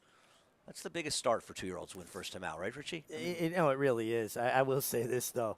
I didn't pick her. I didn't like the 1-5. I went to the inside. But, man, watching her warm up, what a pretty mover on the racetrack. She really is checking the boxes from a physical perspective. Norm's a friend of mine. He's married to Gabby Godet, who's a close friend of mine. I hope this horse wins by 10 for them. And I picked him, but I just think from a gambling standpoint, I'm surprised. Are you surprised there's this much separation between the 1 and 5? Or no? A little bit, and you mean the 6 and the 5 and 6? Yeah. Between the 6 and the 5 and the 1. No even. question. Yeah, no that's question. all I meant. Let's go down to Maggie. I was there when Devious Dame broke her maiden first time out at Churchill, and she was so much a standout in that field, even though she was a fairly big price, not a big price, you know what I mean, but not, odds-on favorite to win. And sometimes you're able to suss horses out, especially early on in their 2-year-old seasons when because of the competition that they're facing. She just looked bigger and better and more physically and mentally mature than anyone else in that race. And today, facing winners for the first time, it's a little bit of a different story. I still really like her, and I still think she is much the horse to beat. But I agree with the guys that, at least based from my perspective, too, that 1-5 seems awfully short. Now, number 1 in here, who I'm going to go to, Alexis's Storm, she ran slower. Arguably a good bit slower than the other 2 horses, the 5 and 6 in here. But then again, Laurel can produce some slower types of time. She easily got to the lead. She took pressure throughout, though, from the inside runner, and she just flicked that horse off like it was a little fly. She's a big, good-looking girl by race day. She has this big, powerful walk to her, and I just really appreciate that. She looks incredibly strong, especially behind the saddle. She'll deal with the inside post here, but whereas she was drawn outside first time out, I don't see where that's going to be a problem with her. She really has her wits about her. As number 5 girl by, love that name, Florida bred, shipping in here for Michael Yates, who does do great work with his 2-year-olds. This one was really quick away. I mean, I think she is most likely the speed of the speed in here. Though she's not necessarily acting like that. She's actually fairly laid back, but her jockey, Marco Menezes, took her away from the pony, gave her a big kind of warm-up, which I appreciate, but she's got some size and solidity to her, which I do like. So I like all 3 horses coming in here that are coming in off of those big effort wins. First time out, Greg. Thank you, Maggie. I mean, interesting race. No one's last ride, Magic Beauty debuted at Belmont, but everyone's coming in having run at a different racetrack last time. Yeah, that often happens with these 2-year-old stakes. I thought, particularly the other one, the Colts at Tremont, came up a very competitive race, but most of them are coming from other tracks. We haven't run that many 2-year-old races here. They've got to come from other tracks. You see horses win first time out. I mean, you know, it seems to me, watching racing, one of the toughest things trainers do. You get a horse to win first time out, but can you get him to come back and run back to that race with 2-year-olds? So many times they regress. Here's Girl By. This was the debut of Gulfstream, 4.5 furlongs. You see how quick she was, and she gets separation. She wins by 6.5, going 4.5 furlongs. Well, it's hard to put that much separation between you and the field, and the shorter the race, the harder it is. But to your point, Andy, a lot of times these young horses bust out of the gate, they go to the lead, and they basically run a bit scared. They're being chased by a field of horses, and the atmosphere is so different than anything they basically run on adrenaline. Second time, is that same scenario going to, play out? And the other thing is, so many first-time starters that win are speeds. It's just natural the way it goes. They're not all speeds. There are plenty of horses. Listen, Crypto Clearance, one of the great closers of our lifetime on the racetrack, he was dueling in 45 and change in his second start in his career. That's not the horses they end up being. And the question is, second time out, who really is the fastest horse? Can one of these horses that was impressive in the front end rate and run effectively second time out? Well, that's my contention is all good horses have one thing in common. They possess speed. It's how they learn to use that speed, how they meet it out, as they go forward. Crypto Clearance being a great example of that. Yeah, I always love looking back at horses and seeing their changes they made, and also, horses that might have beaten them early that, couldn't beat, would be 100-1 against them now, but just seeing how horses progress. Prime example that we talked about Barber Road, a horse who was had sprint speed, and now he is a dead closer routing. Yeah. Lemon Drop Kid beat me in Saratoga. I rode a horse for Kimmel named Arrested. And he showed high speed that day, Lemon Drop Kid, right? Crazy, right? And I remember going to the barn the next day and John being upset, thought I made a mistake. Arrested couldn't beat Lemon Drop Kid if he gave him a head start. No, But at that time, John didn't understand who Lemon Drop Kid was going to be. Another horse you rode, Successful Appeal, who was won the Amsterdam. He was a tremendous racehorse. You said to me in his debut, she was running a maiden claimer. We're stealing, running this horse a maiden claimer. You were right. He lost, but you were right. I was right, but wrong on the day. Yeah. This filly here, I know she was forward in that debut. Fraction's not that quick. Do you expect her to be as quick as some of the others in here? I'd have to look at the other days, but it's hard to believe looking at that. But from a pace figure standpoint, they're not that slow. This horse is on the lead, looking at time for a pace projector And with she's the got 6. the inside, short run to the turn. Trevor's got to Watch go. the 4. Eric Cancel dumped from Say My Name. She got up there high enough where he thought maybe she's going to fall over, so He's probably get away from He's probably shaying her name right now, but not not kindly. Well, seeing some young 2-year-olds, inexperienced, acting up here, both at Churchill and here at Belmont, and this is Astoria. And good to see Eric's okay. He'll shake it off. He's probably more annoyed than he is anything else. Yeah, listen, he got away from her clean, and sometimes you've got to make sure you take care of yourself. The last thing you want is one to turn over on you. It seems like some of the worst injuries, and I know this has happened to you, happen in the most sort of innocuous-looking situations. Sellers in the Rajiv, post parade. when Rajiv went down the backstretch when he had that horrible injury in his back, it looked like nothing. Like he slipped off the horse. I figured he was fine. There's Never know. Devious Dame, You, one heavy horse behind favorite in the Astoria. Let's go to John Embrial for the call. And the rough. From the rail, Alexis's Storm, and right alongside is a Magic Beauty. Girl By from the outside runs in 3rd, and then it is the favorite, the heavy favorite, Devious Dame, who's running in 4th. Say My Name is in 5th. Alexis's Storm is the leader here by a length. Magic Beauty in 2nd by a neck. Girl By on the outside runs in 3rd, length and a half to Devious Dame, and then farther back, Say My Name. The quarter went in 22 and 3/5 seconds, and now Alexis's Storm steps away here to lead by 3.5 lengths. Then it's the trio of a Magic Beauty, Girl By, and Devious Dame on the outside. The field is at the quarter pole. Alexis's Storm is the leader. Devious Dame picks up the chase now in second as they pass the 3/16 pole. It is Alexis's Storm on the inside and Devious Dame on the outside, and Devious Dame has surged to the front. Devious Dame now drawing away and pouring it on. Devious Dame dominates in the Astoria. Alexis's Storm was second. Girl By finished third. Devious Dame comes and gets the speedy Alexis's Storm coming in from Maryland. This was impressive. She's now 2 for 2. Showing a bit of a different dimension, coming from a bit further off the pace. Looked like she took a little kickback before Joel Rosario put her out in the clear. A nice try from Alexis Storm, who showed that speed, but this was such a professional. You even said it. Look how she's doing, how professional she is. And she looks like a filly, Devious Dame, that's going to want to go further and further. And it's interesting because it looked for a second like Joel might duck inside when there was some separation in the backstretch. And I think he thought, you know what, I want to stay out here in the clear, not do anything cute with her. I think he had a lot of confidence. And like we say, different horse second time out, rated comfortably and ran well, and I couldn't be happier for the connections. The question is, will we get a shot of the Cassie Godet baby in the winner's circle? Who looks, by the way, exactly like Norm. Are we going to book this filly for the Schuylerville? Of course, Norm Cassie won it last year with Pretty Birdie and the Silks of Mary Lou Whitney stable. I'm looking forward to seeing where she runs. She's developed, good. hasn't she? Her even running second to Matarea in that race in the 7 furlongs, the 8 bells. She looks like a good one. Could she be like one of the early favorites to the Prioress late in the Saratoga meeting? Potentially. Well, I like this filly's chances impressive. potentially, in the Schuylerville opening day at Saratoga. Devious Dame now 2 for 2, and as Mig mentioned, she did 2 very different ways. Professional off the pace effort here in her stakes debut to take the Astoria for John Oxley, trained by Norm Cassie and Joel Rosario. Aboard for the win. We'll be back right after this.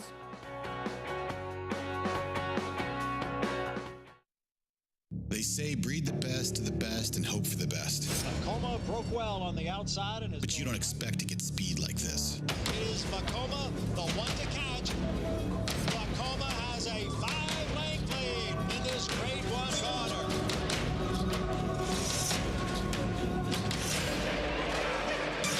Vacoma continues to battle on down at the rail. It is Vacoma who's going to win the Met Mile.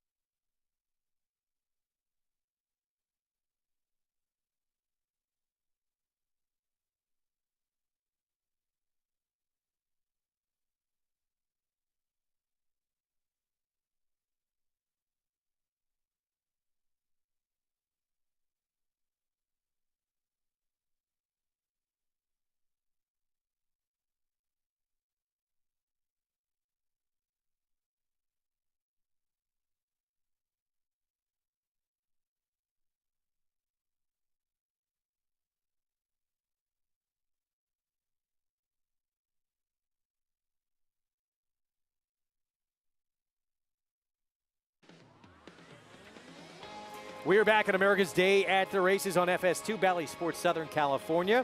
Good to be with you on this fantastic Thursday afternoon, kicking off Belmont Stakes Festival Racing. Devious Dame looked very impressive and showing a different ability coming from off the pace, was so quick early, battling with another filly on the front end. This time, Joel Rosario, patient, coming from off the pace. See Norm try to duplicate his last year's success, win the Schuylerville on opening day, and then, you know, you dream ahead to the spinaway. But I think he's got a nice feeling in his hand. And I'll tell you something else, by the way, though. The time of this race, that race was 5 furlongs, 5.5, compares very favorably, I would say, the Todd Pletcher first-time start. I think that bodes well for Todd's first-time start. Let's go down to Maggie.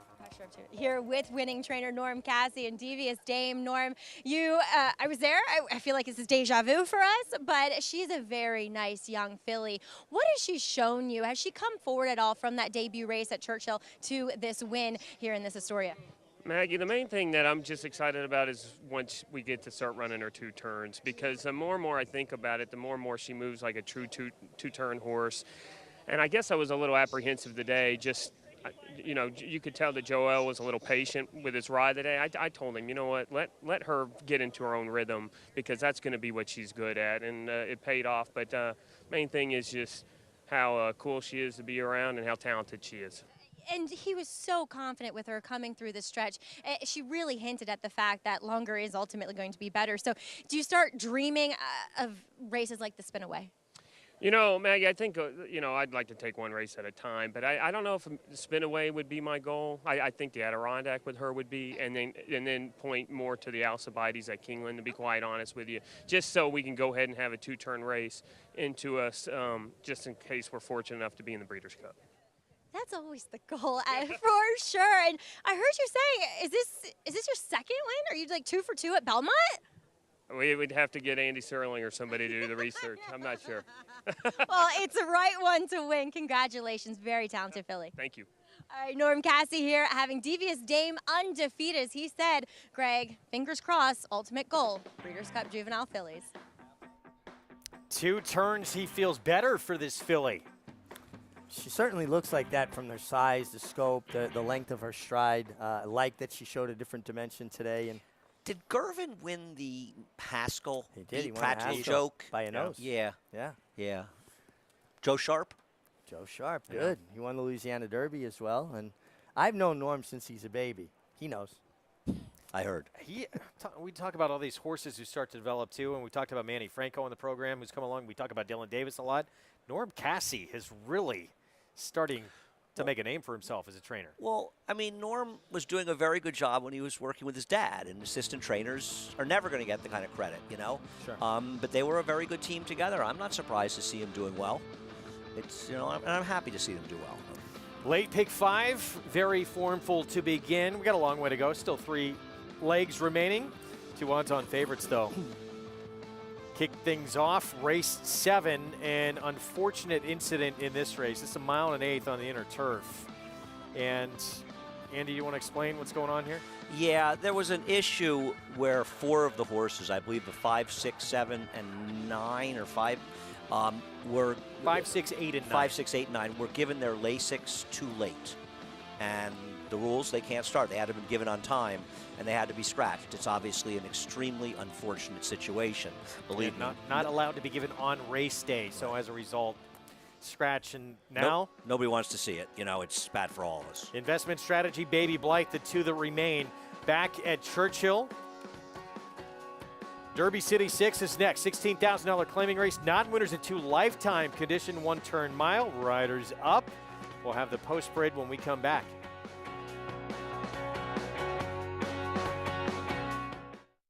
Consistently versatile with 24 Grade 1 winners on every surface from 6 furlongs to 1 1/4 miles all over the world. Switzerland in the Dubai Golden Shaheen. Switzerland wins. Olympiad gets the gold in the New Orleans Classic. Churls Fight running on.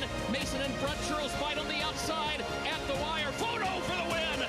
All purpose, all places, all power. Speightstown. Who you betting on? How about an app created specifically for horse racing? Naira Bets. We specialize in thundering hooves, fist pumping, and boosting your bankroll with robust weekly promotions. And offer betting tips from actual horse racing experts. Bet all day and night, nationwide. Get the action and thrill of horse racing with Naira Bets.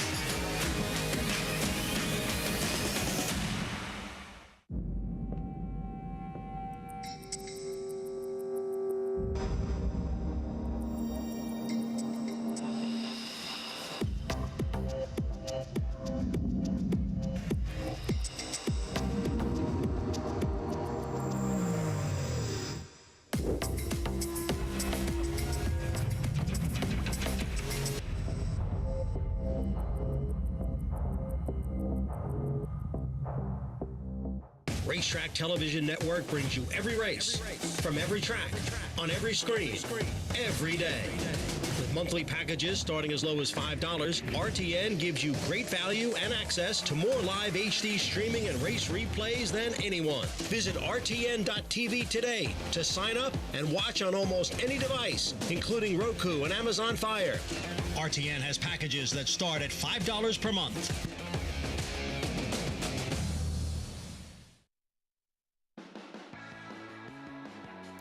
Back with you on America's Day at the Races. Thanks for being with us on FS2, Bally Sports Southern California. Third at Churchill, start of the Derby City 6. Up next, one-turn mile. And again, $16,000 non-winners at 2 lifetime claiming race. Favorite World of Wonder on the outside. Grant Forster, Jimmy Graham. Blinkers come off the daughter Liam's map. Who was the good sprinter, turf and dirt, won the Carter for Mike Dubb that had a similar name? Right? Just a few years ago. Second, the Breeders' Cup Sprint, won the Carter. Yeah. It's a similar name, though, it's right? A very similar name, and I'm not placing it. I know. It's killing me. Post time coming up in a moment.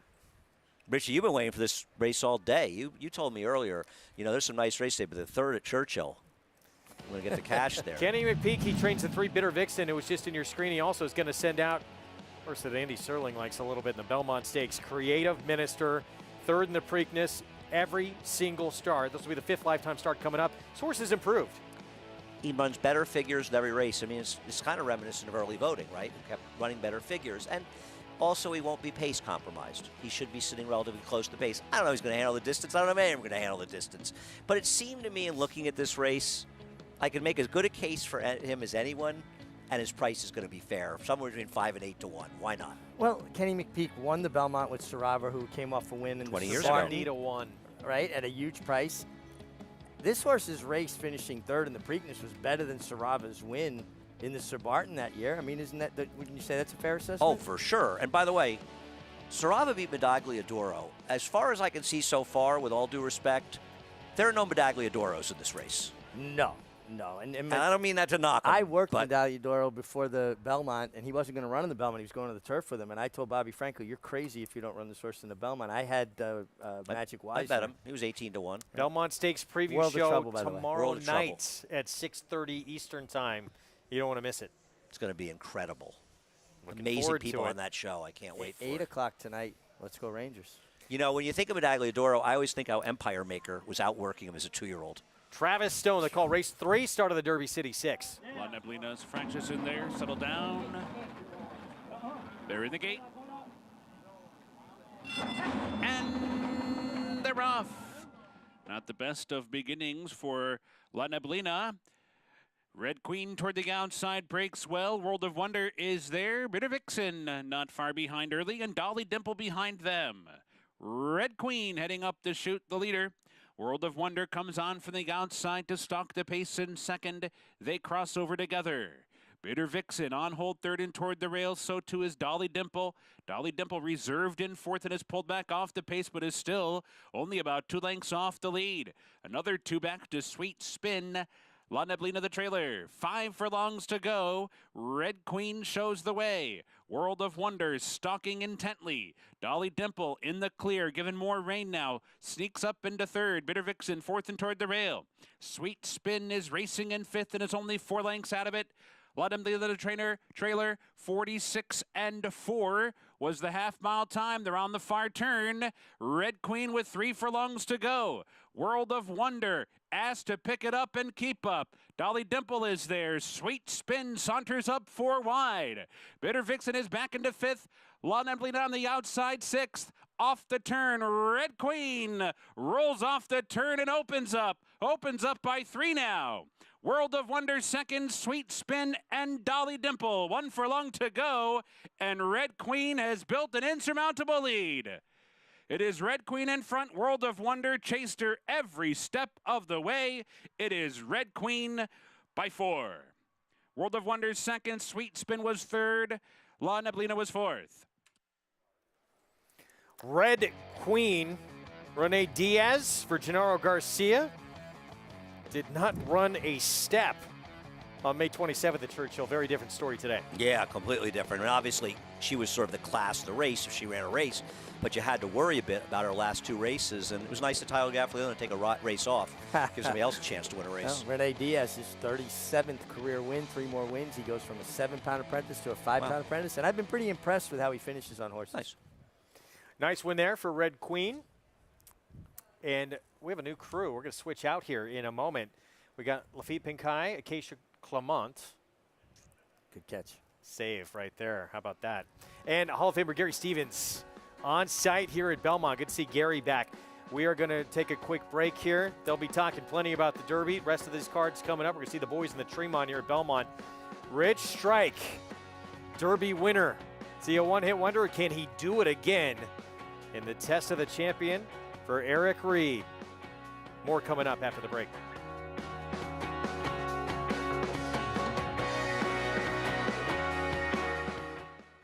He was just put together like a machine, and he had a great mind. Everything about him was what you'd want. Tis the Law pops the cork in the champagne. Tis the Law is going to win the first leg of the Triple Crown. I've never seen him get tired.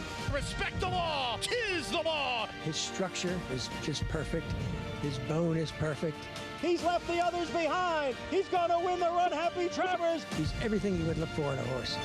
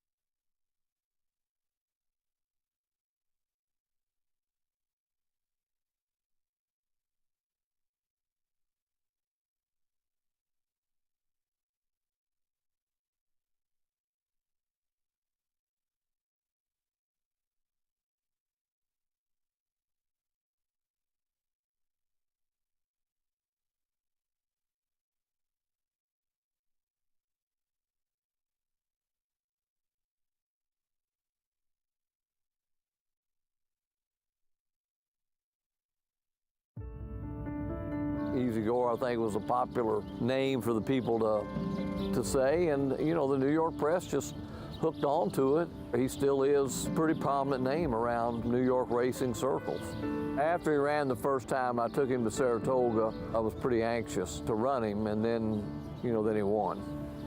So I'm walking back through the paddock, and the press kind of converges on me, and this and that. I said, he just broke his maiden. And they said, yeah, but he ran like 2 or 3 seconds faster than the split, which I didn't realize. When he started his 3-year-old campaign, he ran the Swale. You know, he won that, and, you know, that brought him to up here in the Gotham, where he ran a 1/5 of a second off the world record. Easy Goer. He ran the Wood Memorial. Easy Goer leads past 16-4 by 2, and Rock Point is second. Easy Goer has the lead. You know, when we got to the Derby, we just got a little bit unfortunate that we caught that type of a track. Sunday Silence wins this Derby by 2 lengths. Be the Preakness. Sunday Silence, Easy Goer. Here's the finish. Sunday Silence wins it by a nose. Belmont, you know, I was in the race to win the Belmont, not trying to keep anybody from winning the Triple Crown. That never went through my mind. And I wanted to win the Belmont not only for the horse, but for Mr. Phipps, and I never won a Classic, so obviously, you know, Shug was involved too. It's New York's Easy Goer in front. And he came out of the Belmont so good, I wanted to run him in, and we ended up, you know, we ended up waiting, but we ran him into Whitney. In the New York races, it meant something to us as of being me, and the Phippses and races that meant something. I won the Whitney and then came back and won the Travers. The fan base showed up at Saratoga, so I think that they'd probably gotten over the disappointments of the Derby and the Preakness, and it was here we go. It was a good thing, and you know, to get to Saratoga is a special place. The Travers is a special race, and you know, the fans showed up, and they showed up in our corner, and it made it quite a day. And Woodward would have been right when we came back. That was whenever the Breeders' Cup preview days. This is New York's horse. This is America's horse. Easy Goer in front. You hate to see a horse like that leave, but sometimes it comes time for him to leave. Well, he went in Secretariat stall and Bow Ruler, so you know, he was following quite a legacy there, and all that stuff is, you know, it can be maybe a little corny, but it does mean something. I think that Easy Goer would have gone on and been able to prove himself. The longer he'd been in stud, the better he would have gotten.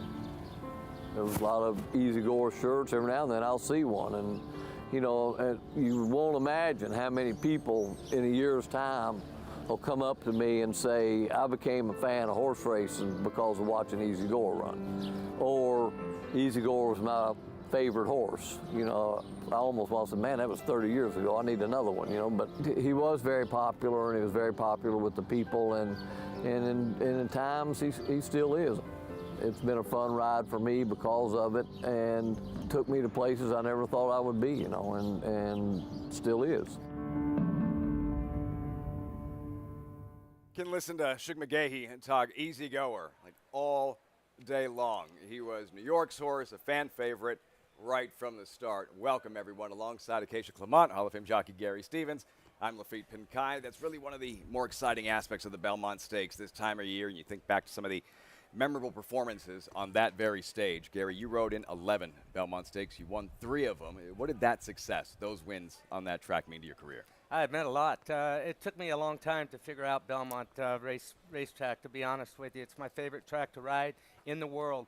I feel like it's a track for jockeys and the best horses. If you're riding the best horse, it's tough to get them stopped on this big track, but it's easy to get lost out there. It's like the ocean. It's fun to play in, but you can get hurt. Acacia, you were on with me yesterday. A little different vibe here at Belmont Park this afternoon. Yeah, they were power washing the pavers downstairs in the winner's circle the whole time we were on set, but getting ready for the big day. And it was exciting getting a chance to see a pretty good crowd out already. Kentucky Derby winner Rich Strike schooling prior to the first race, and people anxious to get a glimpse of him and see how he's going to be handling Big Sandy this weekend. Didn't you win a match race once on Seabiscuit? I did, and he just You were keeps brilliant winning. that day. Are you ready? You guys ready for a match race? Here's the story with the 7th race at Belmont. The scratches in regards to numbers 5, 6, 8, and 9. Horses were not given Lasix in the permissible time frame, and since medication changes are not allowed in New York on race day, all 4 horses had to be scratched. So literally a match race, the first in 2 years. Here at Belmont Park, 2 to 5 investment strategy drawn inside. Do you call it a post parade when you have 2 horses? Not really, but we're going to make it short and sweet. What about for the riders as you look at investment strategy here? Flavien Prat to ride for trainer Chad Brown, already having a big day. Well, in match races, they always say, the great Bill Shoemaker told me, speed normally wins match races. So I think that advantage to investment strategy, Flavien Prat here. I actually wrote next to Baby Blythe's name, needs pace. So yeah. Yep. American Pharaoh filly for Cortland Farms and Shug McGahee. Right on cue, Shug McGahee, Acacia. And she wants distance. The longer, the better for her. It's funny. She is actually a filly that's very sharp. She's aggressive prior to her races, but she tends to drop back during the running of the races Gary mentioned. We'll see. It'll all be up to Louis Size and Flavien Prat how this plays out. Maggie, if you thought you were going to get full compensation for like the paddock report, the observations for this, like you're out of your mind. Yeah, I'll take a pay cut, Lafitte, as the irony actually of playing that Shug McGahee Easy Goer feature is that the last time we had a match race here at Belmont Park was in the Easy Goer Stakes, where Celtic Striker for Ray Handel took that event pretty easily in what was a complete washout that day. But as you were mentioning, yes, this race affected with 2 scratches early. There was an ownership issue with the 2 in here, and then the long shot Now You Can't Leave. She didn't ship up from Maryland, and now we're left with a field of 2 as Baby Blythe. Yes, as Acacia mentioned, she can be pretty aggressive prior to races. That wasn't the case today. Maybe it was because there was only one other horse in the paddock with her. She's getting a little bit more on her toes as we approach post time, but a drastic difference though throughout the proceedings here from what I saw with her last time. And 2 miles is too short for her. I felt as though that was just kind of a prep race for her to get her feet underneath of her a bit more. And yes, it feels like Investment Strategy, she's going to be the one on the front end. But both of these riders are very aggressive, so it's not like Louis Saez is just going to hand Flavien Prat the race on a silver platter. I do love the way that Investment Strategy is moving out there, moving incredibly well. But at least when you're thinking about the 9 furlongs from a physical perspective, Baby Blythe physically, Lafitte, fits the 9 furlongs a bit more than Investment Strategy. Built for the distance, perhaps. Baby Blythe, we'll see. 4 to 5, Investment Strategy. 1 to 2. Gary, they have reached the starting gate. Take us through the mindset for the riders in this head-to-head situation. Well, look, Flavien Prat, he's going to let this filly break away from the gate. Probably ask her for a little bit of speed, get her running. But remember, the turf course is listed as yielding today. Neither one of these fillies have run on a yielding course before. They both run on good racetracks, and they've run decent on a good racetrack, but yielding on the softer side of good. We had a lot of rain last night, so just stay out of their way, and I think it's going to be a chess match. The match race, Investment Strategy in, Baby Blythe follows. Johnny I standing by with the call, race 7, Belmont Park. For the start of race 7 on the yielding inner turf. And they're off. And the 2 come out together. Investment Strategy is on the inside, and Baby Blythe is on the outside. And these 4-year-old fillies race into the clubhouse turn. And Investment Strategy has the lead here. Investment Strategy leading by 1.25 lengths. Baby Blythe is running in second. Investment Strategy at 1 to 2. Baby Blythe at 4 to 5. And the matchup continues on the Belmont backstretch with Investment Strategy leading here by 1 length. The quarter over the yielding turf in 23 4/5 seconds. It is Investment Strategy with Flavien Prat in front 3/4 of a length over Baby Blythe and Louis Saez. And now they're midway up the backstretch. Investment Strategy, the English bred, leading the Kentucky bred Baby Blythe. And it is Investment Strategy. The lead now is a long neck. Baby Blythe is on the outside, a closer second. Investment Strategy ran the opening half mile in 48 2/5 seconds. They're heading for the far turn. Investment Strategy leading here by a neck. Baby Blythe on the outside. And now the 2 of them are right together. Baby Blythe, the gray on the outside. Investment Strategy, the bay filly down at the rail. Baby Blythe pokes ahead in front. Investment Strategy being asked for more now. It is Baby Blythe and Investment Strategy. Baby Blythe narrowly. Investment Strategy down on the inside. 3/4 went in 1:12 4. And it is Baby Blythe who is prevailing here. Baby Blythe getting away from Investment Strategy. It is Baby Blythe in front by almost 4 lengths. Investment Strategy second. And Baby Blythe is the winner of this 2-filly matchup. Easy Goers trainer Shug McGahee. Last year's Belmont winning jockey Louis Saez. Baby Blythe. Gary rounding the far turn, you could tell Investment Strategy was in deep water, and Baby Blythe was in complete command. She really was, and I think the key moment in this race was going into the first turn. Baby Blythe looked like she wanted to get a little bit ranked. Louis Saez has got great hands. He was able to settle her. She threw her head a couple of times going into the turn and got very comfortable going around the first turn, always traveling better than Investment Strategy throughout the race. I love the way she gallops over this turf course, too. When Luis Saez asked her to take over, and you could see Investment Strategy was in trouble, she switched leads seamlessly. She just was really kind of floating over the turf, the way that she covers the ground. Really efficient stride to her, and she clearly relished the distance. The cut in the ground wasn't a problem either. Of course, it's always tough to gauge a race that's just made up of 2 fillies, but I think that this one has some quality. Baby Blythe, Cortland Farm, Shug McGahee, Luis Saez over Investment Strategy in this match race at Belmont Park. When we come back, now the colt who shocked the world in Louisville, Rich Strike, 80-1 Derby winner, skipped the Preakness. What will he do for an encore in the Belmont? And we the people, light and experience, loaded with talent. 2-1 morning line, Belmont favorite. You're watching America's Day at the Races.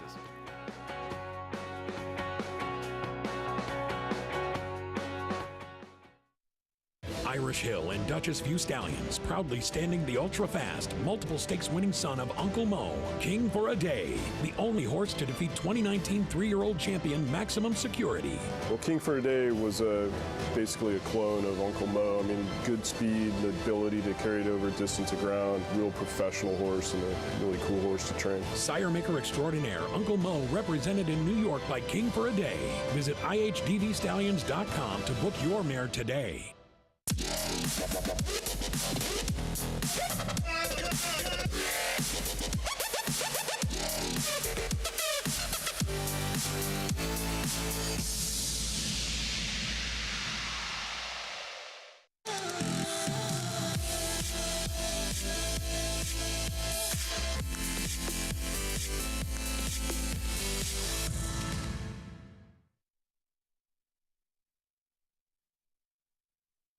Harris Farms, proudly standing Smiling Tiger, a triple Grade 1 winner, defeating Breeders' Cup champions Dancing in Silks and Amazombie, a leading California sire with over $9.7 million in progeny earnings, with 94 winners in 2021 and graded stakes superstars like Spice Perfection. Spice Perfection wins the Grade 1 La Brea. And Tiger Dad. Smiling Tiger, a leading California sire, standing at Harris Farms. It pays to be Cal-bred. Hello, you've reached the offices of West Point Thoroughbreds. Please leave your name and your number, and we'll get back to you as soon as we can. Okay, starting to move now. He's fourth. He's on the outside now. He's pressing him now. There's the 1, the 7, and the 6. He's on the lead. There's another horse on the inside of him. He's pulling away. He's going to win this race. Oh! Oh!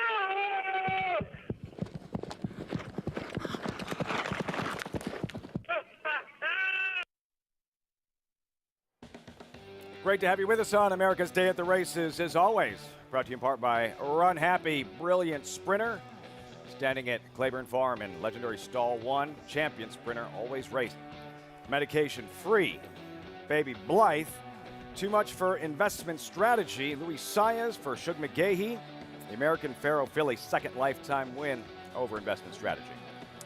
Yeah, and I mean, you could see at the head of the stretch, actually coming off the turn, that the Investment Strategy was in trouble when Flavien Prat pulled his riding crop into his left hand, gave her a couple of taps, and there was no response. Took care of her, and Baby Blythe, the easiest of winners at the end of the day. Very formful thus far in this late pick 5 with over $230,000 in the pool. Very chalky, very formful. See if that trend continues. We move forward. 125th Tremont Stakes. It is the Spendthrift Farm 2-year-old race of the day, brought to you by exciting freshman sire Bolt Doro. Man, was he a good 2-year-old. 2-year-old sprinting 5.5 furlongs in the Tremont $150,000 purse.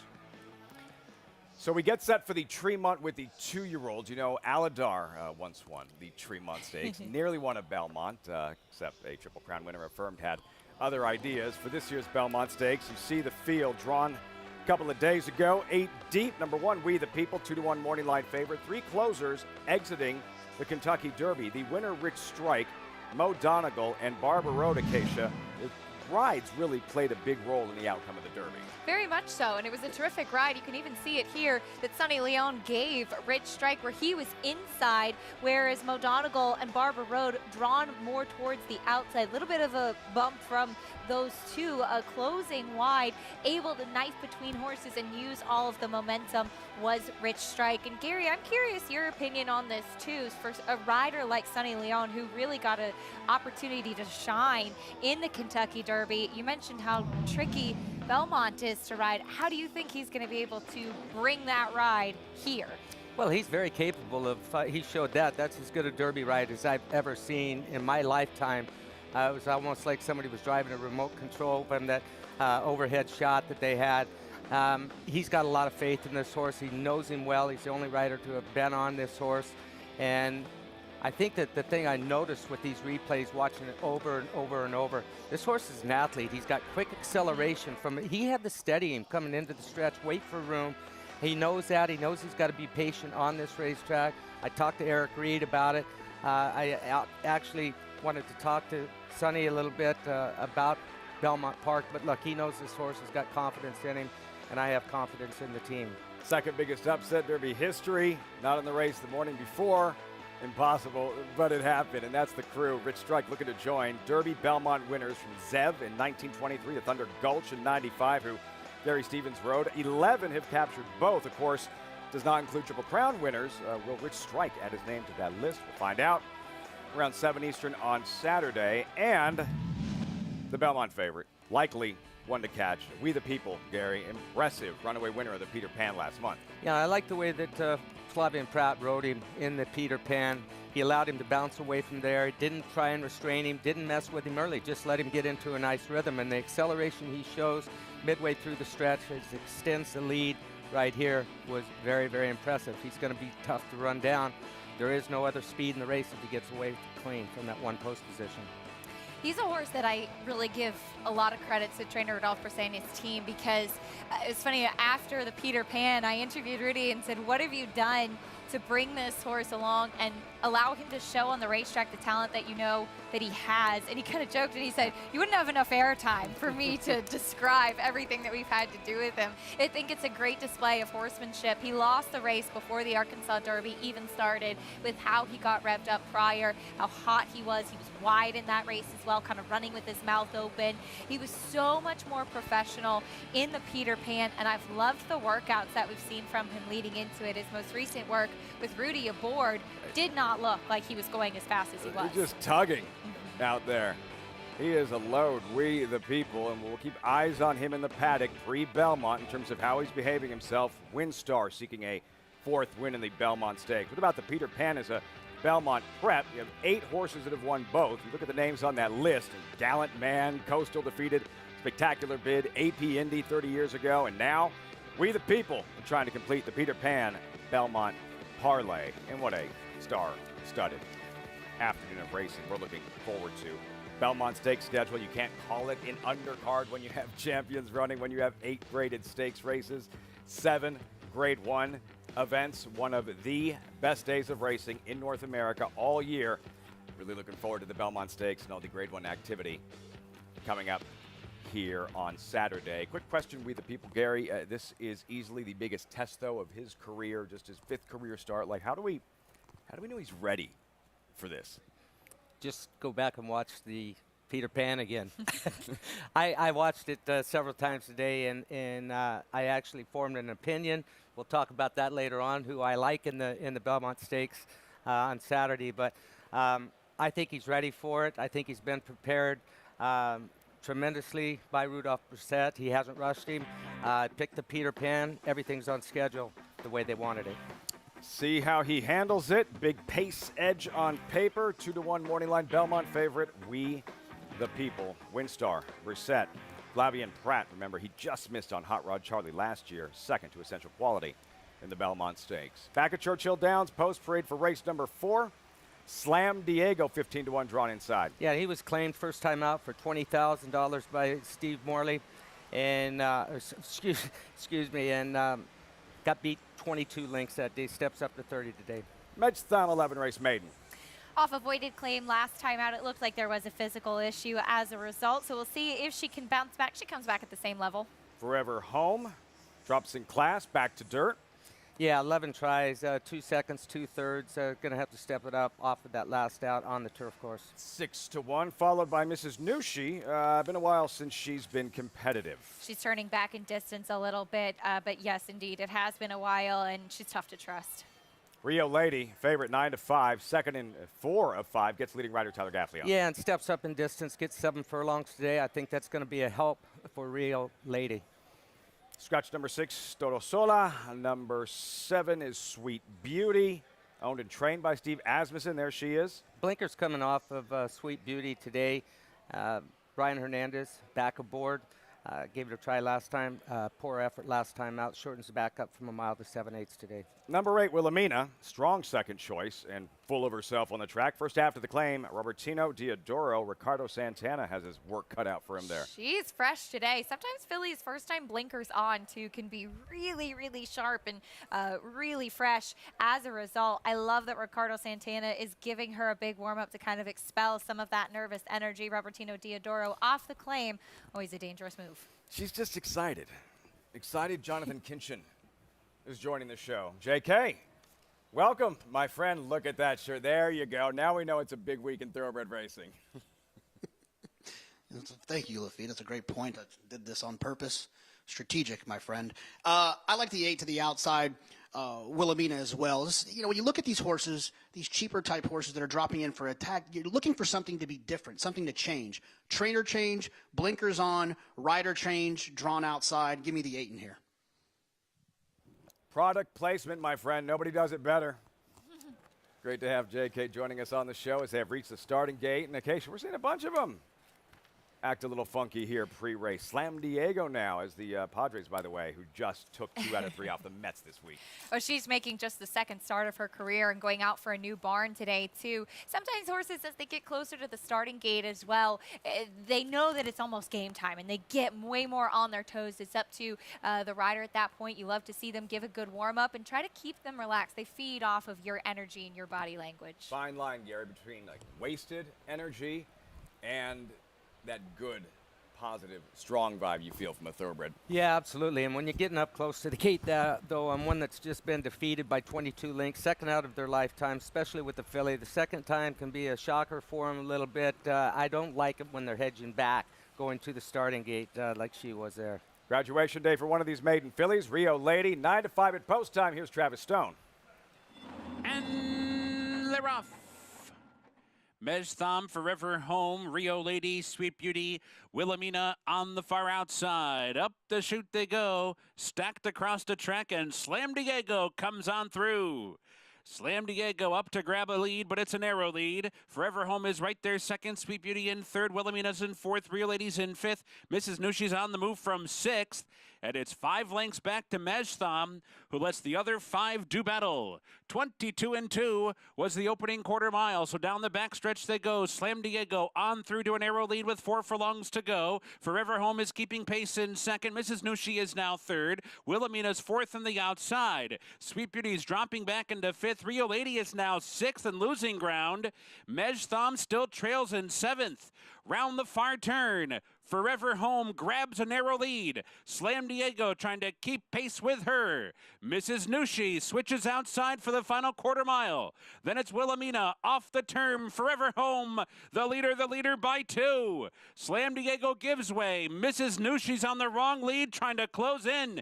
Mej Thom was last earlier, is now fourth with 1 furlong to go. Forever Home is fully extended. Mrs. Nushi, Mej Thom, and Slam Diego, 50 yards to go. Forever Home is desperate for the wire, but she gets there. Forever Home holds on to win it. Mej Thom rallied to grab second. It's tight for third between Mrs. Nushi or Sweet Beauty. Yeah, Travis, you're not lying. Forever Home, desperate, digging. Found the wire, Gary, and graduates in their 12th career try. Yeah, the last 16th of a mile wasn't pretty for any one of these fillies here. I'm not sure if the load of them want to go 7 furlongs here, but she does pull it off on her energetic ride from Adam Pesquisa here. Very strong in his finish. She needed that wire, Lafitte. Pesquisa gets Forever Home home. When we come back, happy anniversary, Big Red. 49 years ago today, 31 length romp at the Belmont. 15 years ago today, the filly did it. Rags to riches over Curlin in the Battle of the Sexes, Tom Durkin. And just 4 years ago today, Justify, the 13th Triple Crown winner. That's next.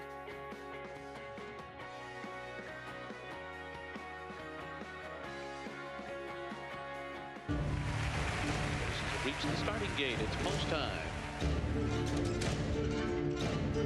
Home front, the favorite comes forward. And they're into the stretch. Cold front put to the test. Old Cash on the outside trying to go with it, but Cold front kicks away. Cold front 2.5. Cold front does it again. Wiring the field in the Amsterdam.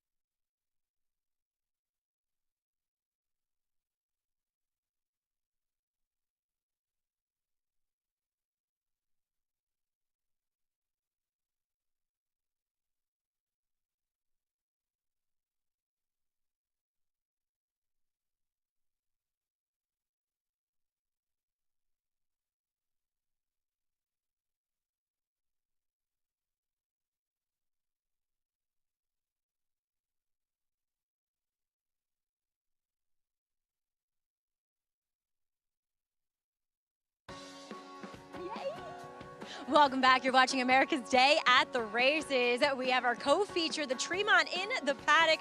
Horses making their way to the track. These 2-year-old colts, as we'll begin with number 4, No Nay Hudson, coming in here for Wesley Ward from Keeneland. You know, he was kind of a horse that broke well with about 3 or 4 other horses, and Johnny had to ask him to get to the lead, but once he was clear, that was all she wrote, as he was the even money favorite that day. Really, really strong horse. I mean, this is horse who's so well developed behind the saddle. You can tell that he ought to be quick coming out of the starting gate. He's aggressive in nature here in the paddock as well. I like what I'm seeing from him, as number 5 is Valenzen Day. He's the one that showed the ability to rate. He is going to be the one that is hoping they all go to the lead and hit up front, because he's got this laid back demeanor. He's got a body type that says longer the better, and I think he's the one that could be able to pick up the pieces, as the favorite is number 7, Two of a Kind. I loved him when I saw him at Churchill on Derby week.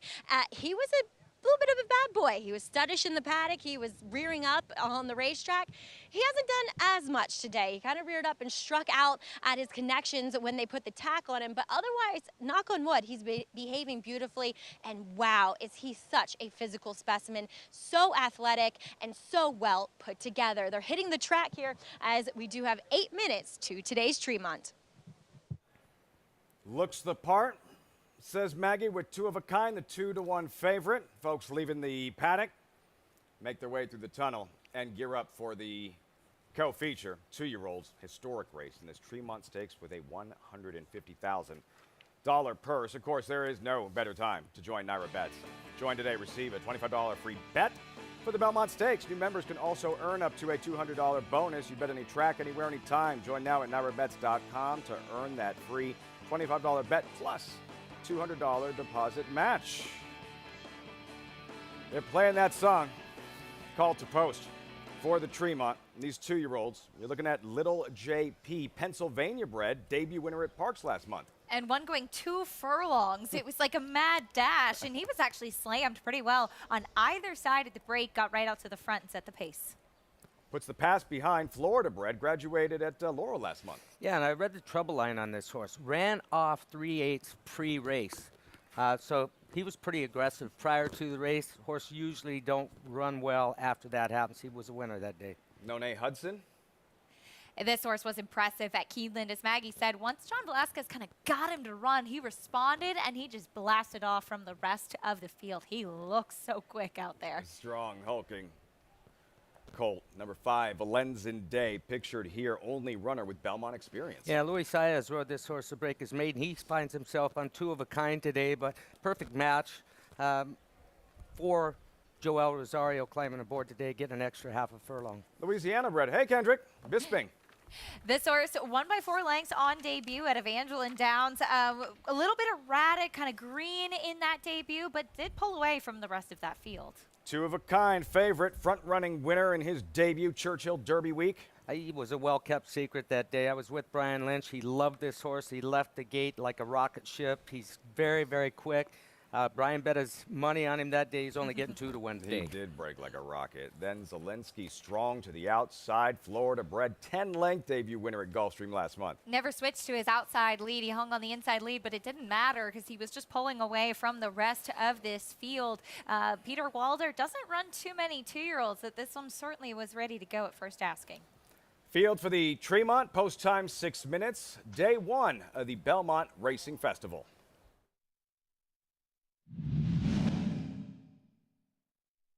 Point Given, who comes roaring off the turn with a widening lead. He's pulling away to lead by 5. He's pulling away to lead by a half a dozen lengths here at the 8th pole.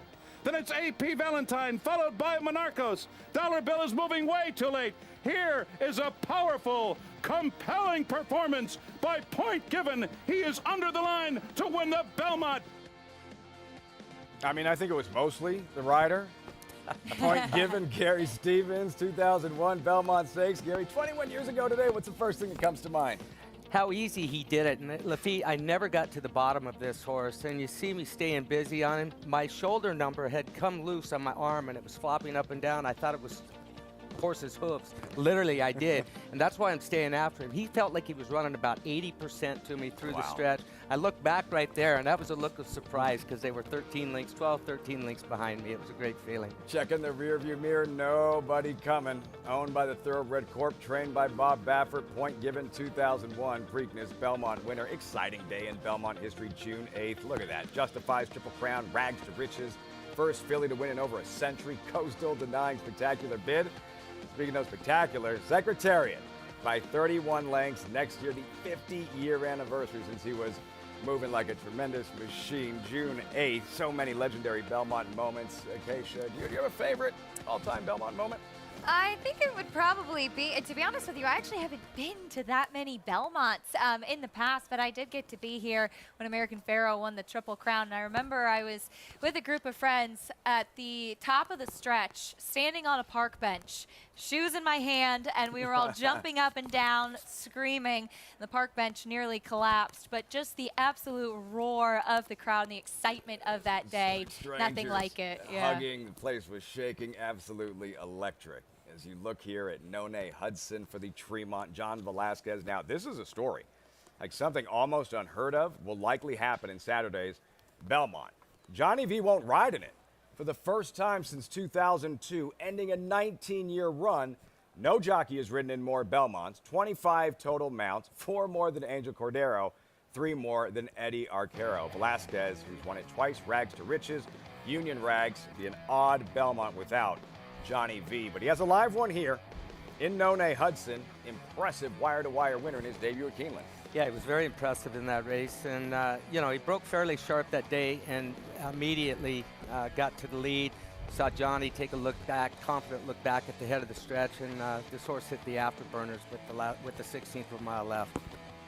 Wesley Ward has these 2-year-olds ready to jump off the box, to be ready to go, show that early speed, and oftentimes they are precocious. John Velasquez has had a pretty good day to start off Belmont Week, though. Won the first couple of races earlier today, so he's certainly in a groove right now. And this horse was very impressive. Let's see if he can repeat that kind of effort, maybe with some other speed in here. Said trainer Wesley Ward. He's done everything right since the race, before the race, and during the race. None Hudson, serious contender, JK, in this Tremont. What'd you come up with? Well, I think it's a little bit curious, the 4 None Hudson. If Wesley loved this horse, what typically happens with the horses that win first out at Keeneland, they skip right over New York and head to Royal Ascot. This is a no nay never. You figure this horse might have some ability to run on the grass. I would take that as a little bit of a negative. Maybe that performance isn't as good as that looked on paper. We'll find out in a few minutes. I'm going to go with the 5 Valens and Day. Look, the figure wasn't blazing fast, but what I do like about this horse is the pace figures early were blazing fast. So in a race full of horses with lots of speed, it is my opinion that this is the speed of the speed. And I think with young horses, if you can find the front end with a young horse, your chances increase. They're still learning how to run. They're still learning to listen to their rider. They're still learning to pass other horses. Valens and Day won't have to pass any other horses. He should pop away from there and find the front end if that's where Joel decides to go. And sometimes that doesn't happen with Joel. We'll see. But from a friend of mine from Maryland, let's talk a little bit about the 3 who last ran at Laurel. Maggie? JK, I love you. I kind of, just to get back to Valens and Day, I picked him too here, but for the complete opposite reason. I think he's sitting off the pace here because he's given me every indication that, A, he's a lot more laid back than many of the other speed horses in here. He doesn't look like a particularly fast horse, but he was in his debut. But he won with a target. He won sitting off of a horse. So I feel like that's kind of going to be their game plan, just to sit right off of it. And that's why I like him here today. But the 3 put the pass behind. No, he's trying to put those pre-race antics behind in this first race. He ran off with the rider. So staying with the pony today, I think, was the right call, as he was almost loose in the paddock. An excellent job by his groom to hold on to him, because he just leapt up and went to run forward. And luckily the outriding pony and Miguel Gutierrez was a bit in front of him, so he kind of blocked him, and the groom just did a great job of holding on to him. He's been good out on the racetrack, though. I don't particularly like him here, but I did think he was another one that at least was able to win with the target and faced a next time out winner in Pompous Prince, who returned with a 62 buyer to win his next start. Number 8, Zelensky Strong's taking a lot of money. Peter Walter hadn't started a first time out 2-year-old in 5 years before this horse. This horse might be okay, as he does look pretty darn quick. He had that very quick appearance. He was sharp in the paddock, and he's just going to have to clear from the outside, Lafitte. Maggie, thanks so much. Spendthrift 2-year-old race of the day, this Tremont Stakes. 125 years of history. There's None Hudson, 9-5. Final thoughts at post time, Acacia. Well, Zelensky Strong has a very precocious pedigree, too, that I actually got very familiar with down in Florida. Have to a grade 3 winner named Jackson, who is very good in Florida, and by Uncaptured, who has a lot of horses ready to go early on. Potential stars of tomorrow, Gary. I'm a fan of 2 of a Kind. I'm not jumping ship off of him. 2 of a Kind. Luis Saez, last year's Belmont Stakes winning jockey, without a mountain this year's Belmont. Zelensky Strong to the outside with Arad Ortiz. It is post time. Spendthrift 2-year-old race of the day, the Tremont Stakes. Johnny I standing by. Waiting now for 2 of a Kind and Zelensky Strong.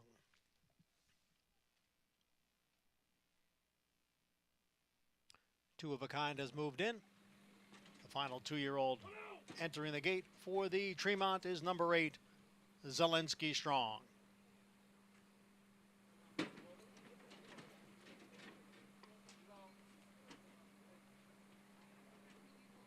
He's in, and we're set.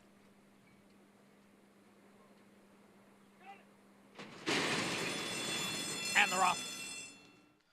Put the Pass Behind is right out for the early lead. It is Put the Pass Behind who is in front. Now Past by Two of a Kind and passed by Zelensky Strong. So it's Two of a Kind in front. Zelensky Strong's running in second, put the pass behind, back in third. Bisping is next in fourth, and he's passed by No Nay Hudson. Little JP is down at the rail. Valenzen Day trails the field in seventh. Two of a Kind ran the quarter in 22-2. Zelensky Strong, No Nay Hudson. No Nay Hudson continues to move up on the outside. Now takes second. Put the pass behind is down at the rail. Zelensky Strong is alongside. Valenzen Day has now moved into fifth. As the field comes into the stretch, it's Two of a Kind with the lead. No Nay Hudson on the outside. Put the pass behind is down at the rail, and they're moving for the 16th pole. It is Two of a Kind with the lead here, and Two of a Kind will make it 2 for 2 in his young career. Two of a Kind and Luis Saez. Put the pass behind was second. Valenzen Day came on for third. Yeah, Two of a Kind is right. Back-to-back, daylight, front-running scores. Now a Tremont winner, Two of a Kind for Brian Lynch and Luis Saez. Yeah, and Brian's been on a roll at Churchill Downs of late. Everything he's been leading over there has been getting the money. Brings this horse over here, and he was very comfortable putting him on the van to come over here. He knew what he was sitting on. He's fast. He can carry that speed. Look forward to seeing what he can do the rest of the summer. I've become a fan of this horse in his 2 races so far. He was sharp today, too. He completely outfooted the rest of the field, went right to the lead under Luis Saez. We saw the 4 No Nay Hudson. Typically, you're used to seeing those Wesley Ward runners on the front end. He was 3rd or 4th early on. A big effort at a big price from Put the Pass Behind, who had those antics in his first race at Laurel. Deep stretch, Gary. Luis Saez going to work, and Two of a Kind digging, finding more lane. Yeah, and this horse has got, he looks like he'll go on to me, Lafitte. I mean, he's just sudden quick, leaving there, gets comfortable. You see his ears come up at the finish. That telegraphs that he won comfortably. He had his ears pinned, he was given everything, but when those ears go up at the finish line, you knew that there was more left in the tank. After the Tampa Bay Derby, I asked Brian Lynch, Classic Causeway, how does he break so sharp? This is Wesley Ward taught me, right? This guy, Two of a Kind, we saw it in his debut, a rocket leaving the starting gate. And I did actually see the head-on on the program feed as well. The number 4, No Nay Hudson, did get jostled a little bit at the break, but I think that's because he broke half a step slow. Sometimes horses that don't break as sharp lend themselves to be victim to get bumped, to have other horses coming over on them. This one, Two of a Kind, the starting gate is his friend because he is so sharp out of there. By Overanalyze, who did run in the Belmont Stakes, Gary, right from the start, what did you notice? That he's sharp leaving there. He showed it in the mornings before he had run. He really hadn't exposed him in the morning with fast workouts, but he knew he was quick leaving the starting gate, and he had him plenty fit that first time out. He came back, he worked well. I watched him work prior to coming up here. He was strong in the workout in hand. He's just very, very quick. You can see Luis Saez is trying to restrain him a little bit, but he's comfortable. He's not rank, he's not pulling. He's just very comfortable getting into that stride, and it's an even stride and wastes very little action. Rounding the far turn, Acacia, Luis Saez, a statue in the stirrups. He was, and I love when you see a rider, too, and I'm sure it gives you so much more confidence, who rode a 2-year-old first time out, and especially one who maybe he lacked a little bit of focus in some of the preliminaries. He clearly doesn't lack focus on the racetrack when it's game time, but I love that Louis had experience with him, and when he did start to ask him, he just responded so well. I love this time of year when we get a chance to see these 2-year-olds kind of find their feet and see how they stack up against one another. Makes you start having some pretty big dreams. 7, 3, 5, 4 in this 8th race, the Tremont Stakes. Belmont, a lot of smiling faces, and the winning connections with Two of a Kind, K&R Racing Stable. Trainer Brian Lynch, Luis Saez, Two of a Kind, impressive. In the Tremont, those results forthcoming. Back to Churchill Downs, horses leaving the paddock for this 5th race. First look at grass racing this afternoon. 8-5, currently on number 3. Voliero. Have a chance to see him in the post parade. Starter allowance, 3-year-olds and older, mile and an 1/8. 9-5, Acacia, getting bet heavily from a morning line of 9-2, Voliero. And I know that he's been consistent overall, but not necessarily a winning type. Uninvited guest kicks off the post parade. Big price last time with a big effort, got beat ahead. We'll talk more about him, show a replay of him, but this horse ran a heck of a race last time out. Rail draw courageously, and he has made the lead in this last pair. He has. It looks like they've kind of changed his running style. Unfortunately, he hasn't been able to sustain that speed in his last couple. Bolero, strong connections, first race on grass this year. First race on grass, but he did run second last time out on the all-weather at Gulfstream Park. Look for this one to close late. World Cruiser, Brittany Vanderberg claimed, and he won. Just barely. This was a tight photo finish, but he was very, very game. Lord Zed picture is out, number 6, 8-1. Fieldstone, Adam Beschizza looking to go back-to-back. And the blinkers go back on for this horse. He seems a bit of a quirky type, as he has been disqualified a couple of times for bumping and lugging in. El Ajiado, long shot? He is a long shot. He's been a long shot in his last 3. Really hasn't shown a lot of talent so far. 46 tries, 1 win. Turf debut, full charge, scratch number 9, Carnivore. Epimethium, guys. It's when the moral of a fable stands apart at the end. But everybody knows that. Thanks for sharing. Yeah, I love that trivia of the day. Holy Cross draws in off the also eligible list. Big price on him. He's actually taking a little bit of action at 19-1, 20-1 on the morning line. Coming out from Turf Paradise, ran in a restricted Arizona bred race last out. He's going to have to pick up the pace. Rogue Element Acacia graduated in his latest.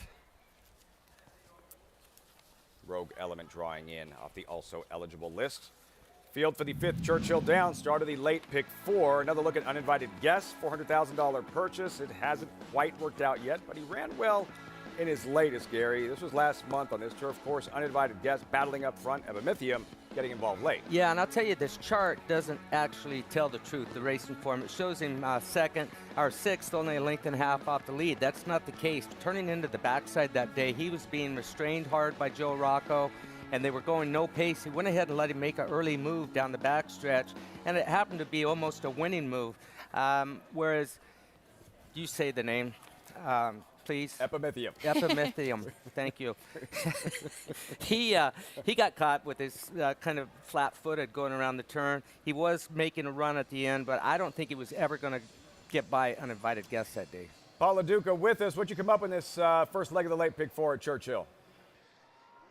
Well, I thought it was a difficult leg here of the pick 4. Originally, I had, 7 different horses that I had down going into the pick 5. I got knocked out of my only pick 5 that I played personally. But I like the 4 here a little bit, World Cruiser. I don't usually like horses that are facing winners for the first time, but I think she has tactical speed. I understand that Joe Rocco goes to his other mountain here, but you do get Flo the jockey aboard. I thought it was a good tactical win, and I think that's going to be the key, tactical. And this horse, a win over the racetrack. Now, listen, this is a horse that Brittany Vanderberg, her barn is at Hawthorne. Turf racing is going on right now in Chicago at Hawthorne. So this horse could have ran in some races over there at Hawthorne on the turf course. She's chosen to leave him here. I think he's one of the ones to beat in here. Obviously, the 3, you're getting Michael Maker. You're getting Tyler Gaffleon. Obviously, a dangerous combination.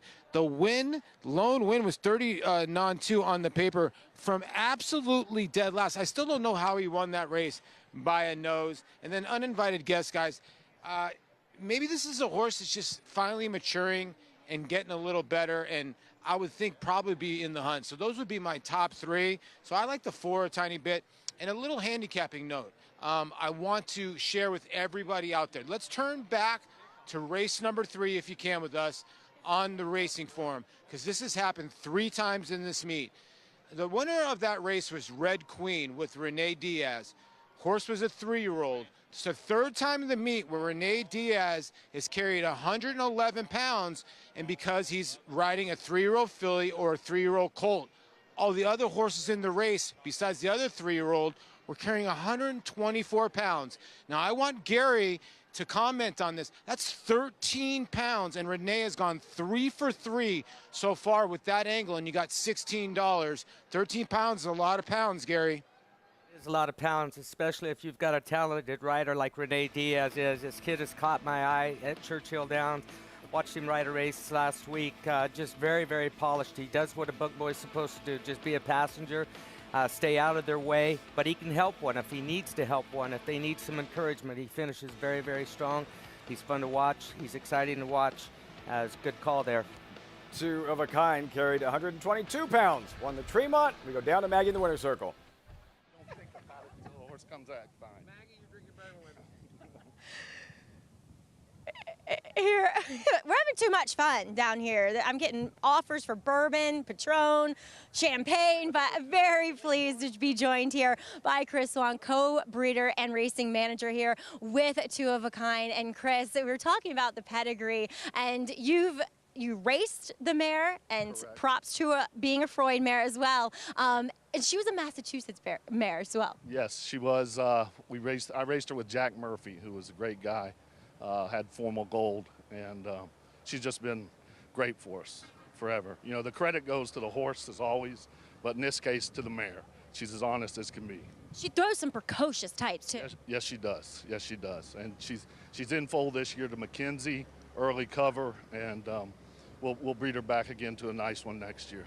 Well, Two of a Kind is by overanalyze. He made good, even though he was a little bit naughty prior to his first start, but he was quick out of the box, and he was the same again. Talk about his performance and what you saw on the track. Well, the credit always goes to the horse and the team that's behind that, but you know, it starts on the farm. My partner, farm manager Jason Shortino, myself, Alex, we foal every one of these horses, and it's a bit of a cliche, but we knew this one was special actually from the beginning.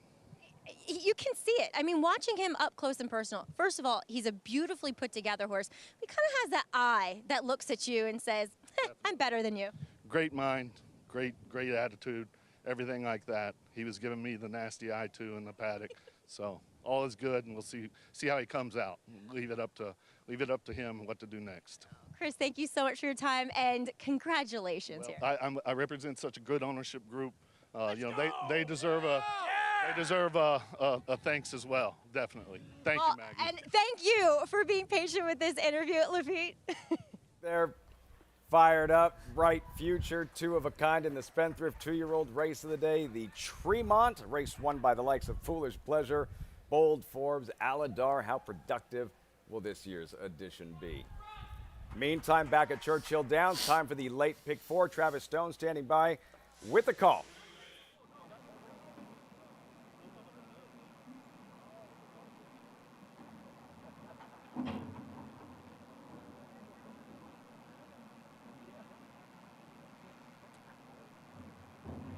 They're in the gate.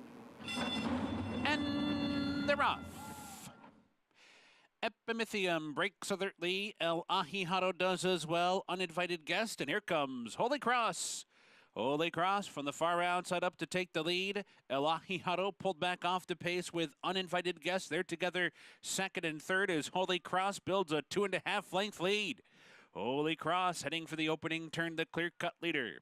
Uninvited guest and El Ahijado there together second and third. Courageously comes away fourth toward the inside.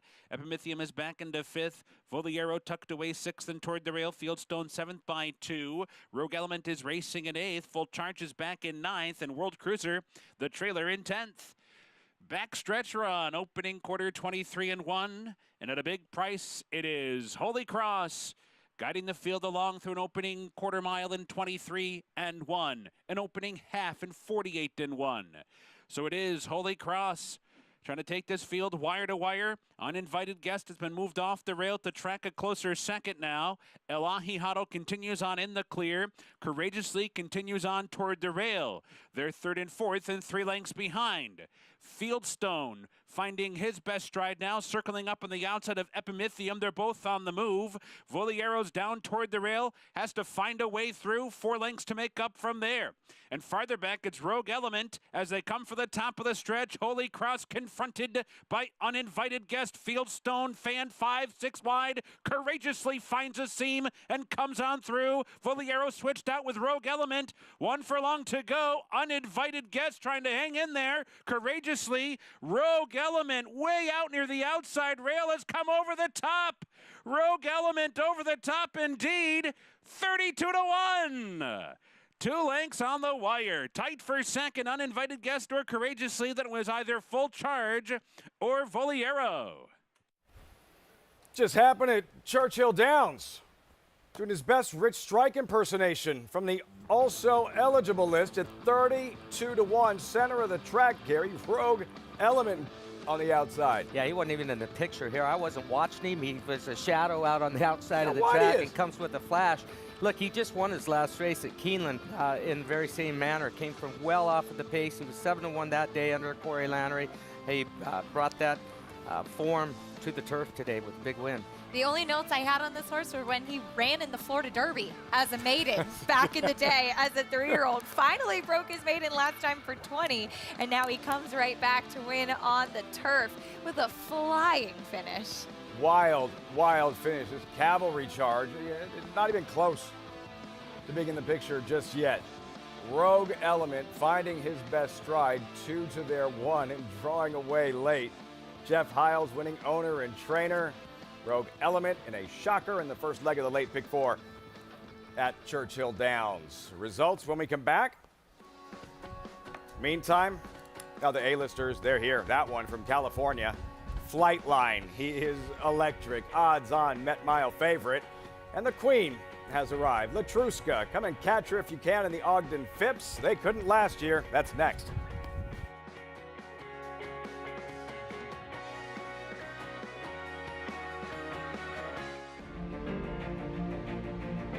Idol perfectly timed. Idol gets up under Joel Rosario to win the big gap. It's known agenda for St. Tobias Stable. Race after race, scintillating performance in the TVG Del Mar debutante. And Clariere will win the cotillion. Down to the wire. Who's going to win it? It's Mala by a neck. Curling, the classic sire.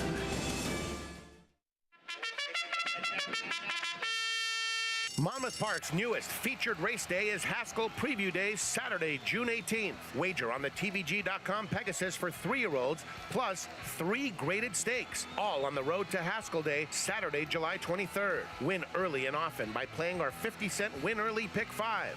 First post, 12:15 Eastern. Racing's biggest stars prep for the Jersey Shore's biggest race on Haskell Preview Day at Monmouth Park Racetrack. A Grade 1 winner on both dirt and turf, War of Will became a classic winner with this victory in the Preakness Stakes and added a Grade 1 with turf credentials in the Maker's Mark Mile. From ages 2 to 4, this versatile son of War Front proved his class at the highest levels. Now his first foals have arrived.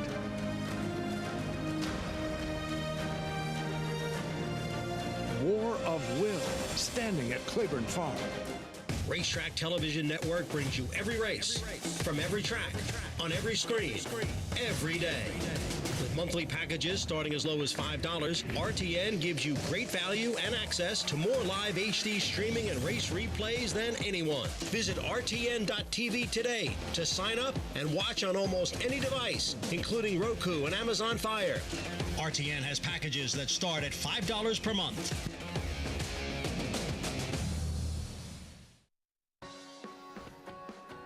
Great to have you with us in this Belmont Racing Festival on America's Day at the Races, brought to you in part by America's Best Racing. For the love of the race, visit americasbestracing.net today. These are the weeks in thoroughbred racing that racing fans live for, specifically on a Belmont Stakes Saturday and all the Grade 1 activity. Gary, the Belmont Stakes aside, what one individual are you looking forward to seeing most? Looking forward to the Met Mile with Flightline. He's only raced 3 times, triple-digit buyers in all 3 of those races. He's one of the fastest horses in the country, starting out last year. He's freshly turned 4 years old. He's fun to watch. He is electric, like you said. Beautiful individual, as good a looking horse as you're going to find on the planet. But he's got his work cut out for him. Right next door to him, he's got Speaker's Corner for Hall of Famer Billy Mott. Aloha West, last year's Breeders' Cup Sprint champion. Oh, yeah, him. Yeah, just lined up 1, 2, 3. It's going to be an exciting race, but I'm most excited about, besides the Belmont Stakes, on the undercard, watching the Met Mile. Doesn't just win, he obliterates Flightline, but this should be tougher. Field for the Met Mile. Number 2, Speaker's Corner, easily the best horse. Flightline is fast. Number 3, Aloha West, as Gary mentioned. Breeders' Cup Challenge event. Win and you're in for the Breeders' Cup Dirt Mile, Acacia. Again, aside from the Belmont Stakes, who are you looking forward to seeing most? On a personal note, of course, I'll be rooting for Gufo in the Manhattan, but the horse that I'm looking forward to seeing and have been waiting to see this weekend is Latruska, champion, older mare of last year. And one thing that I think is really interesting about her is that she's been managed differently this year. In 2021, she ran at 7 different racetracks. This year, they started her campaign a little bit later. She had the winter off after being caught in that blistering pace, and I think her campaign catching up to her in the Breeders' Cup. She looks to defend her title in the Ogden Phipps this year, but she's a horse that they have the long-term goal in mind, which is the Breeders' Cup Distaff. She looks to be the lone speed from the inside, and I know it's a compact field in this Ogden Phipps. We have 2 champions. 4 of the 5 are Grade 1 winners, and Bonnie South has been really close to picking up her own Grade 1 as well. 54th edition of the Ogden Phipps, the brothers, Gary. Jose Ortiz on Latruska. You're Ortiz on search results. Does search results have the quicks to apply enough pressure on Latruska to make things at least uncomfortable? I don't think so, to be honest with you. I really don't. And her workouts at Churchill Downs have been very, very controlled. Latruska I'm talking about, she looks powerful. She's very relaxed. And, yeah, she's got that long-term goal of the Breeders' Cup. She is being managed differently this year. I've loved what I've seen in the morning. I don't think that the other filly's got the type of speed that Latruska does. Big smile from Johnny Velasquez there. Looking forward to seeing the champions running this weekend. And, of course, here with Longines. And Longines, the Breeders' Cup Distaff win, and you're in as the Ogden Phipps for the Breeders' Cup Distaff. The Longines Prize for Elegance. Look, everyone's welcome. Embody the elegance as you walk past the fashion show, the judges at Belmont Stakes, and show us your best interpretation and confidence in fashion. Bring your positive energy to the fashion show. Remember, elegance is an attitude, Gary. Elegance is an attitude. Do you have your outfit picked out, Gary? Gary didn't have any shirts to wear. I know. Yeah, slight packing malfunction from Louisville. Thank goodness for Richie Migliore. That's all I can say. We'll leave it there. Everything fits? Everything fits perfectly. Call to post for this upcoming 9th and final from Belmont Park. $40,000 maiden claimers. Post-parade miscreant pictured with Jose Lezcano. Before I get to her, Lafitte, I didn't have Angie there to pack for me, so. That's why. I could have told you you're going to forget something important. Could have gone just bare chest and tie jacket. Come on, Miss Cream run second last time. Creedmoor, Windways Farm, first-time starter.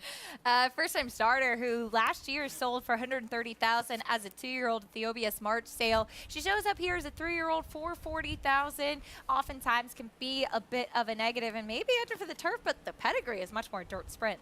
Dame time, first race on a faster track. First race on a faster track and first time being offered for the price of $40,000. Been running maiden special weight, been being competitive.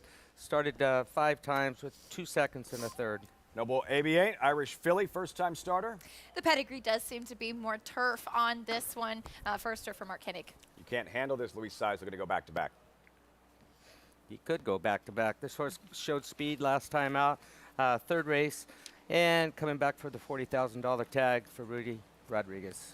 Queen de la Creme, Kimden Racing, debuting filly.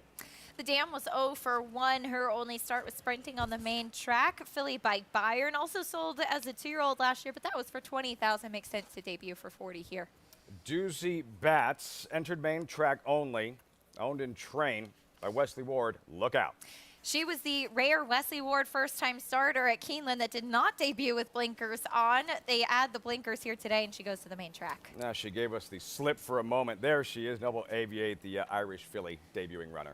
The dam was a multiple graded stakes winning type by Noble Mission. She hasn't been much of a producer, though. Neither of the siblings were winners. Field for the 9th race. Belmont Park. 4 minutes out here, $40,000 maiden claimers. We check in with Maggie. You had a chance to see these up close and personal in the paddock. We'll get more on your insight for this $40,000 maiden claimer, but getting back to the conversation of Belmont Stakes Day, can't really call it an undercard with all those grade 1s and champions racing. Who are you looking forward to most seeing? my equine boyfriend, Lafitte. That would be Jackie's Warrior. He's in tomorrow in the True North. And yeah, I mean, there's been some criticism I hear lurking about that Jackie's Warrior as a 4-year-old isn't as brilliant as what we saw in his previous 2 seasons as a 2- and 3-year-old. I beg to differ. You know, going back to the Count Fleet, which is his first start off the layoff at Oaklawn Park, I had the chance to see him. He didn't look that fit, and he still got the job done. So I think he is a horse that benefits from that first start. Last time out, he won. He got his triple-digit buyer speed figure, but the criticism is he had everything go his own way. Yes, he had everything go his own way, and he still responded. And he's a horse that I think just kind of not necessarily runs to his competition, but likes to be engaged in a fight. So I think if somebody, came to him a bit more, I think he would have responded, and that maybe is what happens tomorrow here. But really looking forward to my boy Jackie's Warrior, and I think it's so great with, in this era of many horses retiring after their 3-year-old campaigns. I think they want revenge in the Breeders' Cup Sprint, as last year embroiled in that hot pace, coming out of it with a minor injury. I think they're going back to Keeneland and looking for that Breeders' Cup win. Lafitte? Like Latruska didn't have a chance to show their best in the Breeders' Cup, and the pace so hot and paid the price late. Jackie's Warrior, the headliner, odds-on favorite for the True North here. Maggie, we don't have runners that good in this upcoming 9th and final, but someone's going to graduate. What are you noticing out there? That this field of older maidens was worse than any other 2-year-old race that we had today. We had 3 2-year-old races, and this group behaved far worse than any of them. As your current favorite, number 12 in here, that is for Wesley Ward on the outside. Doozy Bats. She was actually briefly loose in the paddock. Obviously, Wesley Ward, being the horseman that he is, was able to corral her quite quickly. She just seemed frazzled. And, it's funny, Wesley Ward has this rule with blinkers that his 2-year-olds, they all wear blinkers. 3-year-olds, they don't wear blinkers. So, you'll see 2-year-olds come back as 3-year-olds. He'll take the blinkers off. He'll debut horses as 3-year-olds without the blinkers. But they go on today, just a short cup. She is actually bred to be more of a dirt horse. Fairly mediocre one at that, and maybe that's all she has to be here, as she was well behind her undefeated stablemate in Charty Party. She looks as though she should be quicker than that first race would indicate. She kind of broke well and stalked, but was unable to foresee or seal the deal, I should say. She's fine, but I just thought at a bigger price, I thought there were some other interesting players in here. Creedmoor, she sold for $130,000. His daughter Jimmy Creed at the OBS March sale last year after working 10 flat, but it's taken her over a year to get to the races. But she does have a bit of a precocious sprinting pedigree. Dam won first out by 12 lengths, earning an 88 buyer, an Arkansas bred. Half sibling won early too as a dirt sprinter. She looks fast. And Jamie Begg does have her looking fit enough for this debut. And then I just thought I'd mention number 9, You Can't Handle This, for Rudy Rodriguez. Bit of a price up there. It's really cool, the bloodline, and Gary obviously rode Oxbow to a Preakness victory, but his sire Awesome again too. A lot of the progeny, while they might be bays or dark bays like You Can't Handle This, they don't all have, but half of them have this speckling of white hairs through their coat. I think it's a really cool trait that seems to be only in this bloodline. Lafitte? Those speckled white hairs. The observation, I don't know that it helps from a handicapping standpoint. Interesting nonetheless. You Can't Handle This as they file into the gate. Final thoughts, Gary? I want to talk about the speckled white hairs, because what hair I have left, I've got plenty of speckles. Of gray, white, whatever you want to call it. I like the 7 horse in here, Dame Time. Ran one time on off the turf race. Sloppy racetrack, didn't run bad. That was first out of her career, so that's where I'm going. Trevor Dame McCarthy. Time. Doozy Bat's the favorite to the outside, filing into the gate. Acacia? I went with the 3 Miscreant. I know that she was beaten by My Delicious, who is a professional maiden, but she's a little bit more lightly raced, and at least she was dirt meant in her first debut race, and she ran quite well that day. You Can't Handle This. Trying to get her to settle down, relax, coax her forward. She moves in now. You can see the front of the gate open, now shutting it. Should be moments away from a start. 9th and final here from Belmont Park, Doozy Bats on the outside. Favored at 3-2. Johnny I standing by with the remainder of the load and call. One left to load. Number 12, Doozy Potts.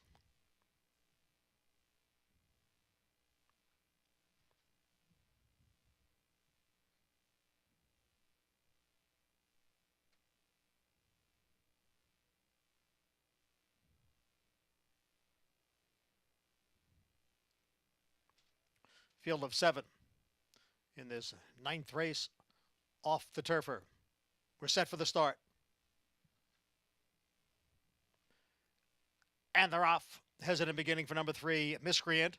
A good start for Dame Time. And right alongside is Queen de la Creme, and on the outside is Doozy Potts. The front 3 have opened up 3 on Creemore, who's down at the rail. On the outside is You Can't Handle This. Miscreant has moved up a spot. Noble Aviate is the trailer in 7th. Dame Time leads here by a half length with Queen de la Creme and Doozy Potts right together, 2nd and 3rd through an opening quarter mile in 22 and 4/5 seconds. Now it's a half dozen lengths back to You Can't Handle This. Miscreant continues to gain. Creemore has dropped back, and Noble Aviate. Now Queen de la Creme has dropped out of it, and it's Dame Time on the inside and Doozy Potts on the outside. Dame Time, Doozy Potts, the two of them have opened up a bunch of lengths on the rest of the field, the half and 46 and 1. It's Dame Time and it's Doozy Potts, and it's a 2-horse battle to the finish here. Doozy Potts on the outside. Dame Time continues to battle on closest to the rail. Doozy Potts, Dame Time, nothing between them as they come on for the finish here in the finale, and it is a head bob, very, very tight. Dame Time or Doozy Potts. What a finish in this 9th race. Belmont Park, Dame Time, Doozy Potts hitting the wire simultaneously. Yeah, these guys, the stage was set when they came into the lane. Both horses, both fillies were traveling well. Both riders sitting chilly. They put on a show through the stretch. Neither filly giving up, neither rider giving up. I couldn't call it. Maybe this was a maiden claiming at a lower level maiden claiming at that, but they made it a thriller in the nightcap. You love to see this. As the 7 Dame Time, she was swapping leads throughout the stretch too. Sometimes in these kind of desperate battles, you see horses flip back to their inside lead, trying to find more. She went back to the right again. Actually, the 12, Doozy Potts did the same thing. They were both trying every step of the way. Big effort from these two fillies who both ran well ahead of the rest of the field.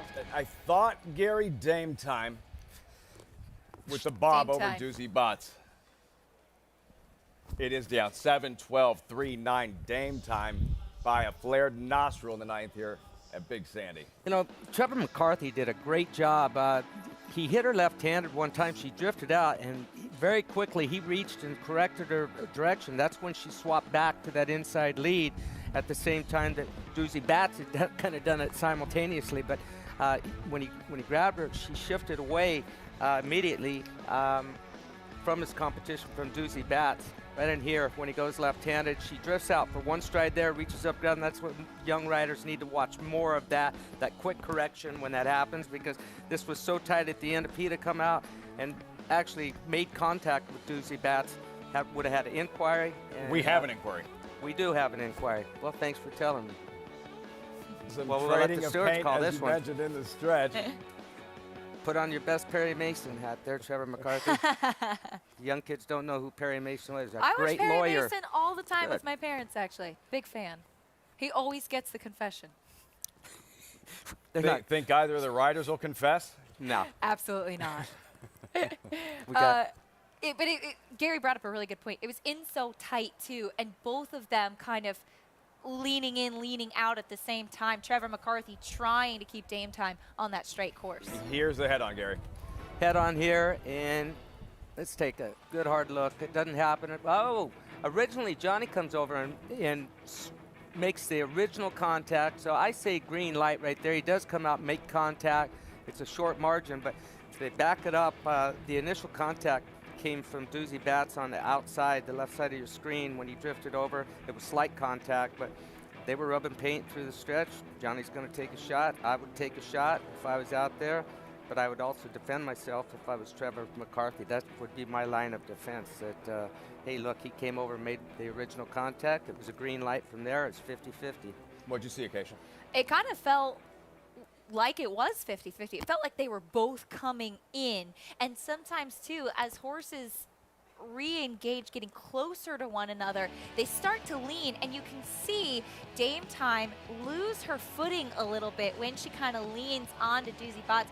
When Trevor tries to correct her right here, she kind of loses her footing underneath of her. They go away, they come back together. It seems pretty even as far as both of them, though desperate steps down to the wire. Down to Maggie, who's in the thick of it. Yeah, I was sitting right in the chair right outside the room that the jocks talked to the stewards on, and Trevor came to Johnny saying, "Come on, Johnny, it's 50-50." And Johnny said, "No, you're coming down, man."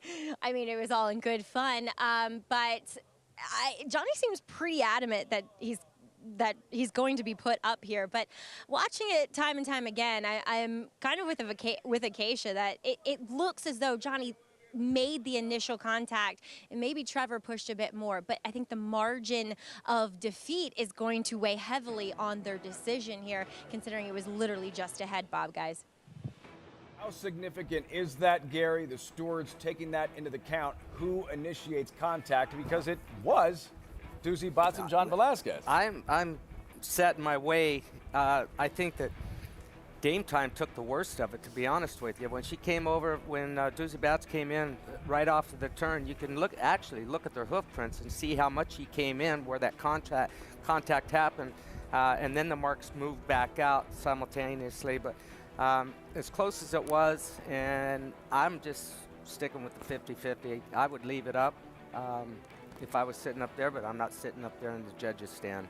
And the rule Here's is, Elaine's. Did the contact cost that runner-up a better finish? Did it make her lose a better finish? So you can see in the lanes, and I think the hoof prints are even a great example of it as well. I didn't think that it cost the runner-up the win. No change. No change in this ninth race. Belmont Park 7-12-3-9. Yeah, if I'm Trevor McCarthy, I'm saying, look, like she initiated the contact. Maybe they never make contact if she doesn't bump into me first. Watching that shot of Wesley Ward and Johnny, I think that Johnny was trying to convince himself, and Wesley was actually laughing at him. He was trying to tell him, no, it was 50-50. He was reading it better than Johnny did. Stewards say no harm, no foul. 7-12-3-9, 9-5 at post time. Dame Time in the ninth here. Belmont Park back to Louisville. Horses on the track for the sixth race, about 3 minutes out, and have a post-parade brewing. $40,000 claimer sprinters. Older fillies and mares, field of 8, wide open. Melting Snow, the tepid choice, 3-1. Theirs remain anonymous and Florent Giroux. Yeah, she's taking a drop in class. She ran an allowance optional claimer non-2 last time out. Dropping in for the 40, she was second for 50,000 two back. Alberta's son, leading rider, Tyler Gaffleone. She was in excellent form out of town, even brought that to a $40,000 claiming race at Keeneland. Can she find that form once again? She has been facing tougher. Extrema, 15-1. She ran in that race that remaining anonymous, ran second in, two back. Second off the layoff for Eric Heitzman. Going to have to improve today. Melting Snow, Ricardo Santana, 3-1, co-favored. She does seem to be more of a sprinter than anything. Tried going long last time. She cuts back to the distance that she does prefer. Larimar and Joe Rocco Jr. Comes out of that same race with Remain Anonymous. She was 8-1 that day, fifth beaten 12 lengths. Another one that's second off the layoff for Michael Tomlinson. Yogurt has rattled off 2 straight. I love this name. That was at Belterra and Mountaineer. The question is, can she bring that form here to Churchill Downs? Fire on Time, 7-2, currently is 1-3 of 5. Yeah, and Fire on Time won last time out at Keeneland. Claim was voided for 50,000, beaten claiming that day. Back in Del Roman's barn, drops her in for 40 today. Far outside, Southern Mama, currently 10-1. Had to win 2 starts back at Belterra as well. She's gone between turf and dirt, and the question is, what is her better surface, and does she stack up with these? She'd be a surprise. Wide open, $40,000 claimer here. Paul, what'd you come up with? Wow, this is a wide open race. There's so many different question marks on a lot of different horses in here. When you look at the one Remain Anonymous dropping in class for Wayne Catalano, probably the speed of the speed. But is the 2 horse in here, Alberta's Son, going to show speed after last time getting claimed by Michael Maker and really didn't break that well? But in the past, has shown a ton of speed. You have Extrema in here that's beaten Alberta Sun before. This is a horse that's actually been at Assiniboia Downs up in Canada and Alberta and run some pretty darn good races. So this horse might show up late. So there's a lot of different options in here. The 4 Melting Snow for Bill Morey, I get it. And then I don't get it. This horse right now is 3-1. His horses have not fired.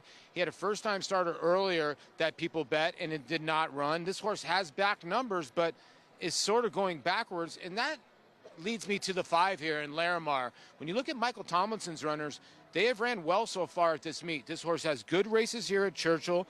4 starts back, a second by a nose to Flat Awesome Jenny, who had won 3 in a row. I think that horse has a shot. And listen, Acacia, we go with probiotics here. I like myself a little peach yogurt. And don't dismiss yogurt here. This filly by Algorithms have all of a sudden gotten good, and everybody keeps on saying, okay, Bell Teller and Mountaineers where this horse has been. I would not discount this horse as a long shot here. A little bit of yogurt. Paul, I got to be honest. I'm not a huge fan of yogurt. I mean, I like frozen yogurt, but like regular yogurt just like tastes funny to me. I like the 7 Fire on Time. It's a horse that spent a lot of time on the inside last time, now gets to the outside, has fast pace figures. But one of the things I like the most about Fire on Time, which some people might not, this horse was avoided claim last time. Someone tried to claim this horse for 50. The veterinarians decided that wasn't going to happen for whatever reason. The horse worked for the vets last time, obviously, to come back and run, and now shows up back in here for Dale Romans for 40. I like Fire on Time quite a bit in this spot, and I love the draw. These situations, hey there. Acacia, how much do you factor that into your handicapping? The voided claim angle JK was just referencing. Well, as Jonathan mentioned, it could be a vet who decided to void the claim. It could also be administrative. So it's tough because you don't know what can happen. A claim can be voided if you drop a slip and the name is spelled incorrectly. So things can happen. Unfortunately, the public doesn't have access to that information. So to be honest with you, I put a lot less stock into it than I did previously. If you see a horse where it happened a couple times, that's where it's a negative for me. Fire on Time, who is the 2-1, make it 9-5 favorite at post time. Travis Stone standing by with the call, all set for the 6th, live from Churchill Downs.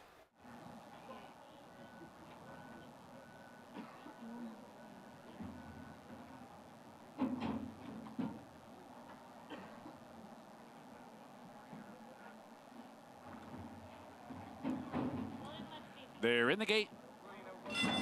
And they're off.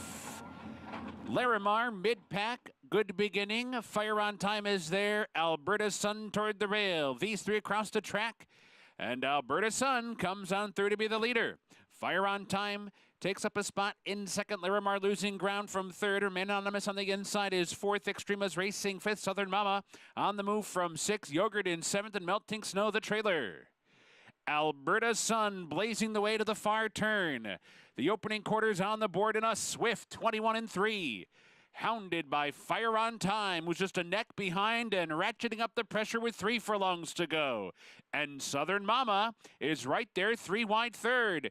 Remain Anonymous, tucked away 4th and toward the rail, within striking range, tentatively ridden there by Florence Roux, trying to find a way through. They muscle toward the outside. Larimar comes off the turn in 5th, top of the stretch. Fire on Time grabs the lead. Alberta Sun fights on. Remain Anonymous pops outside, 1 furlong to go. Fire on Time, short lead. Alberta Sun battles on. Remain Anonymous 3rd outside. Fire on Time still with a short lead. Here's the wire and got it. Fire on Time and a hard-fought win it was. Alberta Sun, Remain Anonymous, and Extrema. Driving finish, and in the end, in between runners, the 3-2 post-time favorite, Fire on Time for Dale Romans. Alba Family Stable, Joe Talamo, the winning rider. Yeah, this horse tries hard every time that they lead him over there. Another impressive win. Joe Talamo having a good Churchill Downs meet, goes left-handed right here. Comes out, intimidates the 1 horse, Remain Anonymous. Just a little bit, shifts out, no harm, no foul. He was clear when he did that. Joe straightens him back up, keeps him dead in the middle, gets up and wins by a head. The old voided claim play, Acacia. It worked out today, and it is unfortunate we don't have access to exactly what happened. JK is right, though. If a claim is voided, a horse will have to work for the attending veterinarian and be cleared to be able to run once again, and she found the winner's circle today. Snapping pictures, photographs, the picture there, and the run happy photo finish by that much. Dame time over Doozy Botts today. Thriller to close the show at Belmont Park. It was a good horse race. It was good camera work. After the race, cameras on both riders explaining their case. It was the end of a good day. You had two riders who both had the gift of gab as well. I'm sure they made some compelling cases for the stewards to wrap up the day. Get that one hung on the wall when Trevor McCarthy out duels, puts a nose on John Velasquez. Those are the one young riders really appreciate, really savor. Great day of racing from Belmont Park, and the weekend just getting started. And Rich Strike, who shocked the world, 80-1 Derby spoiler, trained by Eric Reed, who's endured some hard times, endured some tremendous losses, even thought about quitting, but he stuck with it, and now a Kentucky Derby winning trainer.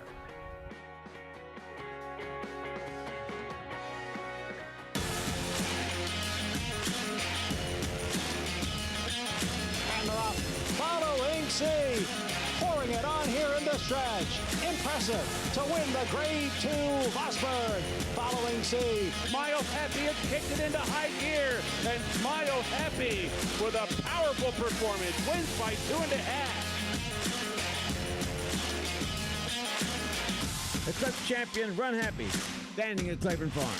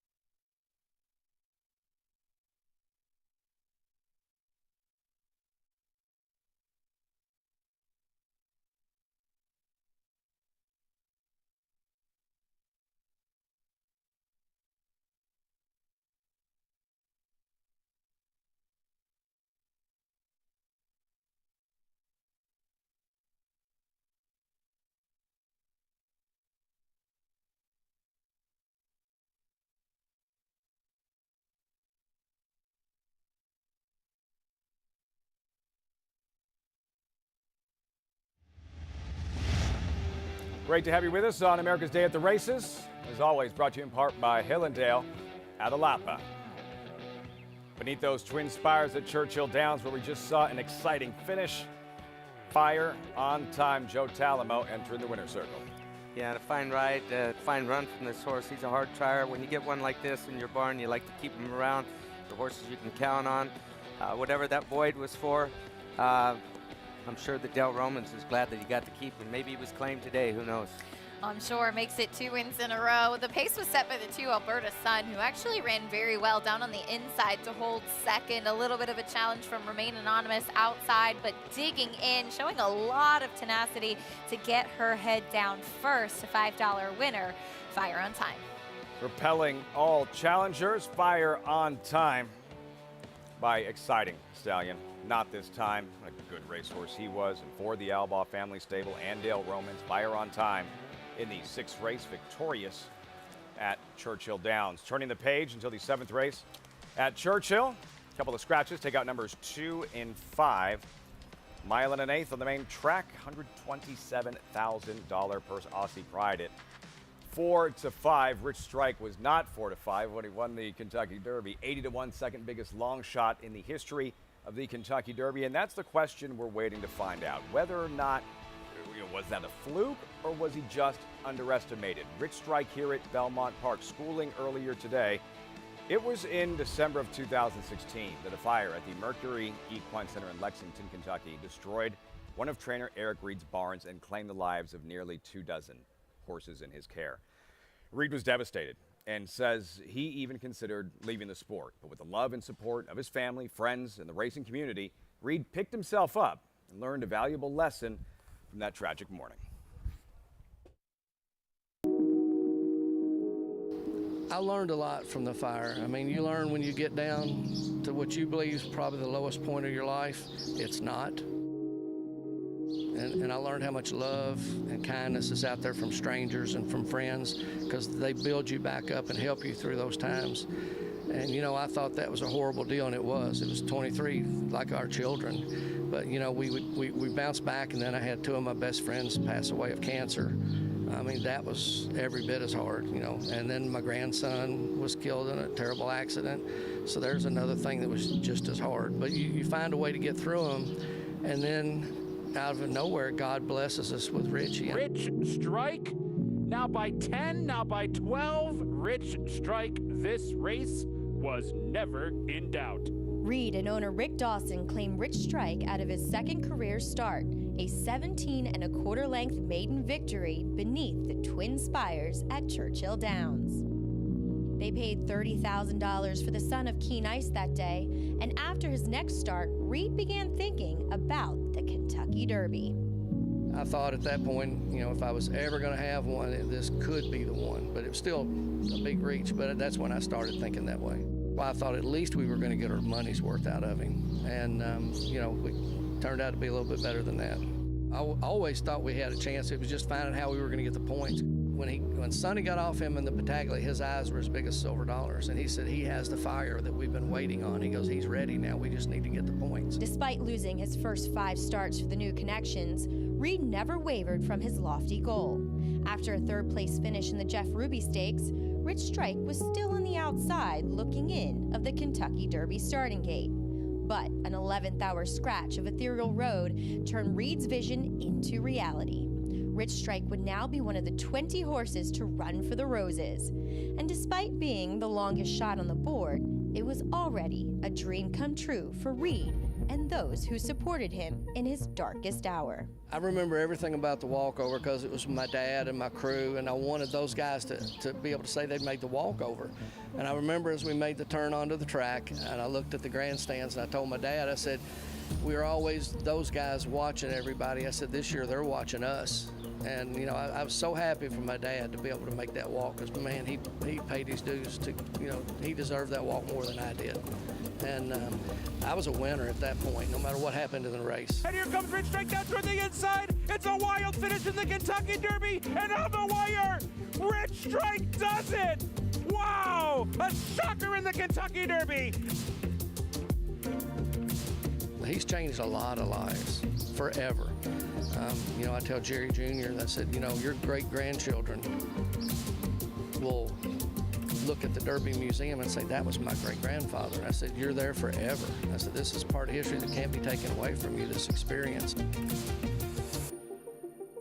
The impact Rich Strike has had goes beyond just the team that cares for him every day.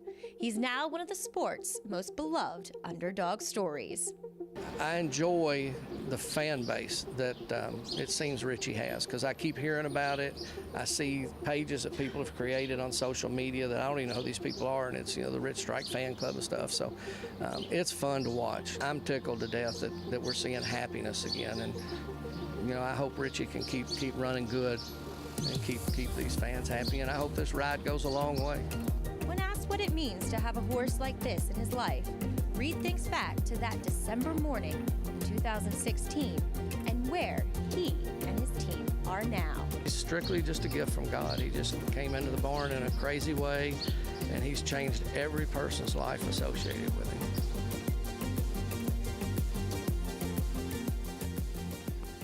The epitome of the highs and lows. He almost quit, and understandably, why? Like, for anybody who's lost a pet, you know what that's like and how difficult that must have been, Acacia, to deal with the fact at the time of that fire when he lost 23 of his horses. It's an incredible tragedy of what happened with his barn as well, and to be able to go on after that, and like he said, they're like our children. These trainers, their staff are with these horses day and night, and all of the people that he touched. You mentioned Jerry Jr., Jerry Dixon Jr., Rich Strike's groom, who you can tell just absolutely adores him, his exercise rider, Gabriel Lagunas. It's a team. It's all these people that are at the barn every single day, and you really do get so close to these horses who give all of us so much. His conviction you have to appreciate, Gary. You win a Kentucky Derby. It's not a popular decision to skip the Preakness Stakes. Despite all the outside pressure, he stuck to his plan because he felt all along that was best for Rich Strike. You know, I walked into this barn the Monday after the after the Kentucky Derby, and I met the whole crew, and they're like a family that's come together, and the horse is part of the family. It's like their kid that they're actually taking care of. You can feel the love, you can feel the excitement, and it's pretty cool to get to enjoy watching this journey come along and come full circle with the Belmont Stakes.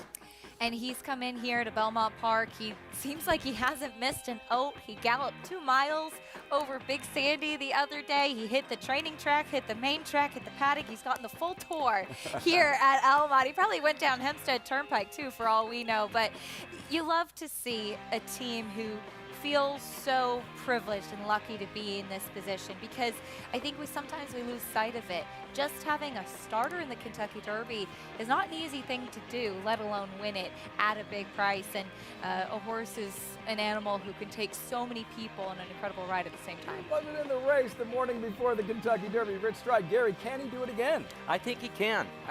You know, I think his biggest worry is what the pace is going to be like. You can't be concerned about it.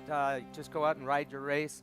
Sonny Leon's got to go out and ride his race. This horse, one thing I just noticed in that last clip of showing him gallop on that muddy track here at Belmont Park, he was galloping a spirited gallop. He was starting to slow down to pull up. He tried to buck. He's full of energy. He's a character. The morning I went down there, he was stood up. He trained that morning. He stood up. Horses can sleep while they're standing up. A lot of horses do. And he was out. I asked him, I said, does he always do this? He said he does. Here's what he does. He trains, he eats, and he sleeps. He trains, he eats, and he sleeps. That's when you know you got a good racehorse. What else does he have to do? And he wins the Derby at 80-1. Maybe the biggest upset this century in sports. Not as far-fetched as it sounds. As for Todd Pletcher, he knows all about winning the Belmont Stakes. Seeking a 4th. Mo Donegal fast-closing 5th. In the Kentucky Derby, and the filly Nest, about to become the 24th to run into Belmont, trying to become the 4th to win it, staring right through your soul. Precocity. Strategic speed. Some speed at 2, but can carry it on through their later careers. Improbable, full of run. Improbable, now a Grade 1 winner. It is a complete runaway, an authoritative run. It's improbable to win the Whitney.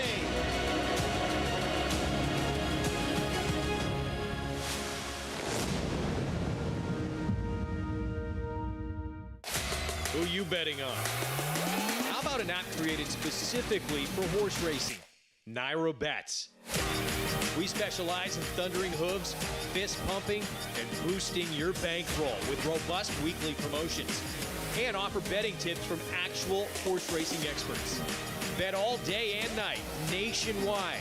Get the action and thrill of horse racing with Nairo Bets. The sun shines bright on Caraconte. His first crops of racing age are showing brilliance on the racetrack with a high percentage of stakes winners. His versatility is evidenced by winners on all surfaces across the globe. And his offspring are lighting up the sales ring. With his biggest and best quality of books in the pipeline, the sun shines bright on this value sire. Caraconte, standing at Gainesway. Who's in for Mohegan? Obviously everyone. We're off to the races, and it's you for the win. A moment of calm before the dark and stormy. High score, one more, dance floor. Who needs skill when you have style? And feeling like it's the best time ever? Smile. Abs, craps, and nightcaps? Yes. Then it's down for the thread count to start it all again tomorrow. This is how it feels when you're all in for Mohegan. Mohegan Sun.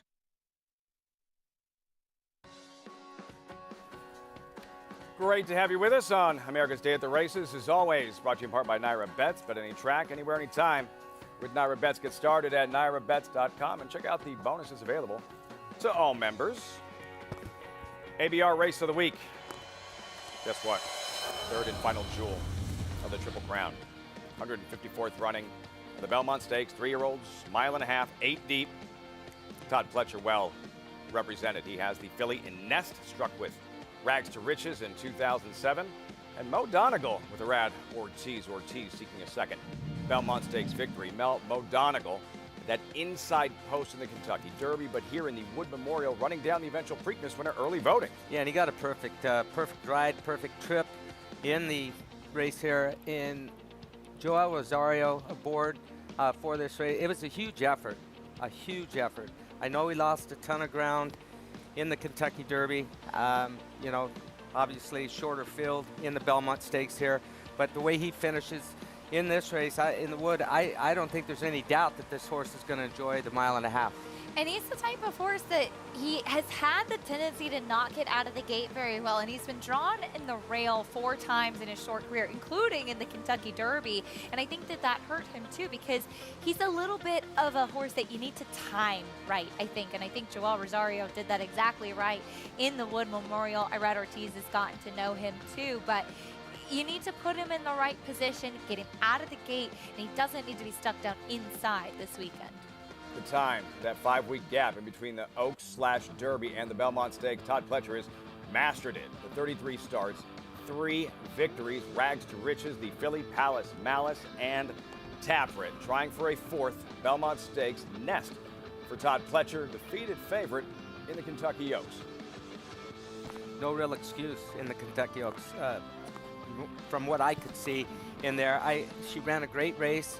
I trust in Todd Pletcher. If he thinks this filly can compete against the boys at the mile and a half distance, he's won more Belmont Stakes as a trainer than I have, and he's done it with Rags to Riches. So I'll leave it at that. But you won 3 as a rider. Yeah, and under somebody else's training. Credit where credit is due. Under somebody else's training. Nest occasion. What does she have to do to defeat the boys and become the 4th all-time fielder to win the Belmont? Well, on numbers, she does have to get a little bit faster. That being said, Todd was very open in saying that he was pointing to a race like the Belmont Stakes and having the opportunity to go a mile and a half. In her pedigree, she should stay all day. The distance shouldn't be a problem. She's been training strongly in the morning coming in for this. You could see Secret Oath was the best that day, and Luis Saez made arguably an early move on her in the Kentucky Oaks, whereas Ness was closing to finish second. I thought she ran very well, just maybe second best. Maybe she'll just outlast some of these this weekend going a mile and a half.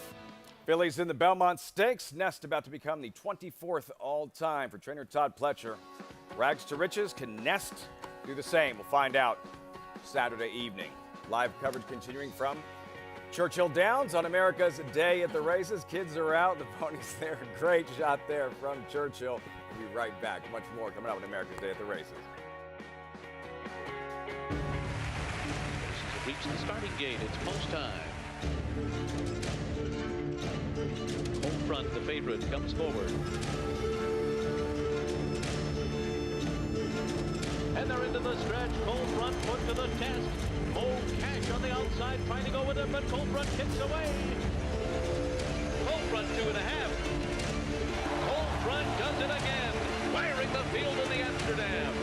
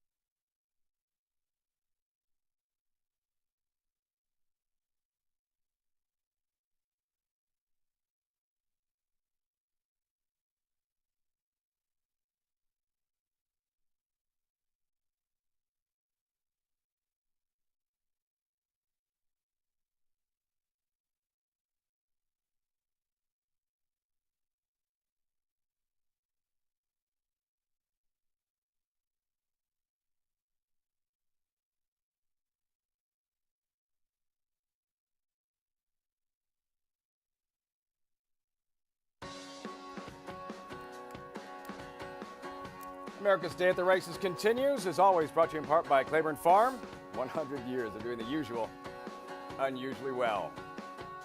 Gorgeous scenics from legendary Claiborne Farm. Back at Churchill Downs, horses on the track. Post parade for this 7th good allowance race, mile and an eighth, $127,000 purse. 6-5 favorite, Aussie Pride. We'll see him shortly. There's Big Blue Line, fresh off a win here a couple of days before the Derby. Yeah, Joe Talamo looking for back-to-back wins on the day. Paul McGee, his brother, the trainer. Source took him gate to wire last time out, maiden 75,000. Curbstone graduated in the slop. Yeah, graduated in the slop last time out after 6 tries. Put him on the lead last time. He also took him gate to wire. He's going to have some company with Big Blue Line. Godolphin's Aussie Pride, the favorite. $4.1 million yearling purchase. The dam was champion sprinter in New Zealand. She's the sister to Anthony Van Dyke, so there's a big pedigree there. This one, it turns out, wants to go long. Blinkers on, OP Firecracker. Blinkers on, back on, actually. Ran with them a couple times. Actually showed a little bit more early interest last time. Might have been the class relief as well. Stone Street Colors, Brian Hernandez Alejandro, number 8. Cunshin Bridge, Chris Linderos aboard. Son of Protonico, who stretches out in distance. One sprinting last time, tends to come from the clouds. McAllen towards the outside for Todd Pletcher. Yeah, coming off of a layoff, was bet all 3 of his races. It's been off since April 9th. Trying to get off the mark today in this allowance race. Who's going to take down the winner's share of this $127,000 per 7th race, Churchill Downs? Post time 2 minutes. Handicapper zeroed in on Aussie Pride. The expensive colt, as Acacia mentioned, Aussie Pride. Godolphin, go back to his most recent effort, graduating at Keeneland, rallying from well off the pace and closing with a rush. And he's going to have plenty of pace up in front of him today to set things up for him. Obviously, he'll probably try the same thing as what he did last time. Just sit back. Hall of Famer Billy Mott, the trainer. Tyler Gaffleone taking the place of Joel Rosario here today.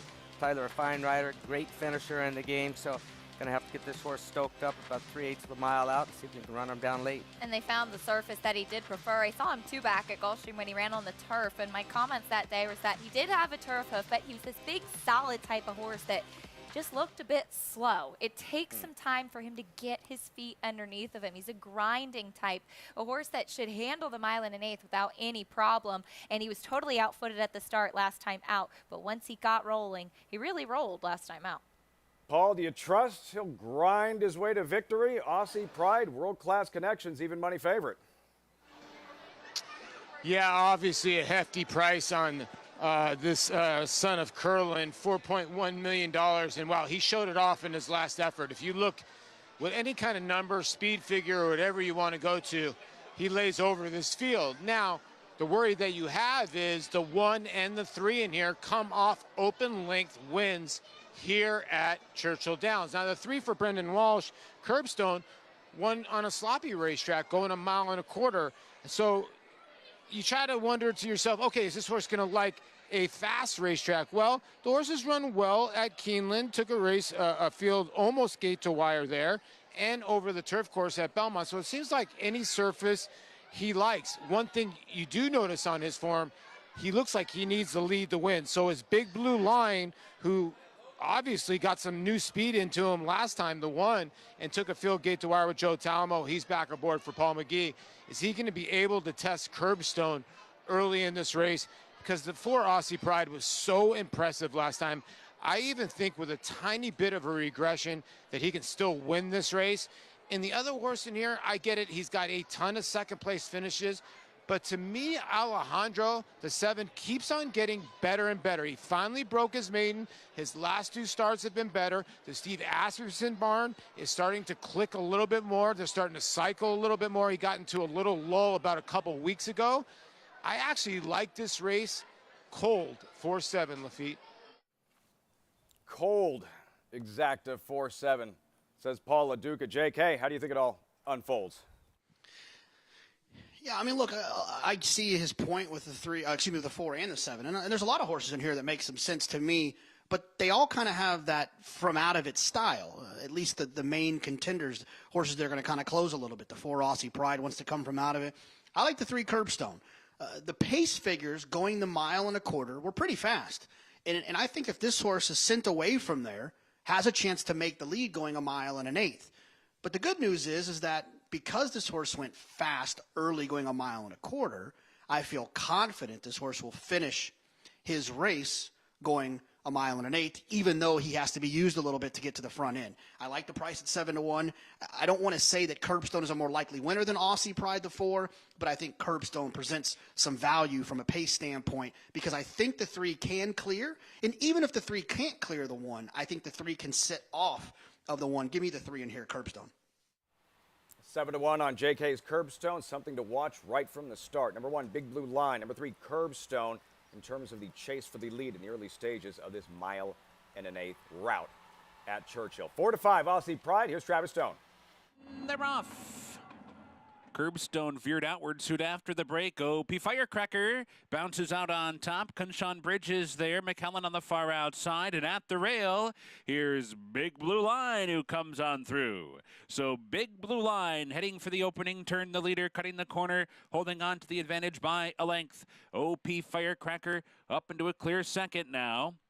Kunshan Bridge on the outside is racing third. Aussie Pride settles in fourth and toward the rail. McKellen is running along in fifth. Alejandro is sixth, and it's 4. Back to Curbstone, the trailer. About 10 lengths off the lead, turning to the backstretch run, where Big Blue Line is loose on the lead and gets an opening quarter in 23 and 4/5 seconds. Big Blue Line with 5 furlongs remaining. Tracked by OP Firecracker in no hurry while second. Alejandro comes up the inside, 5th, 4th, and now 3rd. And Kunshan Bridge is there on the far outside with Aussie Pride. They're together 4th and 5th. McKellen is pushed along 6th, and at the back is Curbstone.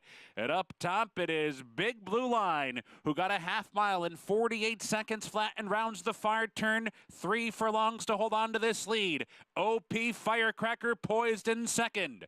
Aussie Pride spun out 3 wide. Alejandro is tucked away 4th and toward the rail. Needs to find a way through. They're off the turn. Big Blue Line's in front a length and a half. Alejandro stymied in behind horses. OP Firecracker keeping him pinned toward the rail. Aussie Pride is 4th. 1 furlong to go. Big Blue Line is still there. Big Blue Line by 2 now. OP Firecracker, Alejandro. Big Blue Line, wire to wire. Alejandro managed second. OP Firecracker was 3rd. And McKellen was 4th. A Sharp, the Maryland bred, showing more speed his last couple of starts, made the lead, and would not be denied in the stretch. Another win for Joe Talamo. Big Blue Line at Churchill. Yeah, guys, this whole race changed when Curbstone stepped out, broke sideways, showed no speed at all. Looked like the pace was going to be hot on paper. It wasn't. Joe Talamo put him to sleep early, walking fractions for these type of horses.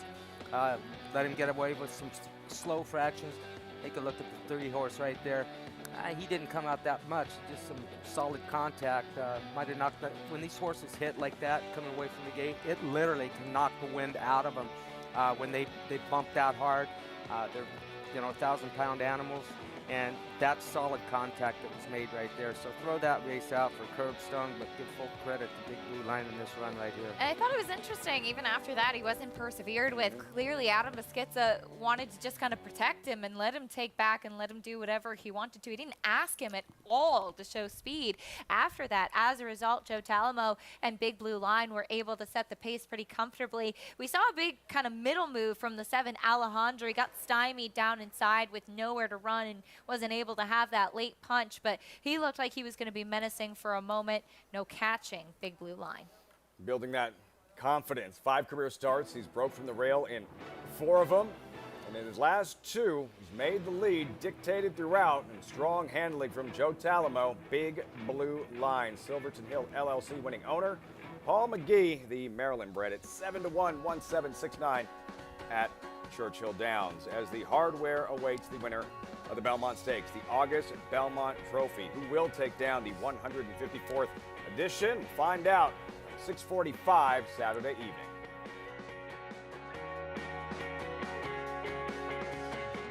Daredevil, returning to stud on U.S. soil. The only first-crop sire to see 2 offspring win the Grade 1 Kentucky Oaks and the Grade 1 Preakness Stakes in the same year. She dares the devil, taking the Kentucky Oaks and the Grade 2 Azeri Stakes, and champion Swiss Skydiver, winning the Preakness and the Grade 1 Beholder Mile Stakes. With more exciting prospects on the track and multiple 6-figure sales in the ring, Daredevil's career is just getting started, only at Lane's End.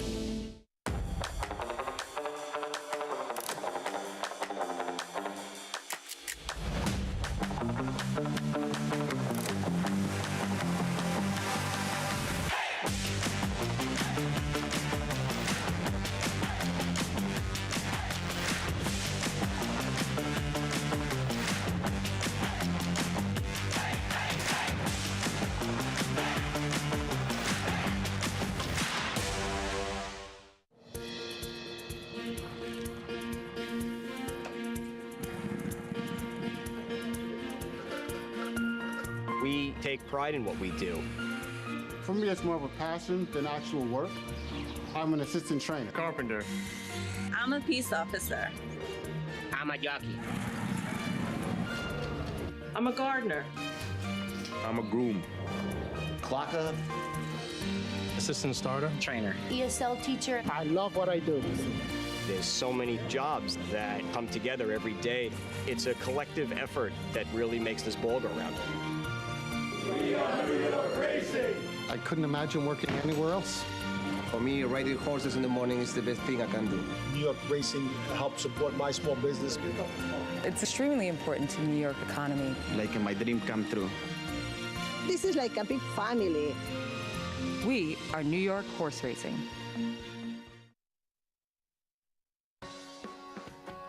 America's Day at the Races, live coverage Churchill Downs, is always brought to you in part by America's Best Racing. For the love of the race, visit America's Best Racing.net today. Great stuff for the Belmont Stakes at ABR. Great stuff in his last 2 races from Big Blue Line. Thumbs up, Joe Talamo. 2 straight wire-to-wire scores. The whole family's going to be happy. Father-in-law of Joe Talamo is Paul McGee. Paul's having a good meet. So it's found what it takes to be a winner. Paul the Duke is standing by with winning pilot Joe Talamo. Yeah, I'm with Joe Talamo, and yeah, winning for your father-in-law's got to be pretty cool. Oh, well, he's my uncle-in-law, I guess you would say. Yeah, uncle-in-law, right? But yeah, no, Paul, actually, ever since I moved my tack here a couple years ago, Paul's been great to me, giving me good opportunities, and I tell you what, it's a really nice horse. Yeah, I mean, it's only his, he's only run, 4 times, and I tell you what, 4 or 5 times in every start, he's really stepped it up very nicely. Well, he's faced tough competition. If you look back, he was almost 109-1 and then 65-1 against Creative Minister. Now, last time out, he went to the front end, felt comfortable. Now, you knew that the 3 was going to be in this race, Curbstone. When you got to the front end and didn't see a 3 close to you, were you feeling ultra confident down the backside? I had a pretty big smile on my face. And you know what? I've actually, before I rode this horse at Keeneland, I'd been working him quite a few times. And ever since then, I work him pretty much every week. So I know him pretty well. And he's a horse, when he gets in a real good rhythm, like you see today, he took about 2 or 3 breathers from the 5/8 pole to the 3/8 pole. So, I mean, he had a ton of air turning for home, and just very tenacious down the stretch, too. I saw you talking to Paul. What'd you tell him after the race? So we got a nice one here. He's just such a cool horse. I mean, again, he's only run 5 times, but I mean, he acts like one of those horses that's, seasoned, run, 10+ times. So I really think he can even improve off of this. Joe, I know you've been riding well. I'm so happy for you. You made this transition from California here to Kentucky out on a whim with your wife, and you did this, and you're succeeding. I'm so happy for you. No, I appreciate it. Thank you, Paul. Good to see you here, too, man. We go way back. Joe Talamo with the winner here in the feature, guys. Gary, you've watched him evolve as a rider. How has Joe Talamo changed most over the years? Well, I think the coolest thing is how little he has changed as a human being. He's improved as a rider, continues to improve, but Joe never has a bad day. He's great in the jocks room. Never seen him in a bad mood. He's a prankster in there, and jockeys are always in good moods. Always. Some of us. Some of us. There's a romance going on over there. But no, Joe's just, he's a great guy, and he's taken his game to Kentucky's not an easy place to break into, and he's worked his butt off. He stayed there. He spent the winter time there at Turfway Park, and he's finding success because of his hard work. Having a productive afternoon at Churchill Downs. You saw the field and updated odds for the 8th race coming up at Churchill, about 20 minutes to post. Sun setting here in New York, getting closer and closer to the Belmont Stakes. Take another look at the field. Morning line, 8 3-year-olds, of course, mile and a half. We the People drawn inside, 2-1 morning line favorite. The Derby winner, Rich Strike, number 4, 7-2. Mo Donegal, second choice, with Rad Ortiz Jr. at 5-2. Let's meet the field for the Belmont Stakes. There is the favorite, We the People, Peter Pan Stakes winner. And he's improved with every race. Rudolph Brissett has just done an amazing job with this horse. His performance in the Peter Pan was something to behold. Was it the sloppy racetrack? No, I don't think so. I think that this horse is just coming into his own right now. Skippy Longstocking, 5th in the Preakness at odds of 12-1, which is shocking in itself. He took a lot of attention that day. I've always said in seeing this horse that longer is better. He gets to go longer this weekend, going 1.5 miles in the Belmont. Is he good enough is the question. Manny Franco was aboard for his last workout here at Belmont, getting acquainted with him. Nest looking to revisit Operation Rags to Riches. Look, she knows where the winner's circle is. She's won 4 of her 6 races. She's never missed being worse than third. $850,000 in earnings. Todd Pletcher, the Hall of Famer. Jose Ortiz riding Nest. Is she fast enough? That's the question. She was second in the Kentucky Oaks to Secret Oath, ran a huge race in there, but her buyer figures say that she's got to step forward to be able to beat the boys. Impossible Rags to Riches story. Rich Strike. Got the supersonic pace in the Kentucky Derby and a brilliant ride from Sonny Leon to upset at 80-1 in the Kentucky Derby. His only other win was a maiden claiming for $30,000, but he's done everything right since that Derby victory. Sonny Leon's never ridden Belmont Park. There's number 5 Creative Minister, 3rd in the Preakness Stakes, lightly raced and improving. Yeah, and Kenny McPeak, not afraid to take a chance in the Belmont. This horse is he's improved with every one of his races. Only started 4 times. He's coming around quickly, and when I say he's improved, he finished 3rd at 10-1 in the Preakness Stakes. Not going to be that kind of price in here. I give him a little bit of a look, guys.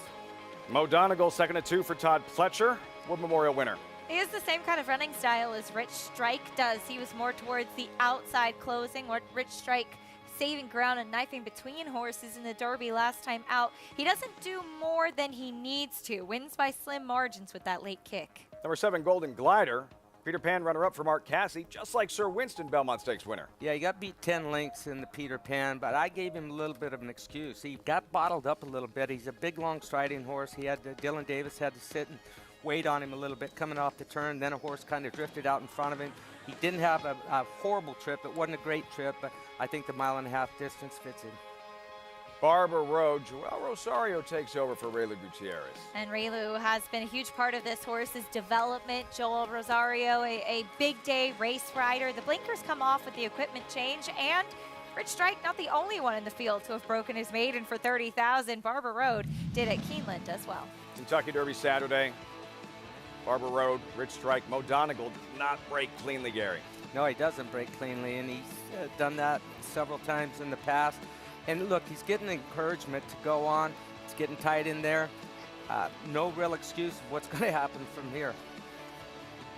Well, and as we kind of talked about earlier with Mo Donegal, he sometimes doesn't break very well coming out, and I think he's the type of horse that prefers that outside kind of closing run. The 3 horses coming out of the Derby are pretty far back at this point, and you do see when we come to the top of the stretch with Rich Strike kind of making that move in between horses, but Mo Donegal and Barber Road kind of in the similar area, Gary, and both of them had to take that wide trip. Yeah, and listen, Barber Road, he was just pure lazy early on in the Kentucky Derby. When they turn into the backside, he's still lingering back there, and he's not a horse that can afford to get stopped. He doesn't pick up. He doesn't have quick acceleration. That's why he lost all the ground. There's not going to be 20 other horses, or 19 other horses that he's got to compete against in the Kentucky Derby. But I think the thing that strikes me the most about Rich Strike is his maneuverability as they enter the stretch. He was bottled up. He actually had to wait, and when he asked him to run, Watch the turn of foot that we see here. I love the athleticism we've seen from him. And you see it in the mornings, too. Like you said, he's a ball of energy in his training, gallops around the track. He seems to kind of dive into everything that he does. But for such a big horse like him, he carries a lot of condition, too. He's not a lighter frame type. To be able to stop and start like he does is not an easy thing for a horse to do, especially when going the taxing distance of 1.25 miles.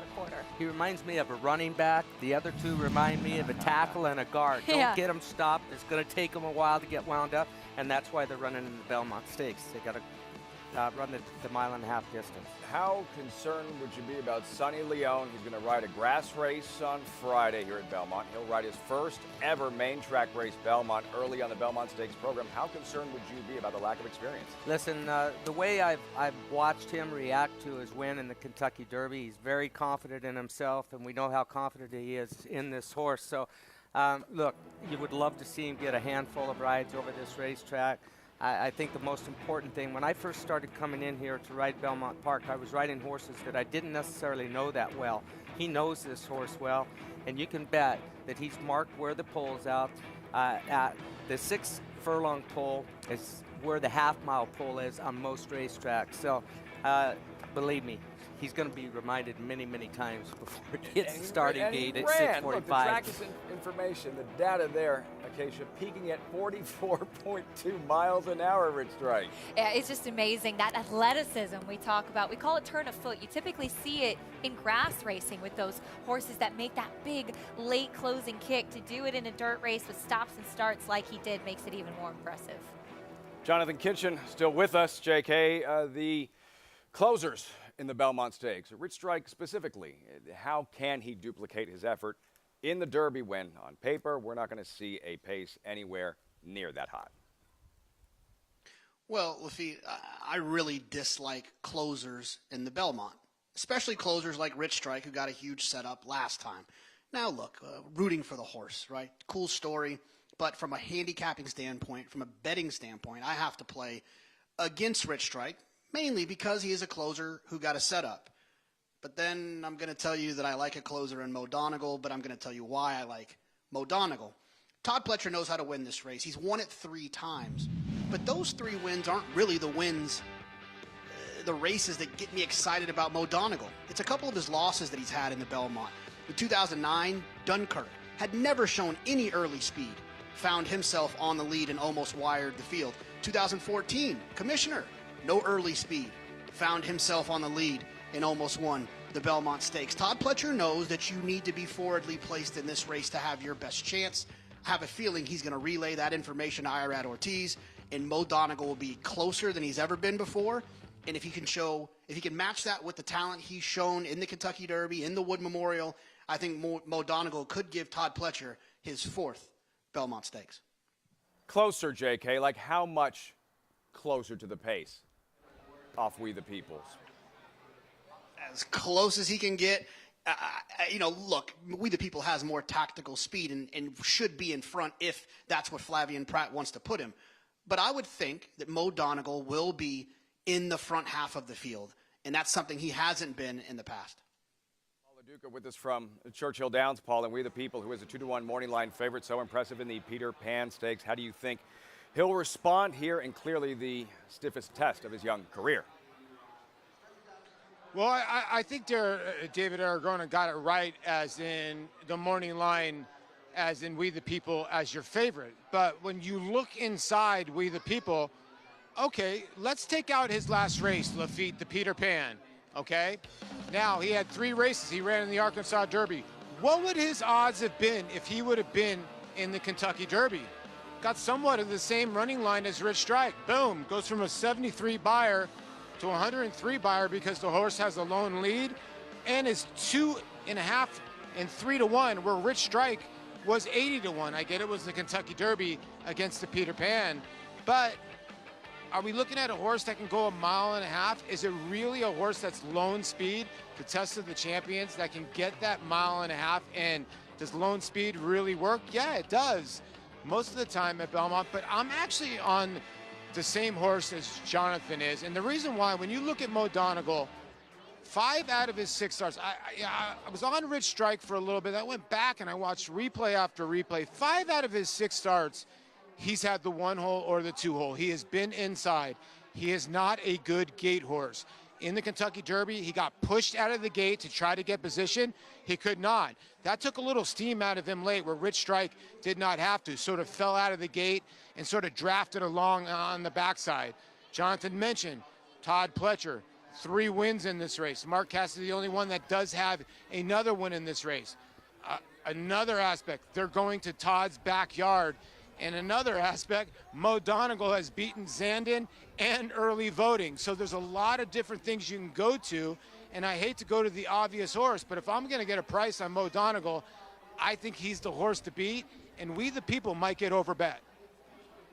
We, the people, 2-1 morning line favorite. Gary, how do you, when you're talking about a closer, often you put a closer into the race, they're closer to the pace, and that flattens out their explosive late kick. Like, how do you know how Mo Donegal would respond if he's a little bit closer and in the mix sooner than he normally would be? I made this mistake on a horse named Victory Gallop in the Preakness Stakes, not the Belmont Stakes. And I remember asking Elliott Walden after the race, the trainer, they wanted him, Alex Solis had ridden him in the Kentucky Derby. They felt he needed to be closer in the Preakness than what he was in the Belmont, or in the Kentucky Derby. I kept him closer.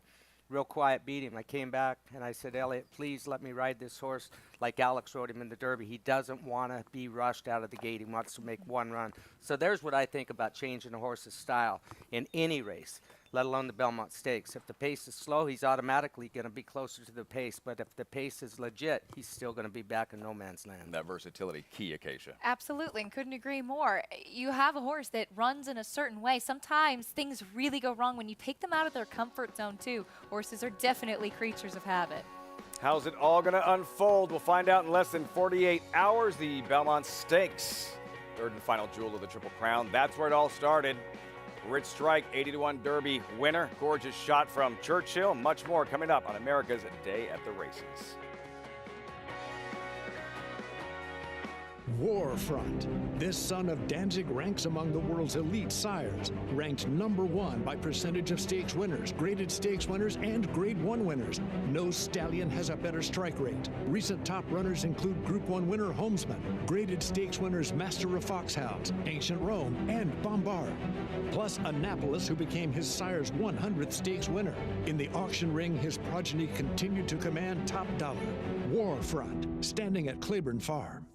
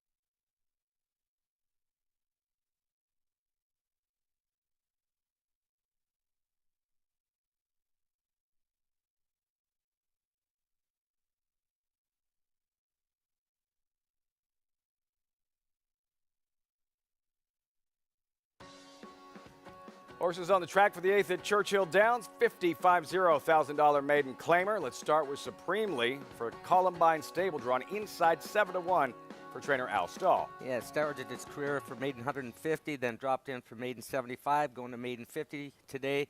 Al Stahl having a rough start to the meet, 9 seconds with only 1 win out of 37 starters. Things will heat up for him, though. Stretching out for the first time. Acacia, there's number 2, Thought, an outsider. A lot of changes for this one, dropping in class, going turf to dirt. It's unusual that you see a Steve Asmussen horse that just didn't run a step or take any money in his first 2 races. Hornbeam now with Andrew McKeever. This one, a couple of changes as well. You just mentioned new trainer from Brad Cox. Biggest change, he was gelded since his last race. Number 4, Babe Ladder there, and Corey Lannery, 7-2 contender. The blinkers go on. He actually ran okay last time out behind Big Blue Line, who we just saw come back to wire a nice allowance field in the last race. Wolf County, Brian Hernandez. Another one that's changed barn, went from Brendan Walsh to Kenny McPeak. First time being offered up for $50,000 claiming. Big Wed Ripe Blue. Second last time out for $30,000 on a wet track. This will actually be the first time that he runs on a fast main track. Tiwanaku, the favorite at 6-5. Yeah, and ran second last time out. First wire at Oakland Park on the 1 mile race. Going to get an extra half a furlong today, which I think is going to help him. Strong Light, Joe Talamo trying to sweep the late double. Trying to win the last 3, actually, 3. I guess. Dale Roman's the trainer of this one. Ran a good second last time out for maiden 30, taking a step up in class. Port Royal towards the outside off the board in his first 2 exaggerator colors. Yeah, and this horse might be okay. This is the first time that he's been up for sale. Also coming off of a turf race at Fairgrounds last out at March 18th. Finally, Acacia, you get to talk about one. Close knit. I've been waiting all along to talk about close knit. Blinkers going on, dropping in class. The pedigree's largely turf. The only main track dirt race that he's running was at Keeneland off the turf, and he wasn't competitive. The silhouette of the horses in this $50,000 maiden claimer. Beautiful shot from Churchill Downs. The favorite, Tiwanaku. Most recent effort, having to settle for second. There you can see him rallying here in his most recent try at Oakland in April. Yeah, and I think that this track, the extra 16th of a mile today, is going to help this horse. He's a good stretch runner. Remember, I said they run to the 16th pole, or what it would be the 16th pole at Oakland Park for the mile races. So it's a completely different type race.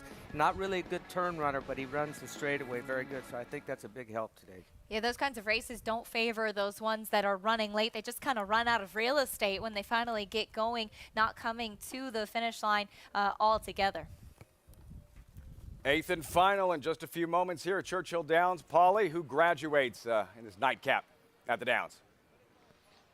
I don't know, but I'm standing on this right here, this dirt course right now, and there's no way I would have ever had a triple in my career, how deep this racetrack is. But to get to the last race, guys, when you look at this race, the 7, the Steve Asmussen runner really sticks out. And like I told you before, Alejandro ran a good second-place finish. It seems like Steve's horses are cycling back into form, and I really think this horse has got a big shot off a nice little second-place finish at Fairgrounds. This horse really has done nothing wrong. 3 second-place finishers, a son of Tappet. The other horse in here, the 4, B. Blader. Blinkers on for Steve Margolis. I know 0 for 6, but dropped for the $75,000 tag last time. I thought ran a bang up second to Big Blue Line. I had this race 4, 7, 10. The 10 was scratched out of this race, so I sort of alternated to the 9 in here. Dale Romans won a race before. That was actually a legitimate excuse last time on the break for the drop to maiden 30. I don't love going up to maiden 50, but I thought this shot would be great to give all the guys that are at the gate crew behind me all the love. These are the men and women that literally, I know Gary knows this too, their job is the most difficult job on the racetrack that gets no recognition. I agree with that, Paulie. A dangerous job. A job that I don't want to have anything to do with. It seems, I mean, I can't even walk on the beach without hurting my knee, let alone trying to load a 1,000-pound animal into a metal gate. I like the 7 in here. This is a horse that has a serious pedigree. I mean, it's Tappet out of Daisy Divine. She was a runner on the turf. Now, you see a horse that's run for maiden special weight so many times, you kind of get the idea that they wanted to try to protect the horse. They didn't want to lose this horse. You know, the horse was entered for maiden 75, was a scratch that day, now shows up here for maiden 50. It is a negative drop for a horse with this much pedigree, but he's just not winning. So you put him where he can win, and a Hall of Famer like Steve Asmussen is going to do that. Put this horse where he can win. But the last race is the one that gives me the confidence that this horse can win this race. I'm not cutting in line to bet this horse at even money, but I do think this is the most likely winner. This horse ran for a $90,000 purse last time at Oaklawn. Now the horse is running against maiden 50s here. This is a completely different ball game. I think the 7, although probably isn't what they dreamed this horse would be when they decided to pair Tappet with Daisy Divine, I think the 7 Tiwanaku will win this race today. Keep yourself in the best of company, Acacia, and your horses in the worst of company. Tiwanaku off the class drop at 4-5. It's so true. But to what Jonathan said, I mean, this horse has started 6 times with 3 seconds. So Steve Asmussen is being logical and saying, I need to put this horse in a spot where he can find the winner's circle. Sometimes horses get discouraged as well. They're constantly finishing in the money. You need to find a place for them to be able to have the drop in class. Wanted to quickly comment on what Paul said when the 9 Strong Light stepping up in class here. This is a horse mentally that I think showed a lot of improvement last time. I saw him over the winter. He was like a bucking bronco, had zero focus on the racetrack, and that last race could be a sign that he stepped in the right direction. As we just saw close knit number 12, right? That's who we were looking at. He's running, and I'm looking at the Churchill feed. I'm looking at our feed. Yep. That's the 12 close knit. He's running. We have him listed as a scratch. I'm looking at the feed at Churchill Downs. Has him listed. He's unless there's something we don't know. Well, he's headed back into the paddock okay, right now, so he has been withdrawn. Evidently, yeah, it's showing him scratched, and they don't put him back on the board once they show scratched. They're out. You're used to seeing the jockey jump off and unsaddle. Yeah. And then close knit. You saw with Rafael Bejarano going back through the tunnel, but he is out. A late scratch, close knit out of this 8th race at Churchill Downs. Yeah, he appeared to be moving fine. He was trotting. He didn't see look like he was off in any limb or anything like that. So no word on why he was scratched. There's a look at Supremely, Acacia from the inside, stretching out for the first time. Colby Hernandez riding. He is a gelding by Mastery. The sibling was actually very good, going long on the dirt, too. I completely agree with what Gary said. It's been a tough meet for Alstall. He's a tremendous horseman. I also think it's a benefit that this gelding, does not have to be drawn so far to the outside like he was last time out. 8th and final from Churchill. There's the horse to beat, odds-on favorite, Tiwanaku. Can he graduate in his 7th career start? Big class drop. Human element intact. Tyler Gaffleone leading rider. Steve Asmussen trains. Travis Stone with the call. Post time, race 8, live from Churchill Downs. And Port Royal.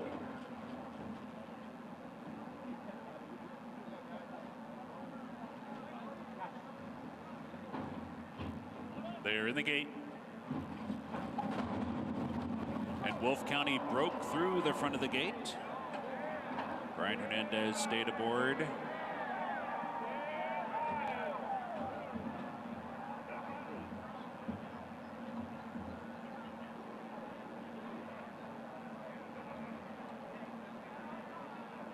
Now waiting for Wolf County.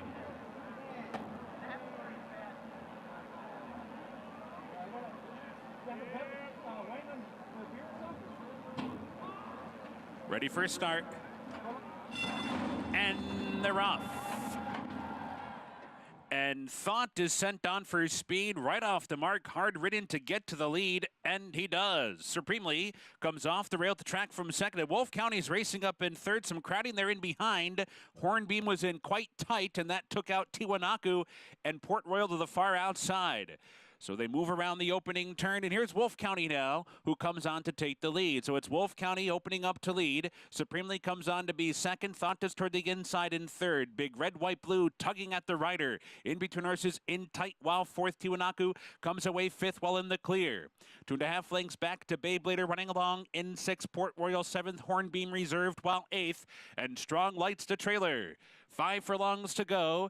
The opening quarter goes in 24 seconds flat. And it's Wolf County showing the way, heading for the far turn. Supremely is poised on the outside second. Tiwanaku is advanced up to be third while in the clear.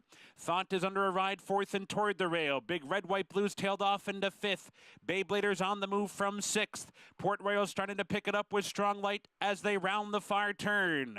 Wolf County has lost a lead to Supremely, but Tiwanaku is right there. Confident ride, 3 wide past the quarter pole. Beyblader comes on the scene now as they turn for home. Thoughts in behind fifth. At the top of the stretch, Tiwanaku has come away with the lead and spurts away to lead by 2. Wolf County fights on toward the rail. Supremely is there. Thought is late in the scene. Strong Light far outside. Wolf County's re-rallying, boldly coming back at Tiwanaku. Tiwanaku, though, responds to the challenge. Tiwanaku and Wolf County. Here's the wire. Tiwanaku.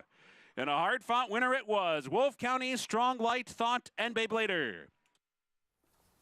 Not the way they drew it up on the chalkboard, but the favorite delivers. Tiwanaku in the 8th and final at Churchill. Even money at post time. Yeah, Tyler Gaffleone earned his money. He had some trouble going into the first turn, got crowded pretty good.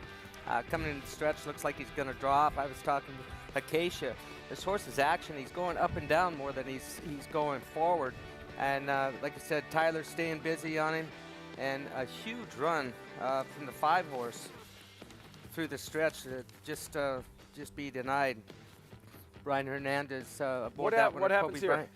I was watching the 1 horse jump the 2 horses' heels, and looks like the 11 comes over, the 4 horse clips heels with the 3 horse going in there, causing the winner, eventual winner. He didn't take it that bad. The worst of it was from the 4 horse took the worst of it.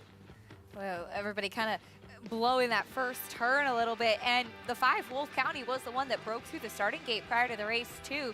That takes a lot of energy out of a horse, and for him to hang on like he did so gamely inside, he's actually the little brother to Exaggerator. I don't know if he was claimed today. Exaggerator, Derby runner-up, Preakness winner. Like, how much the best was he? Tiwanaku graduates at Churchill Downs, guys. Tomorrow, the eve of the Belmont Stakes. You know the racing's great when you have champions racing on a Friday. Jackie's Warrior in the True North. Yeah, I really do.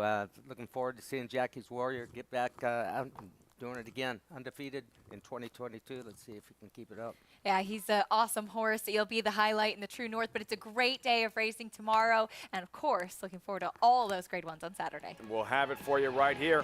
America's Day at the Racing tomorrow, 12:30 Eastern. How good was consumer spending this afternoon? Having won 4 of her last 5 in the Wonder again. Could be the start of a big weekend for trainer Chad Brown. 2 of a kind. 2 of a kind. Back-to-back wire-to-wire scores, and now a stakes winner having won the Tremont. A lot of smiles in the winner's circle, and what will that guy do? The Derby winner, Rich Strike, less than 48 hours till his appearance in the Belmont Stakes. The momentum continues for Wardancer. Following a triumphant Saratoga meet as the #1 second crop sire, his progeny have posted 14 more wins in 2022, like Pop the Bubbly. And it's going to be Pop the Bubbly. You should be dancing. On the outside.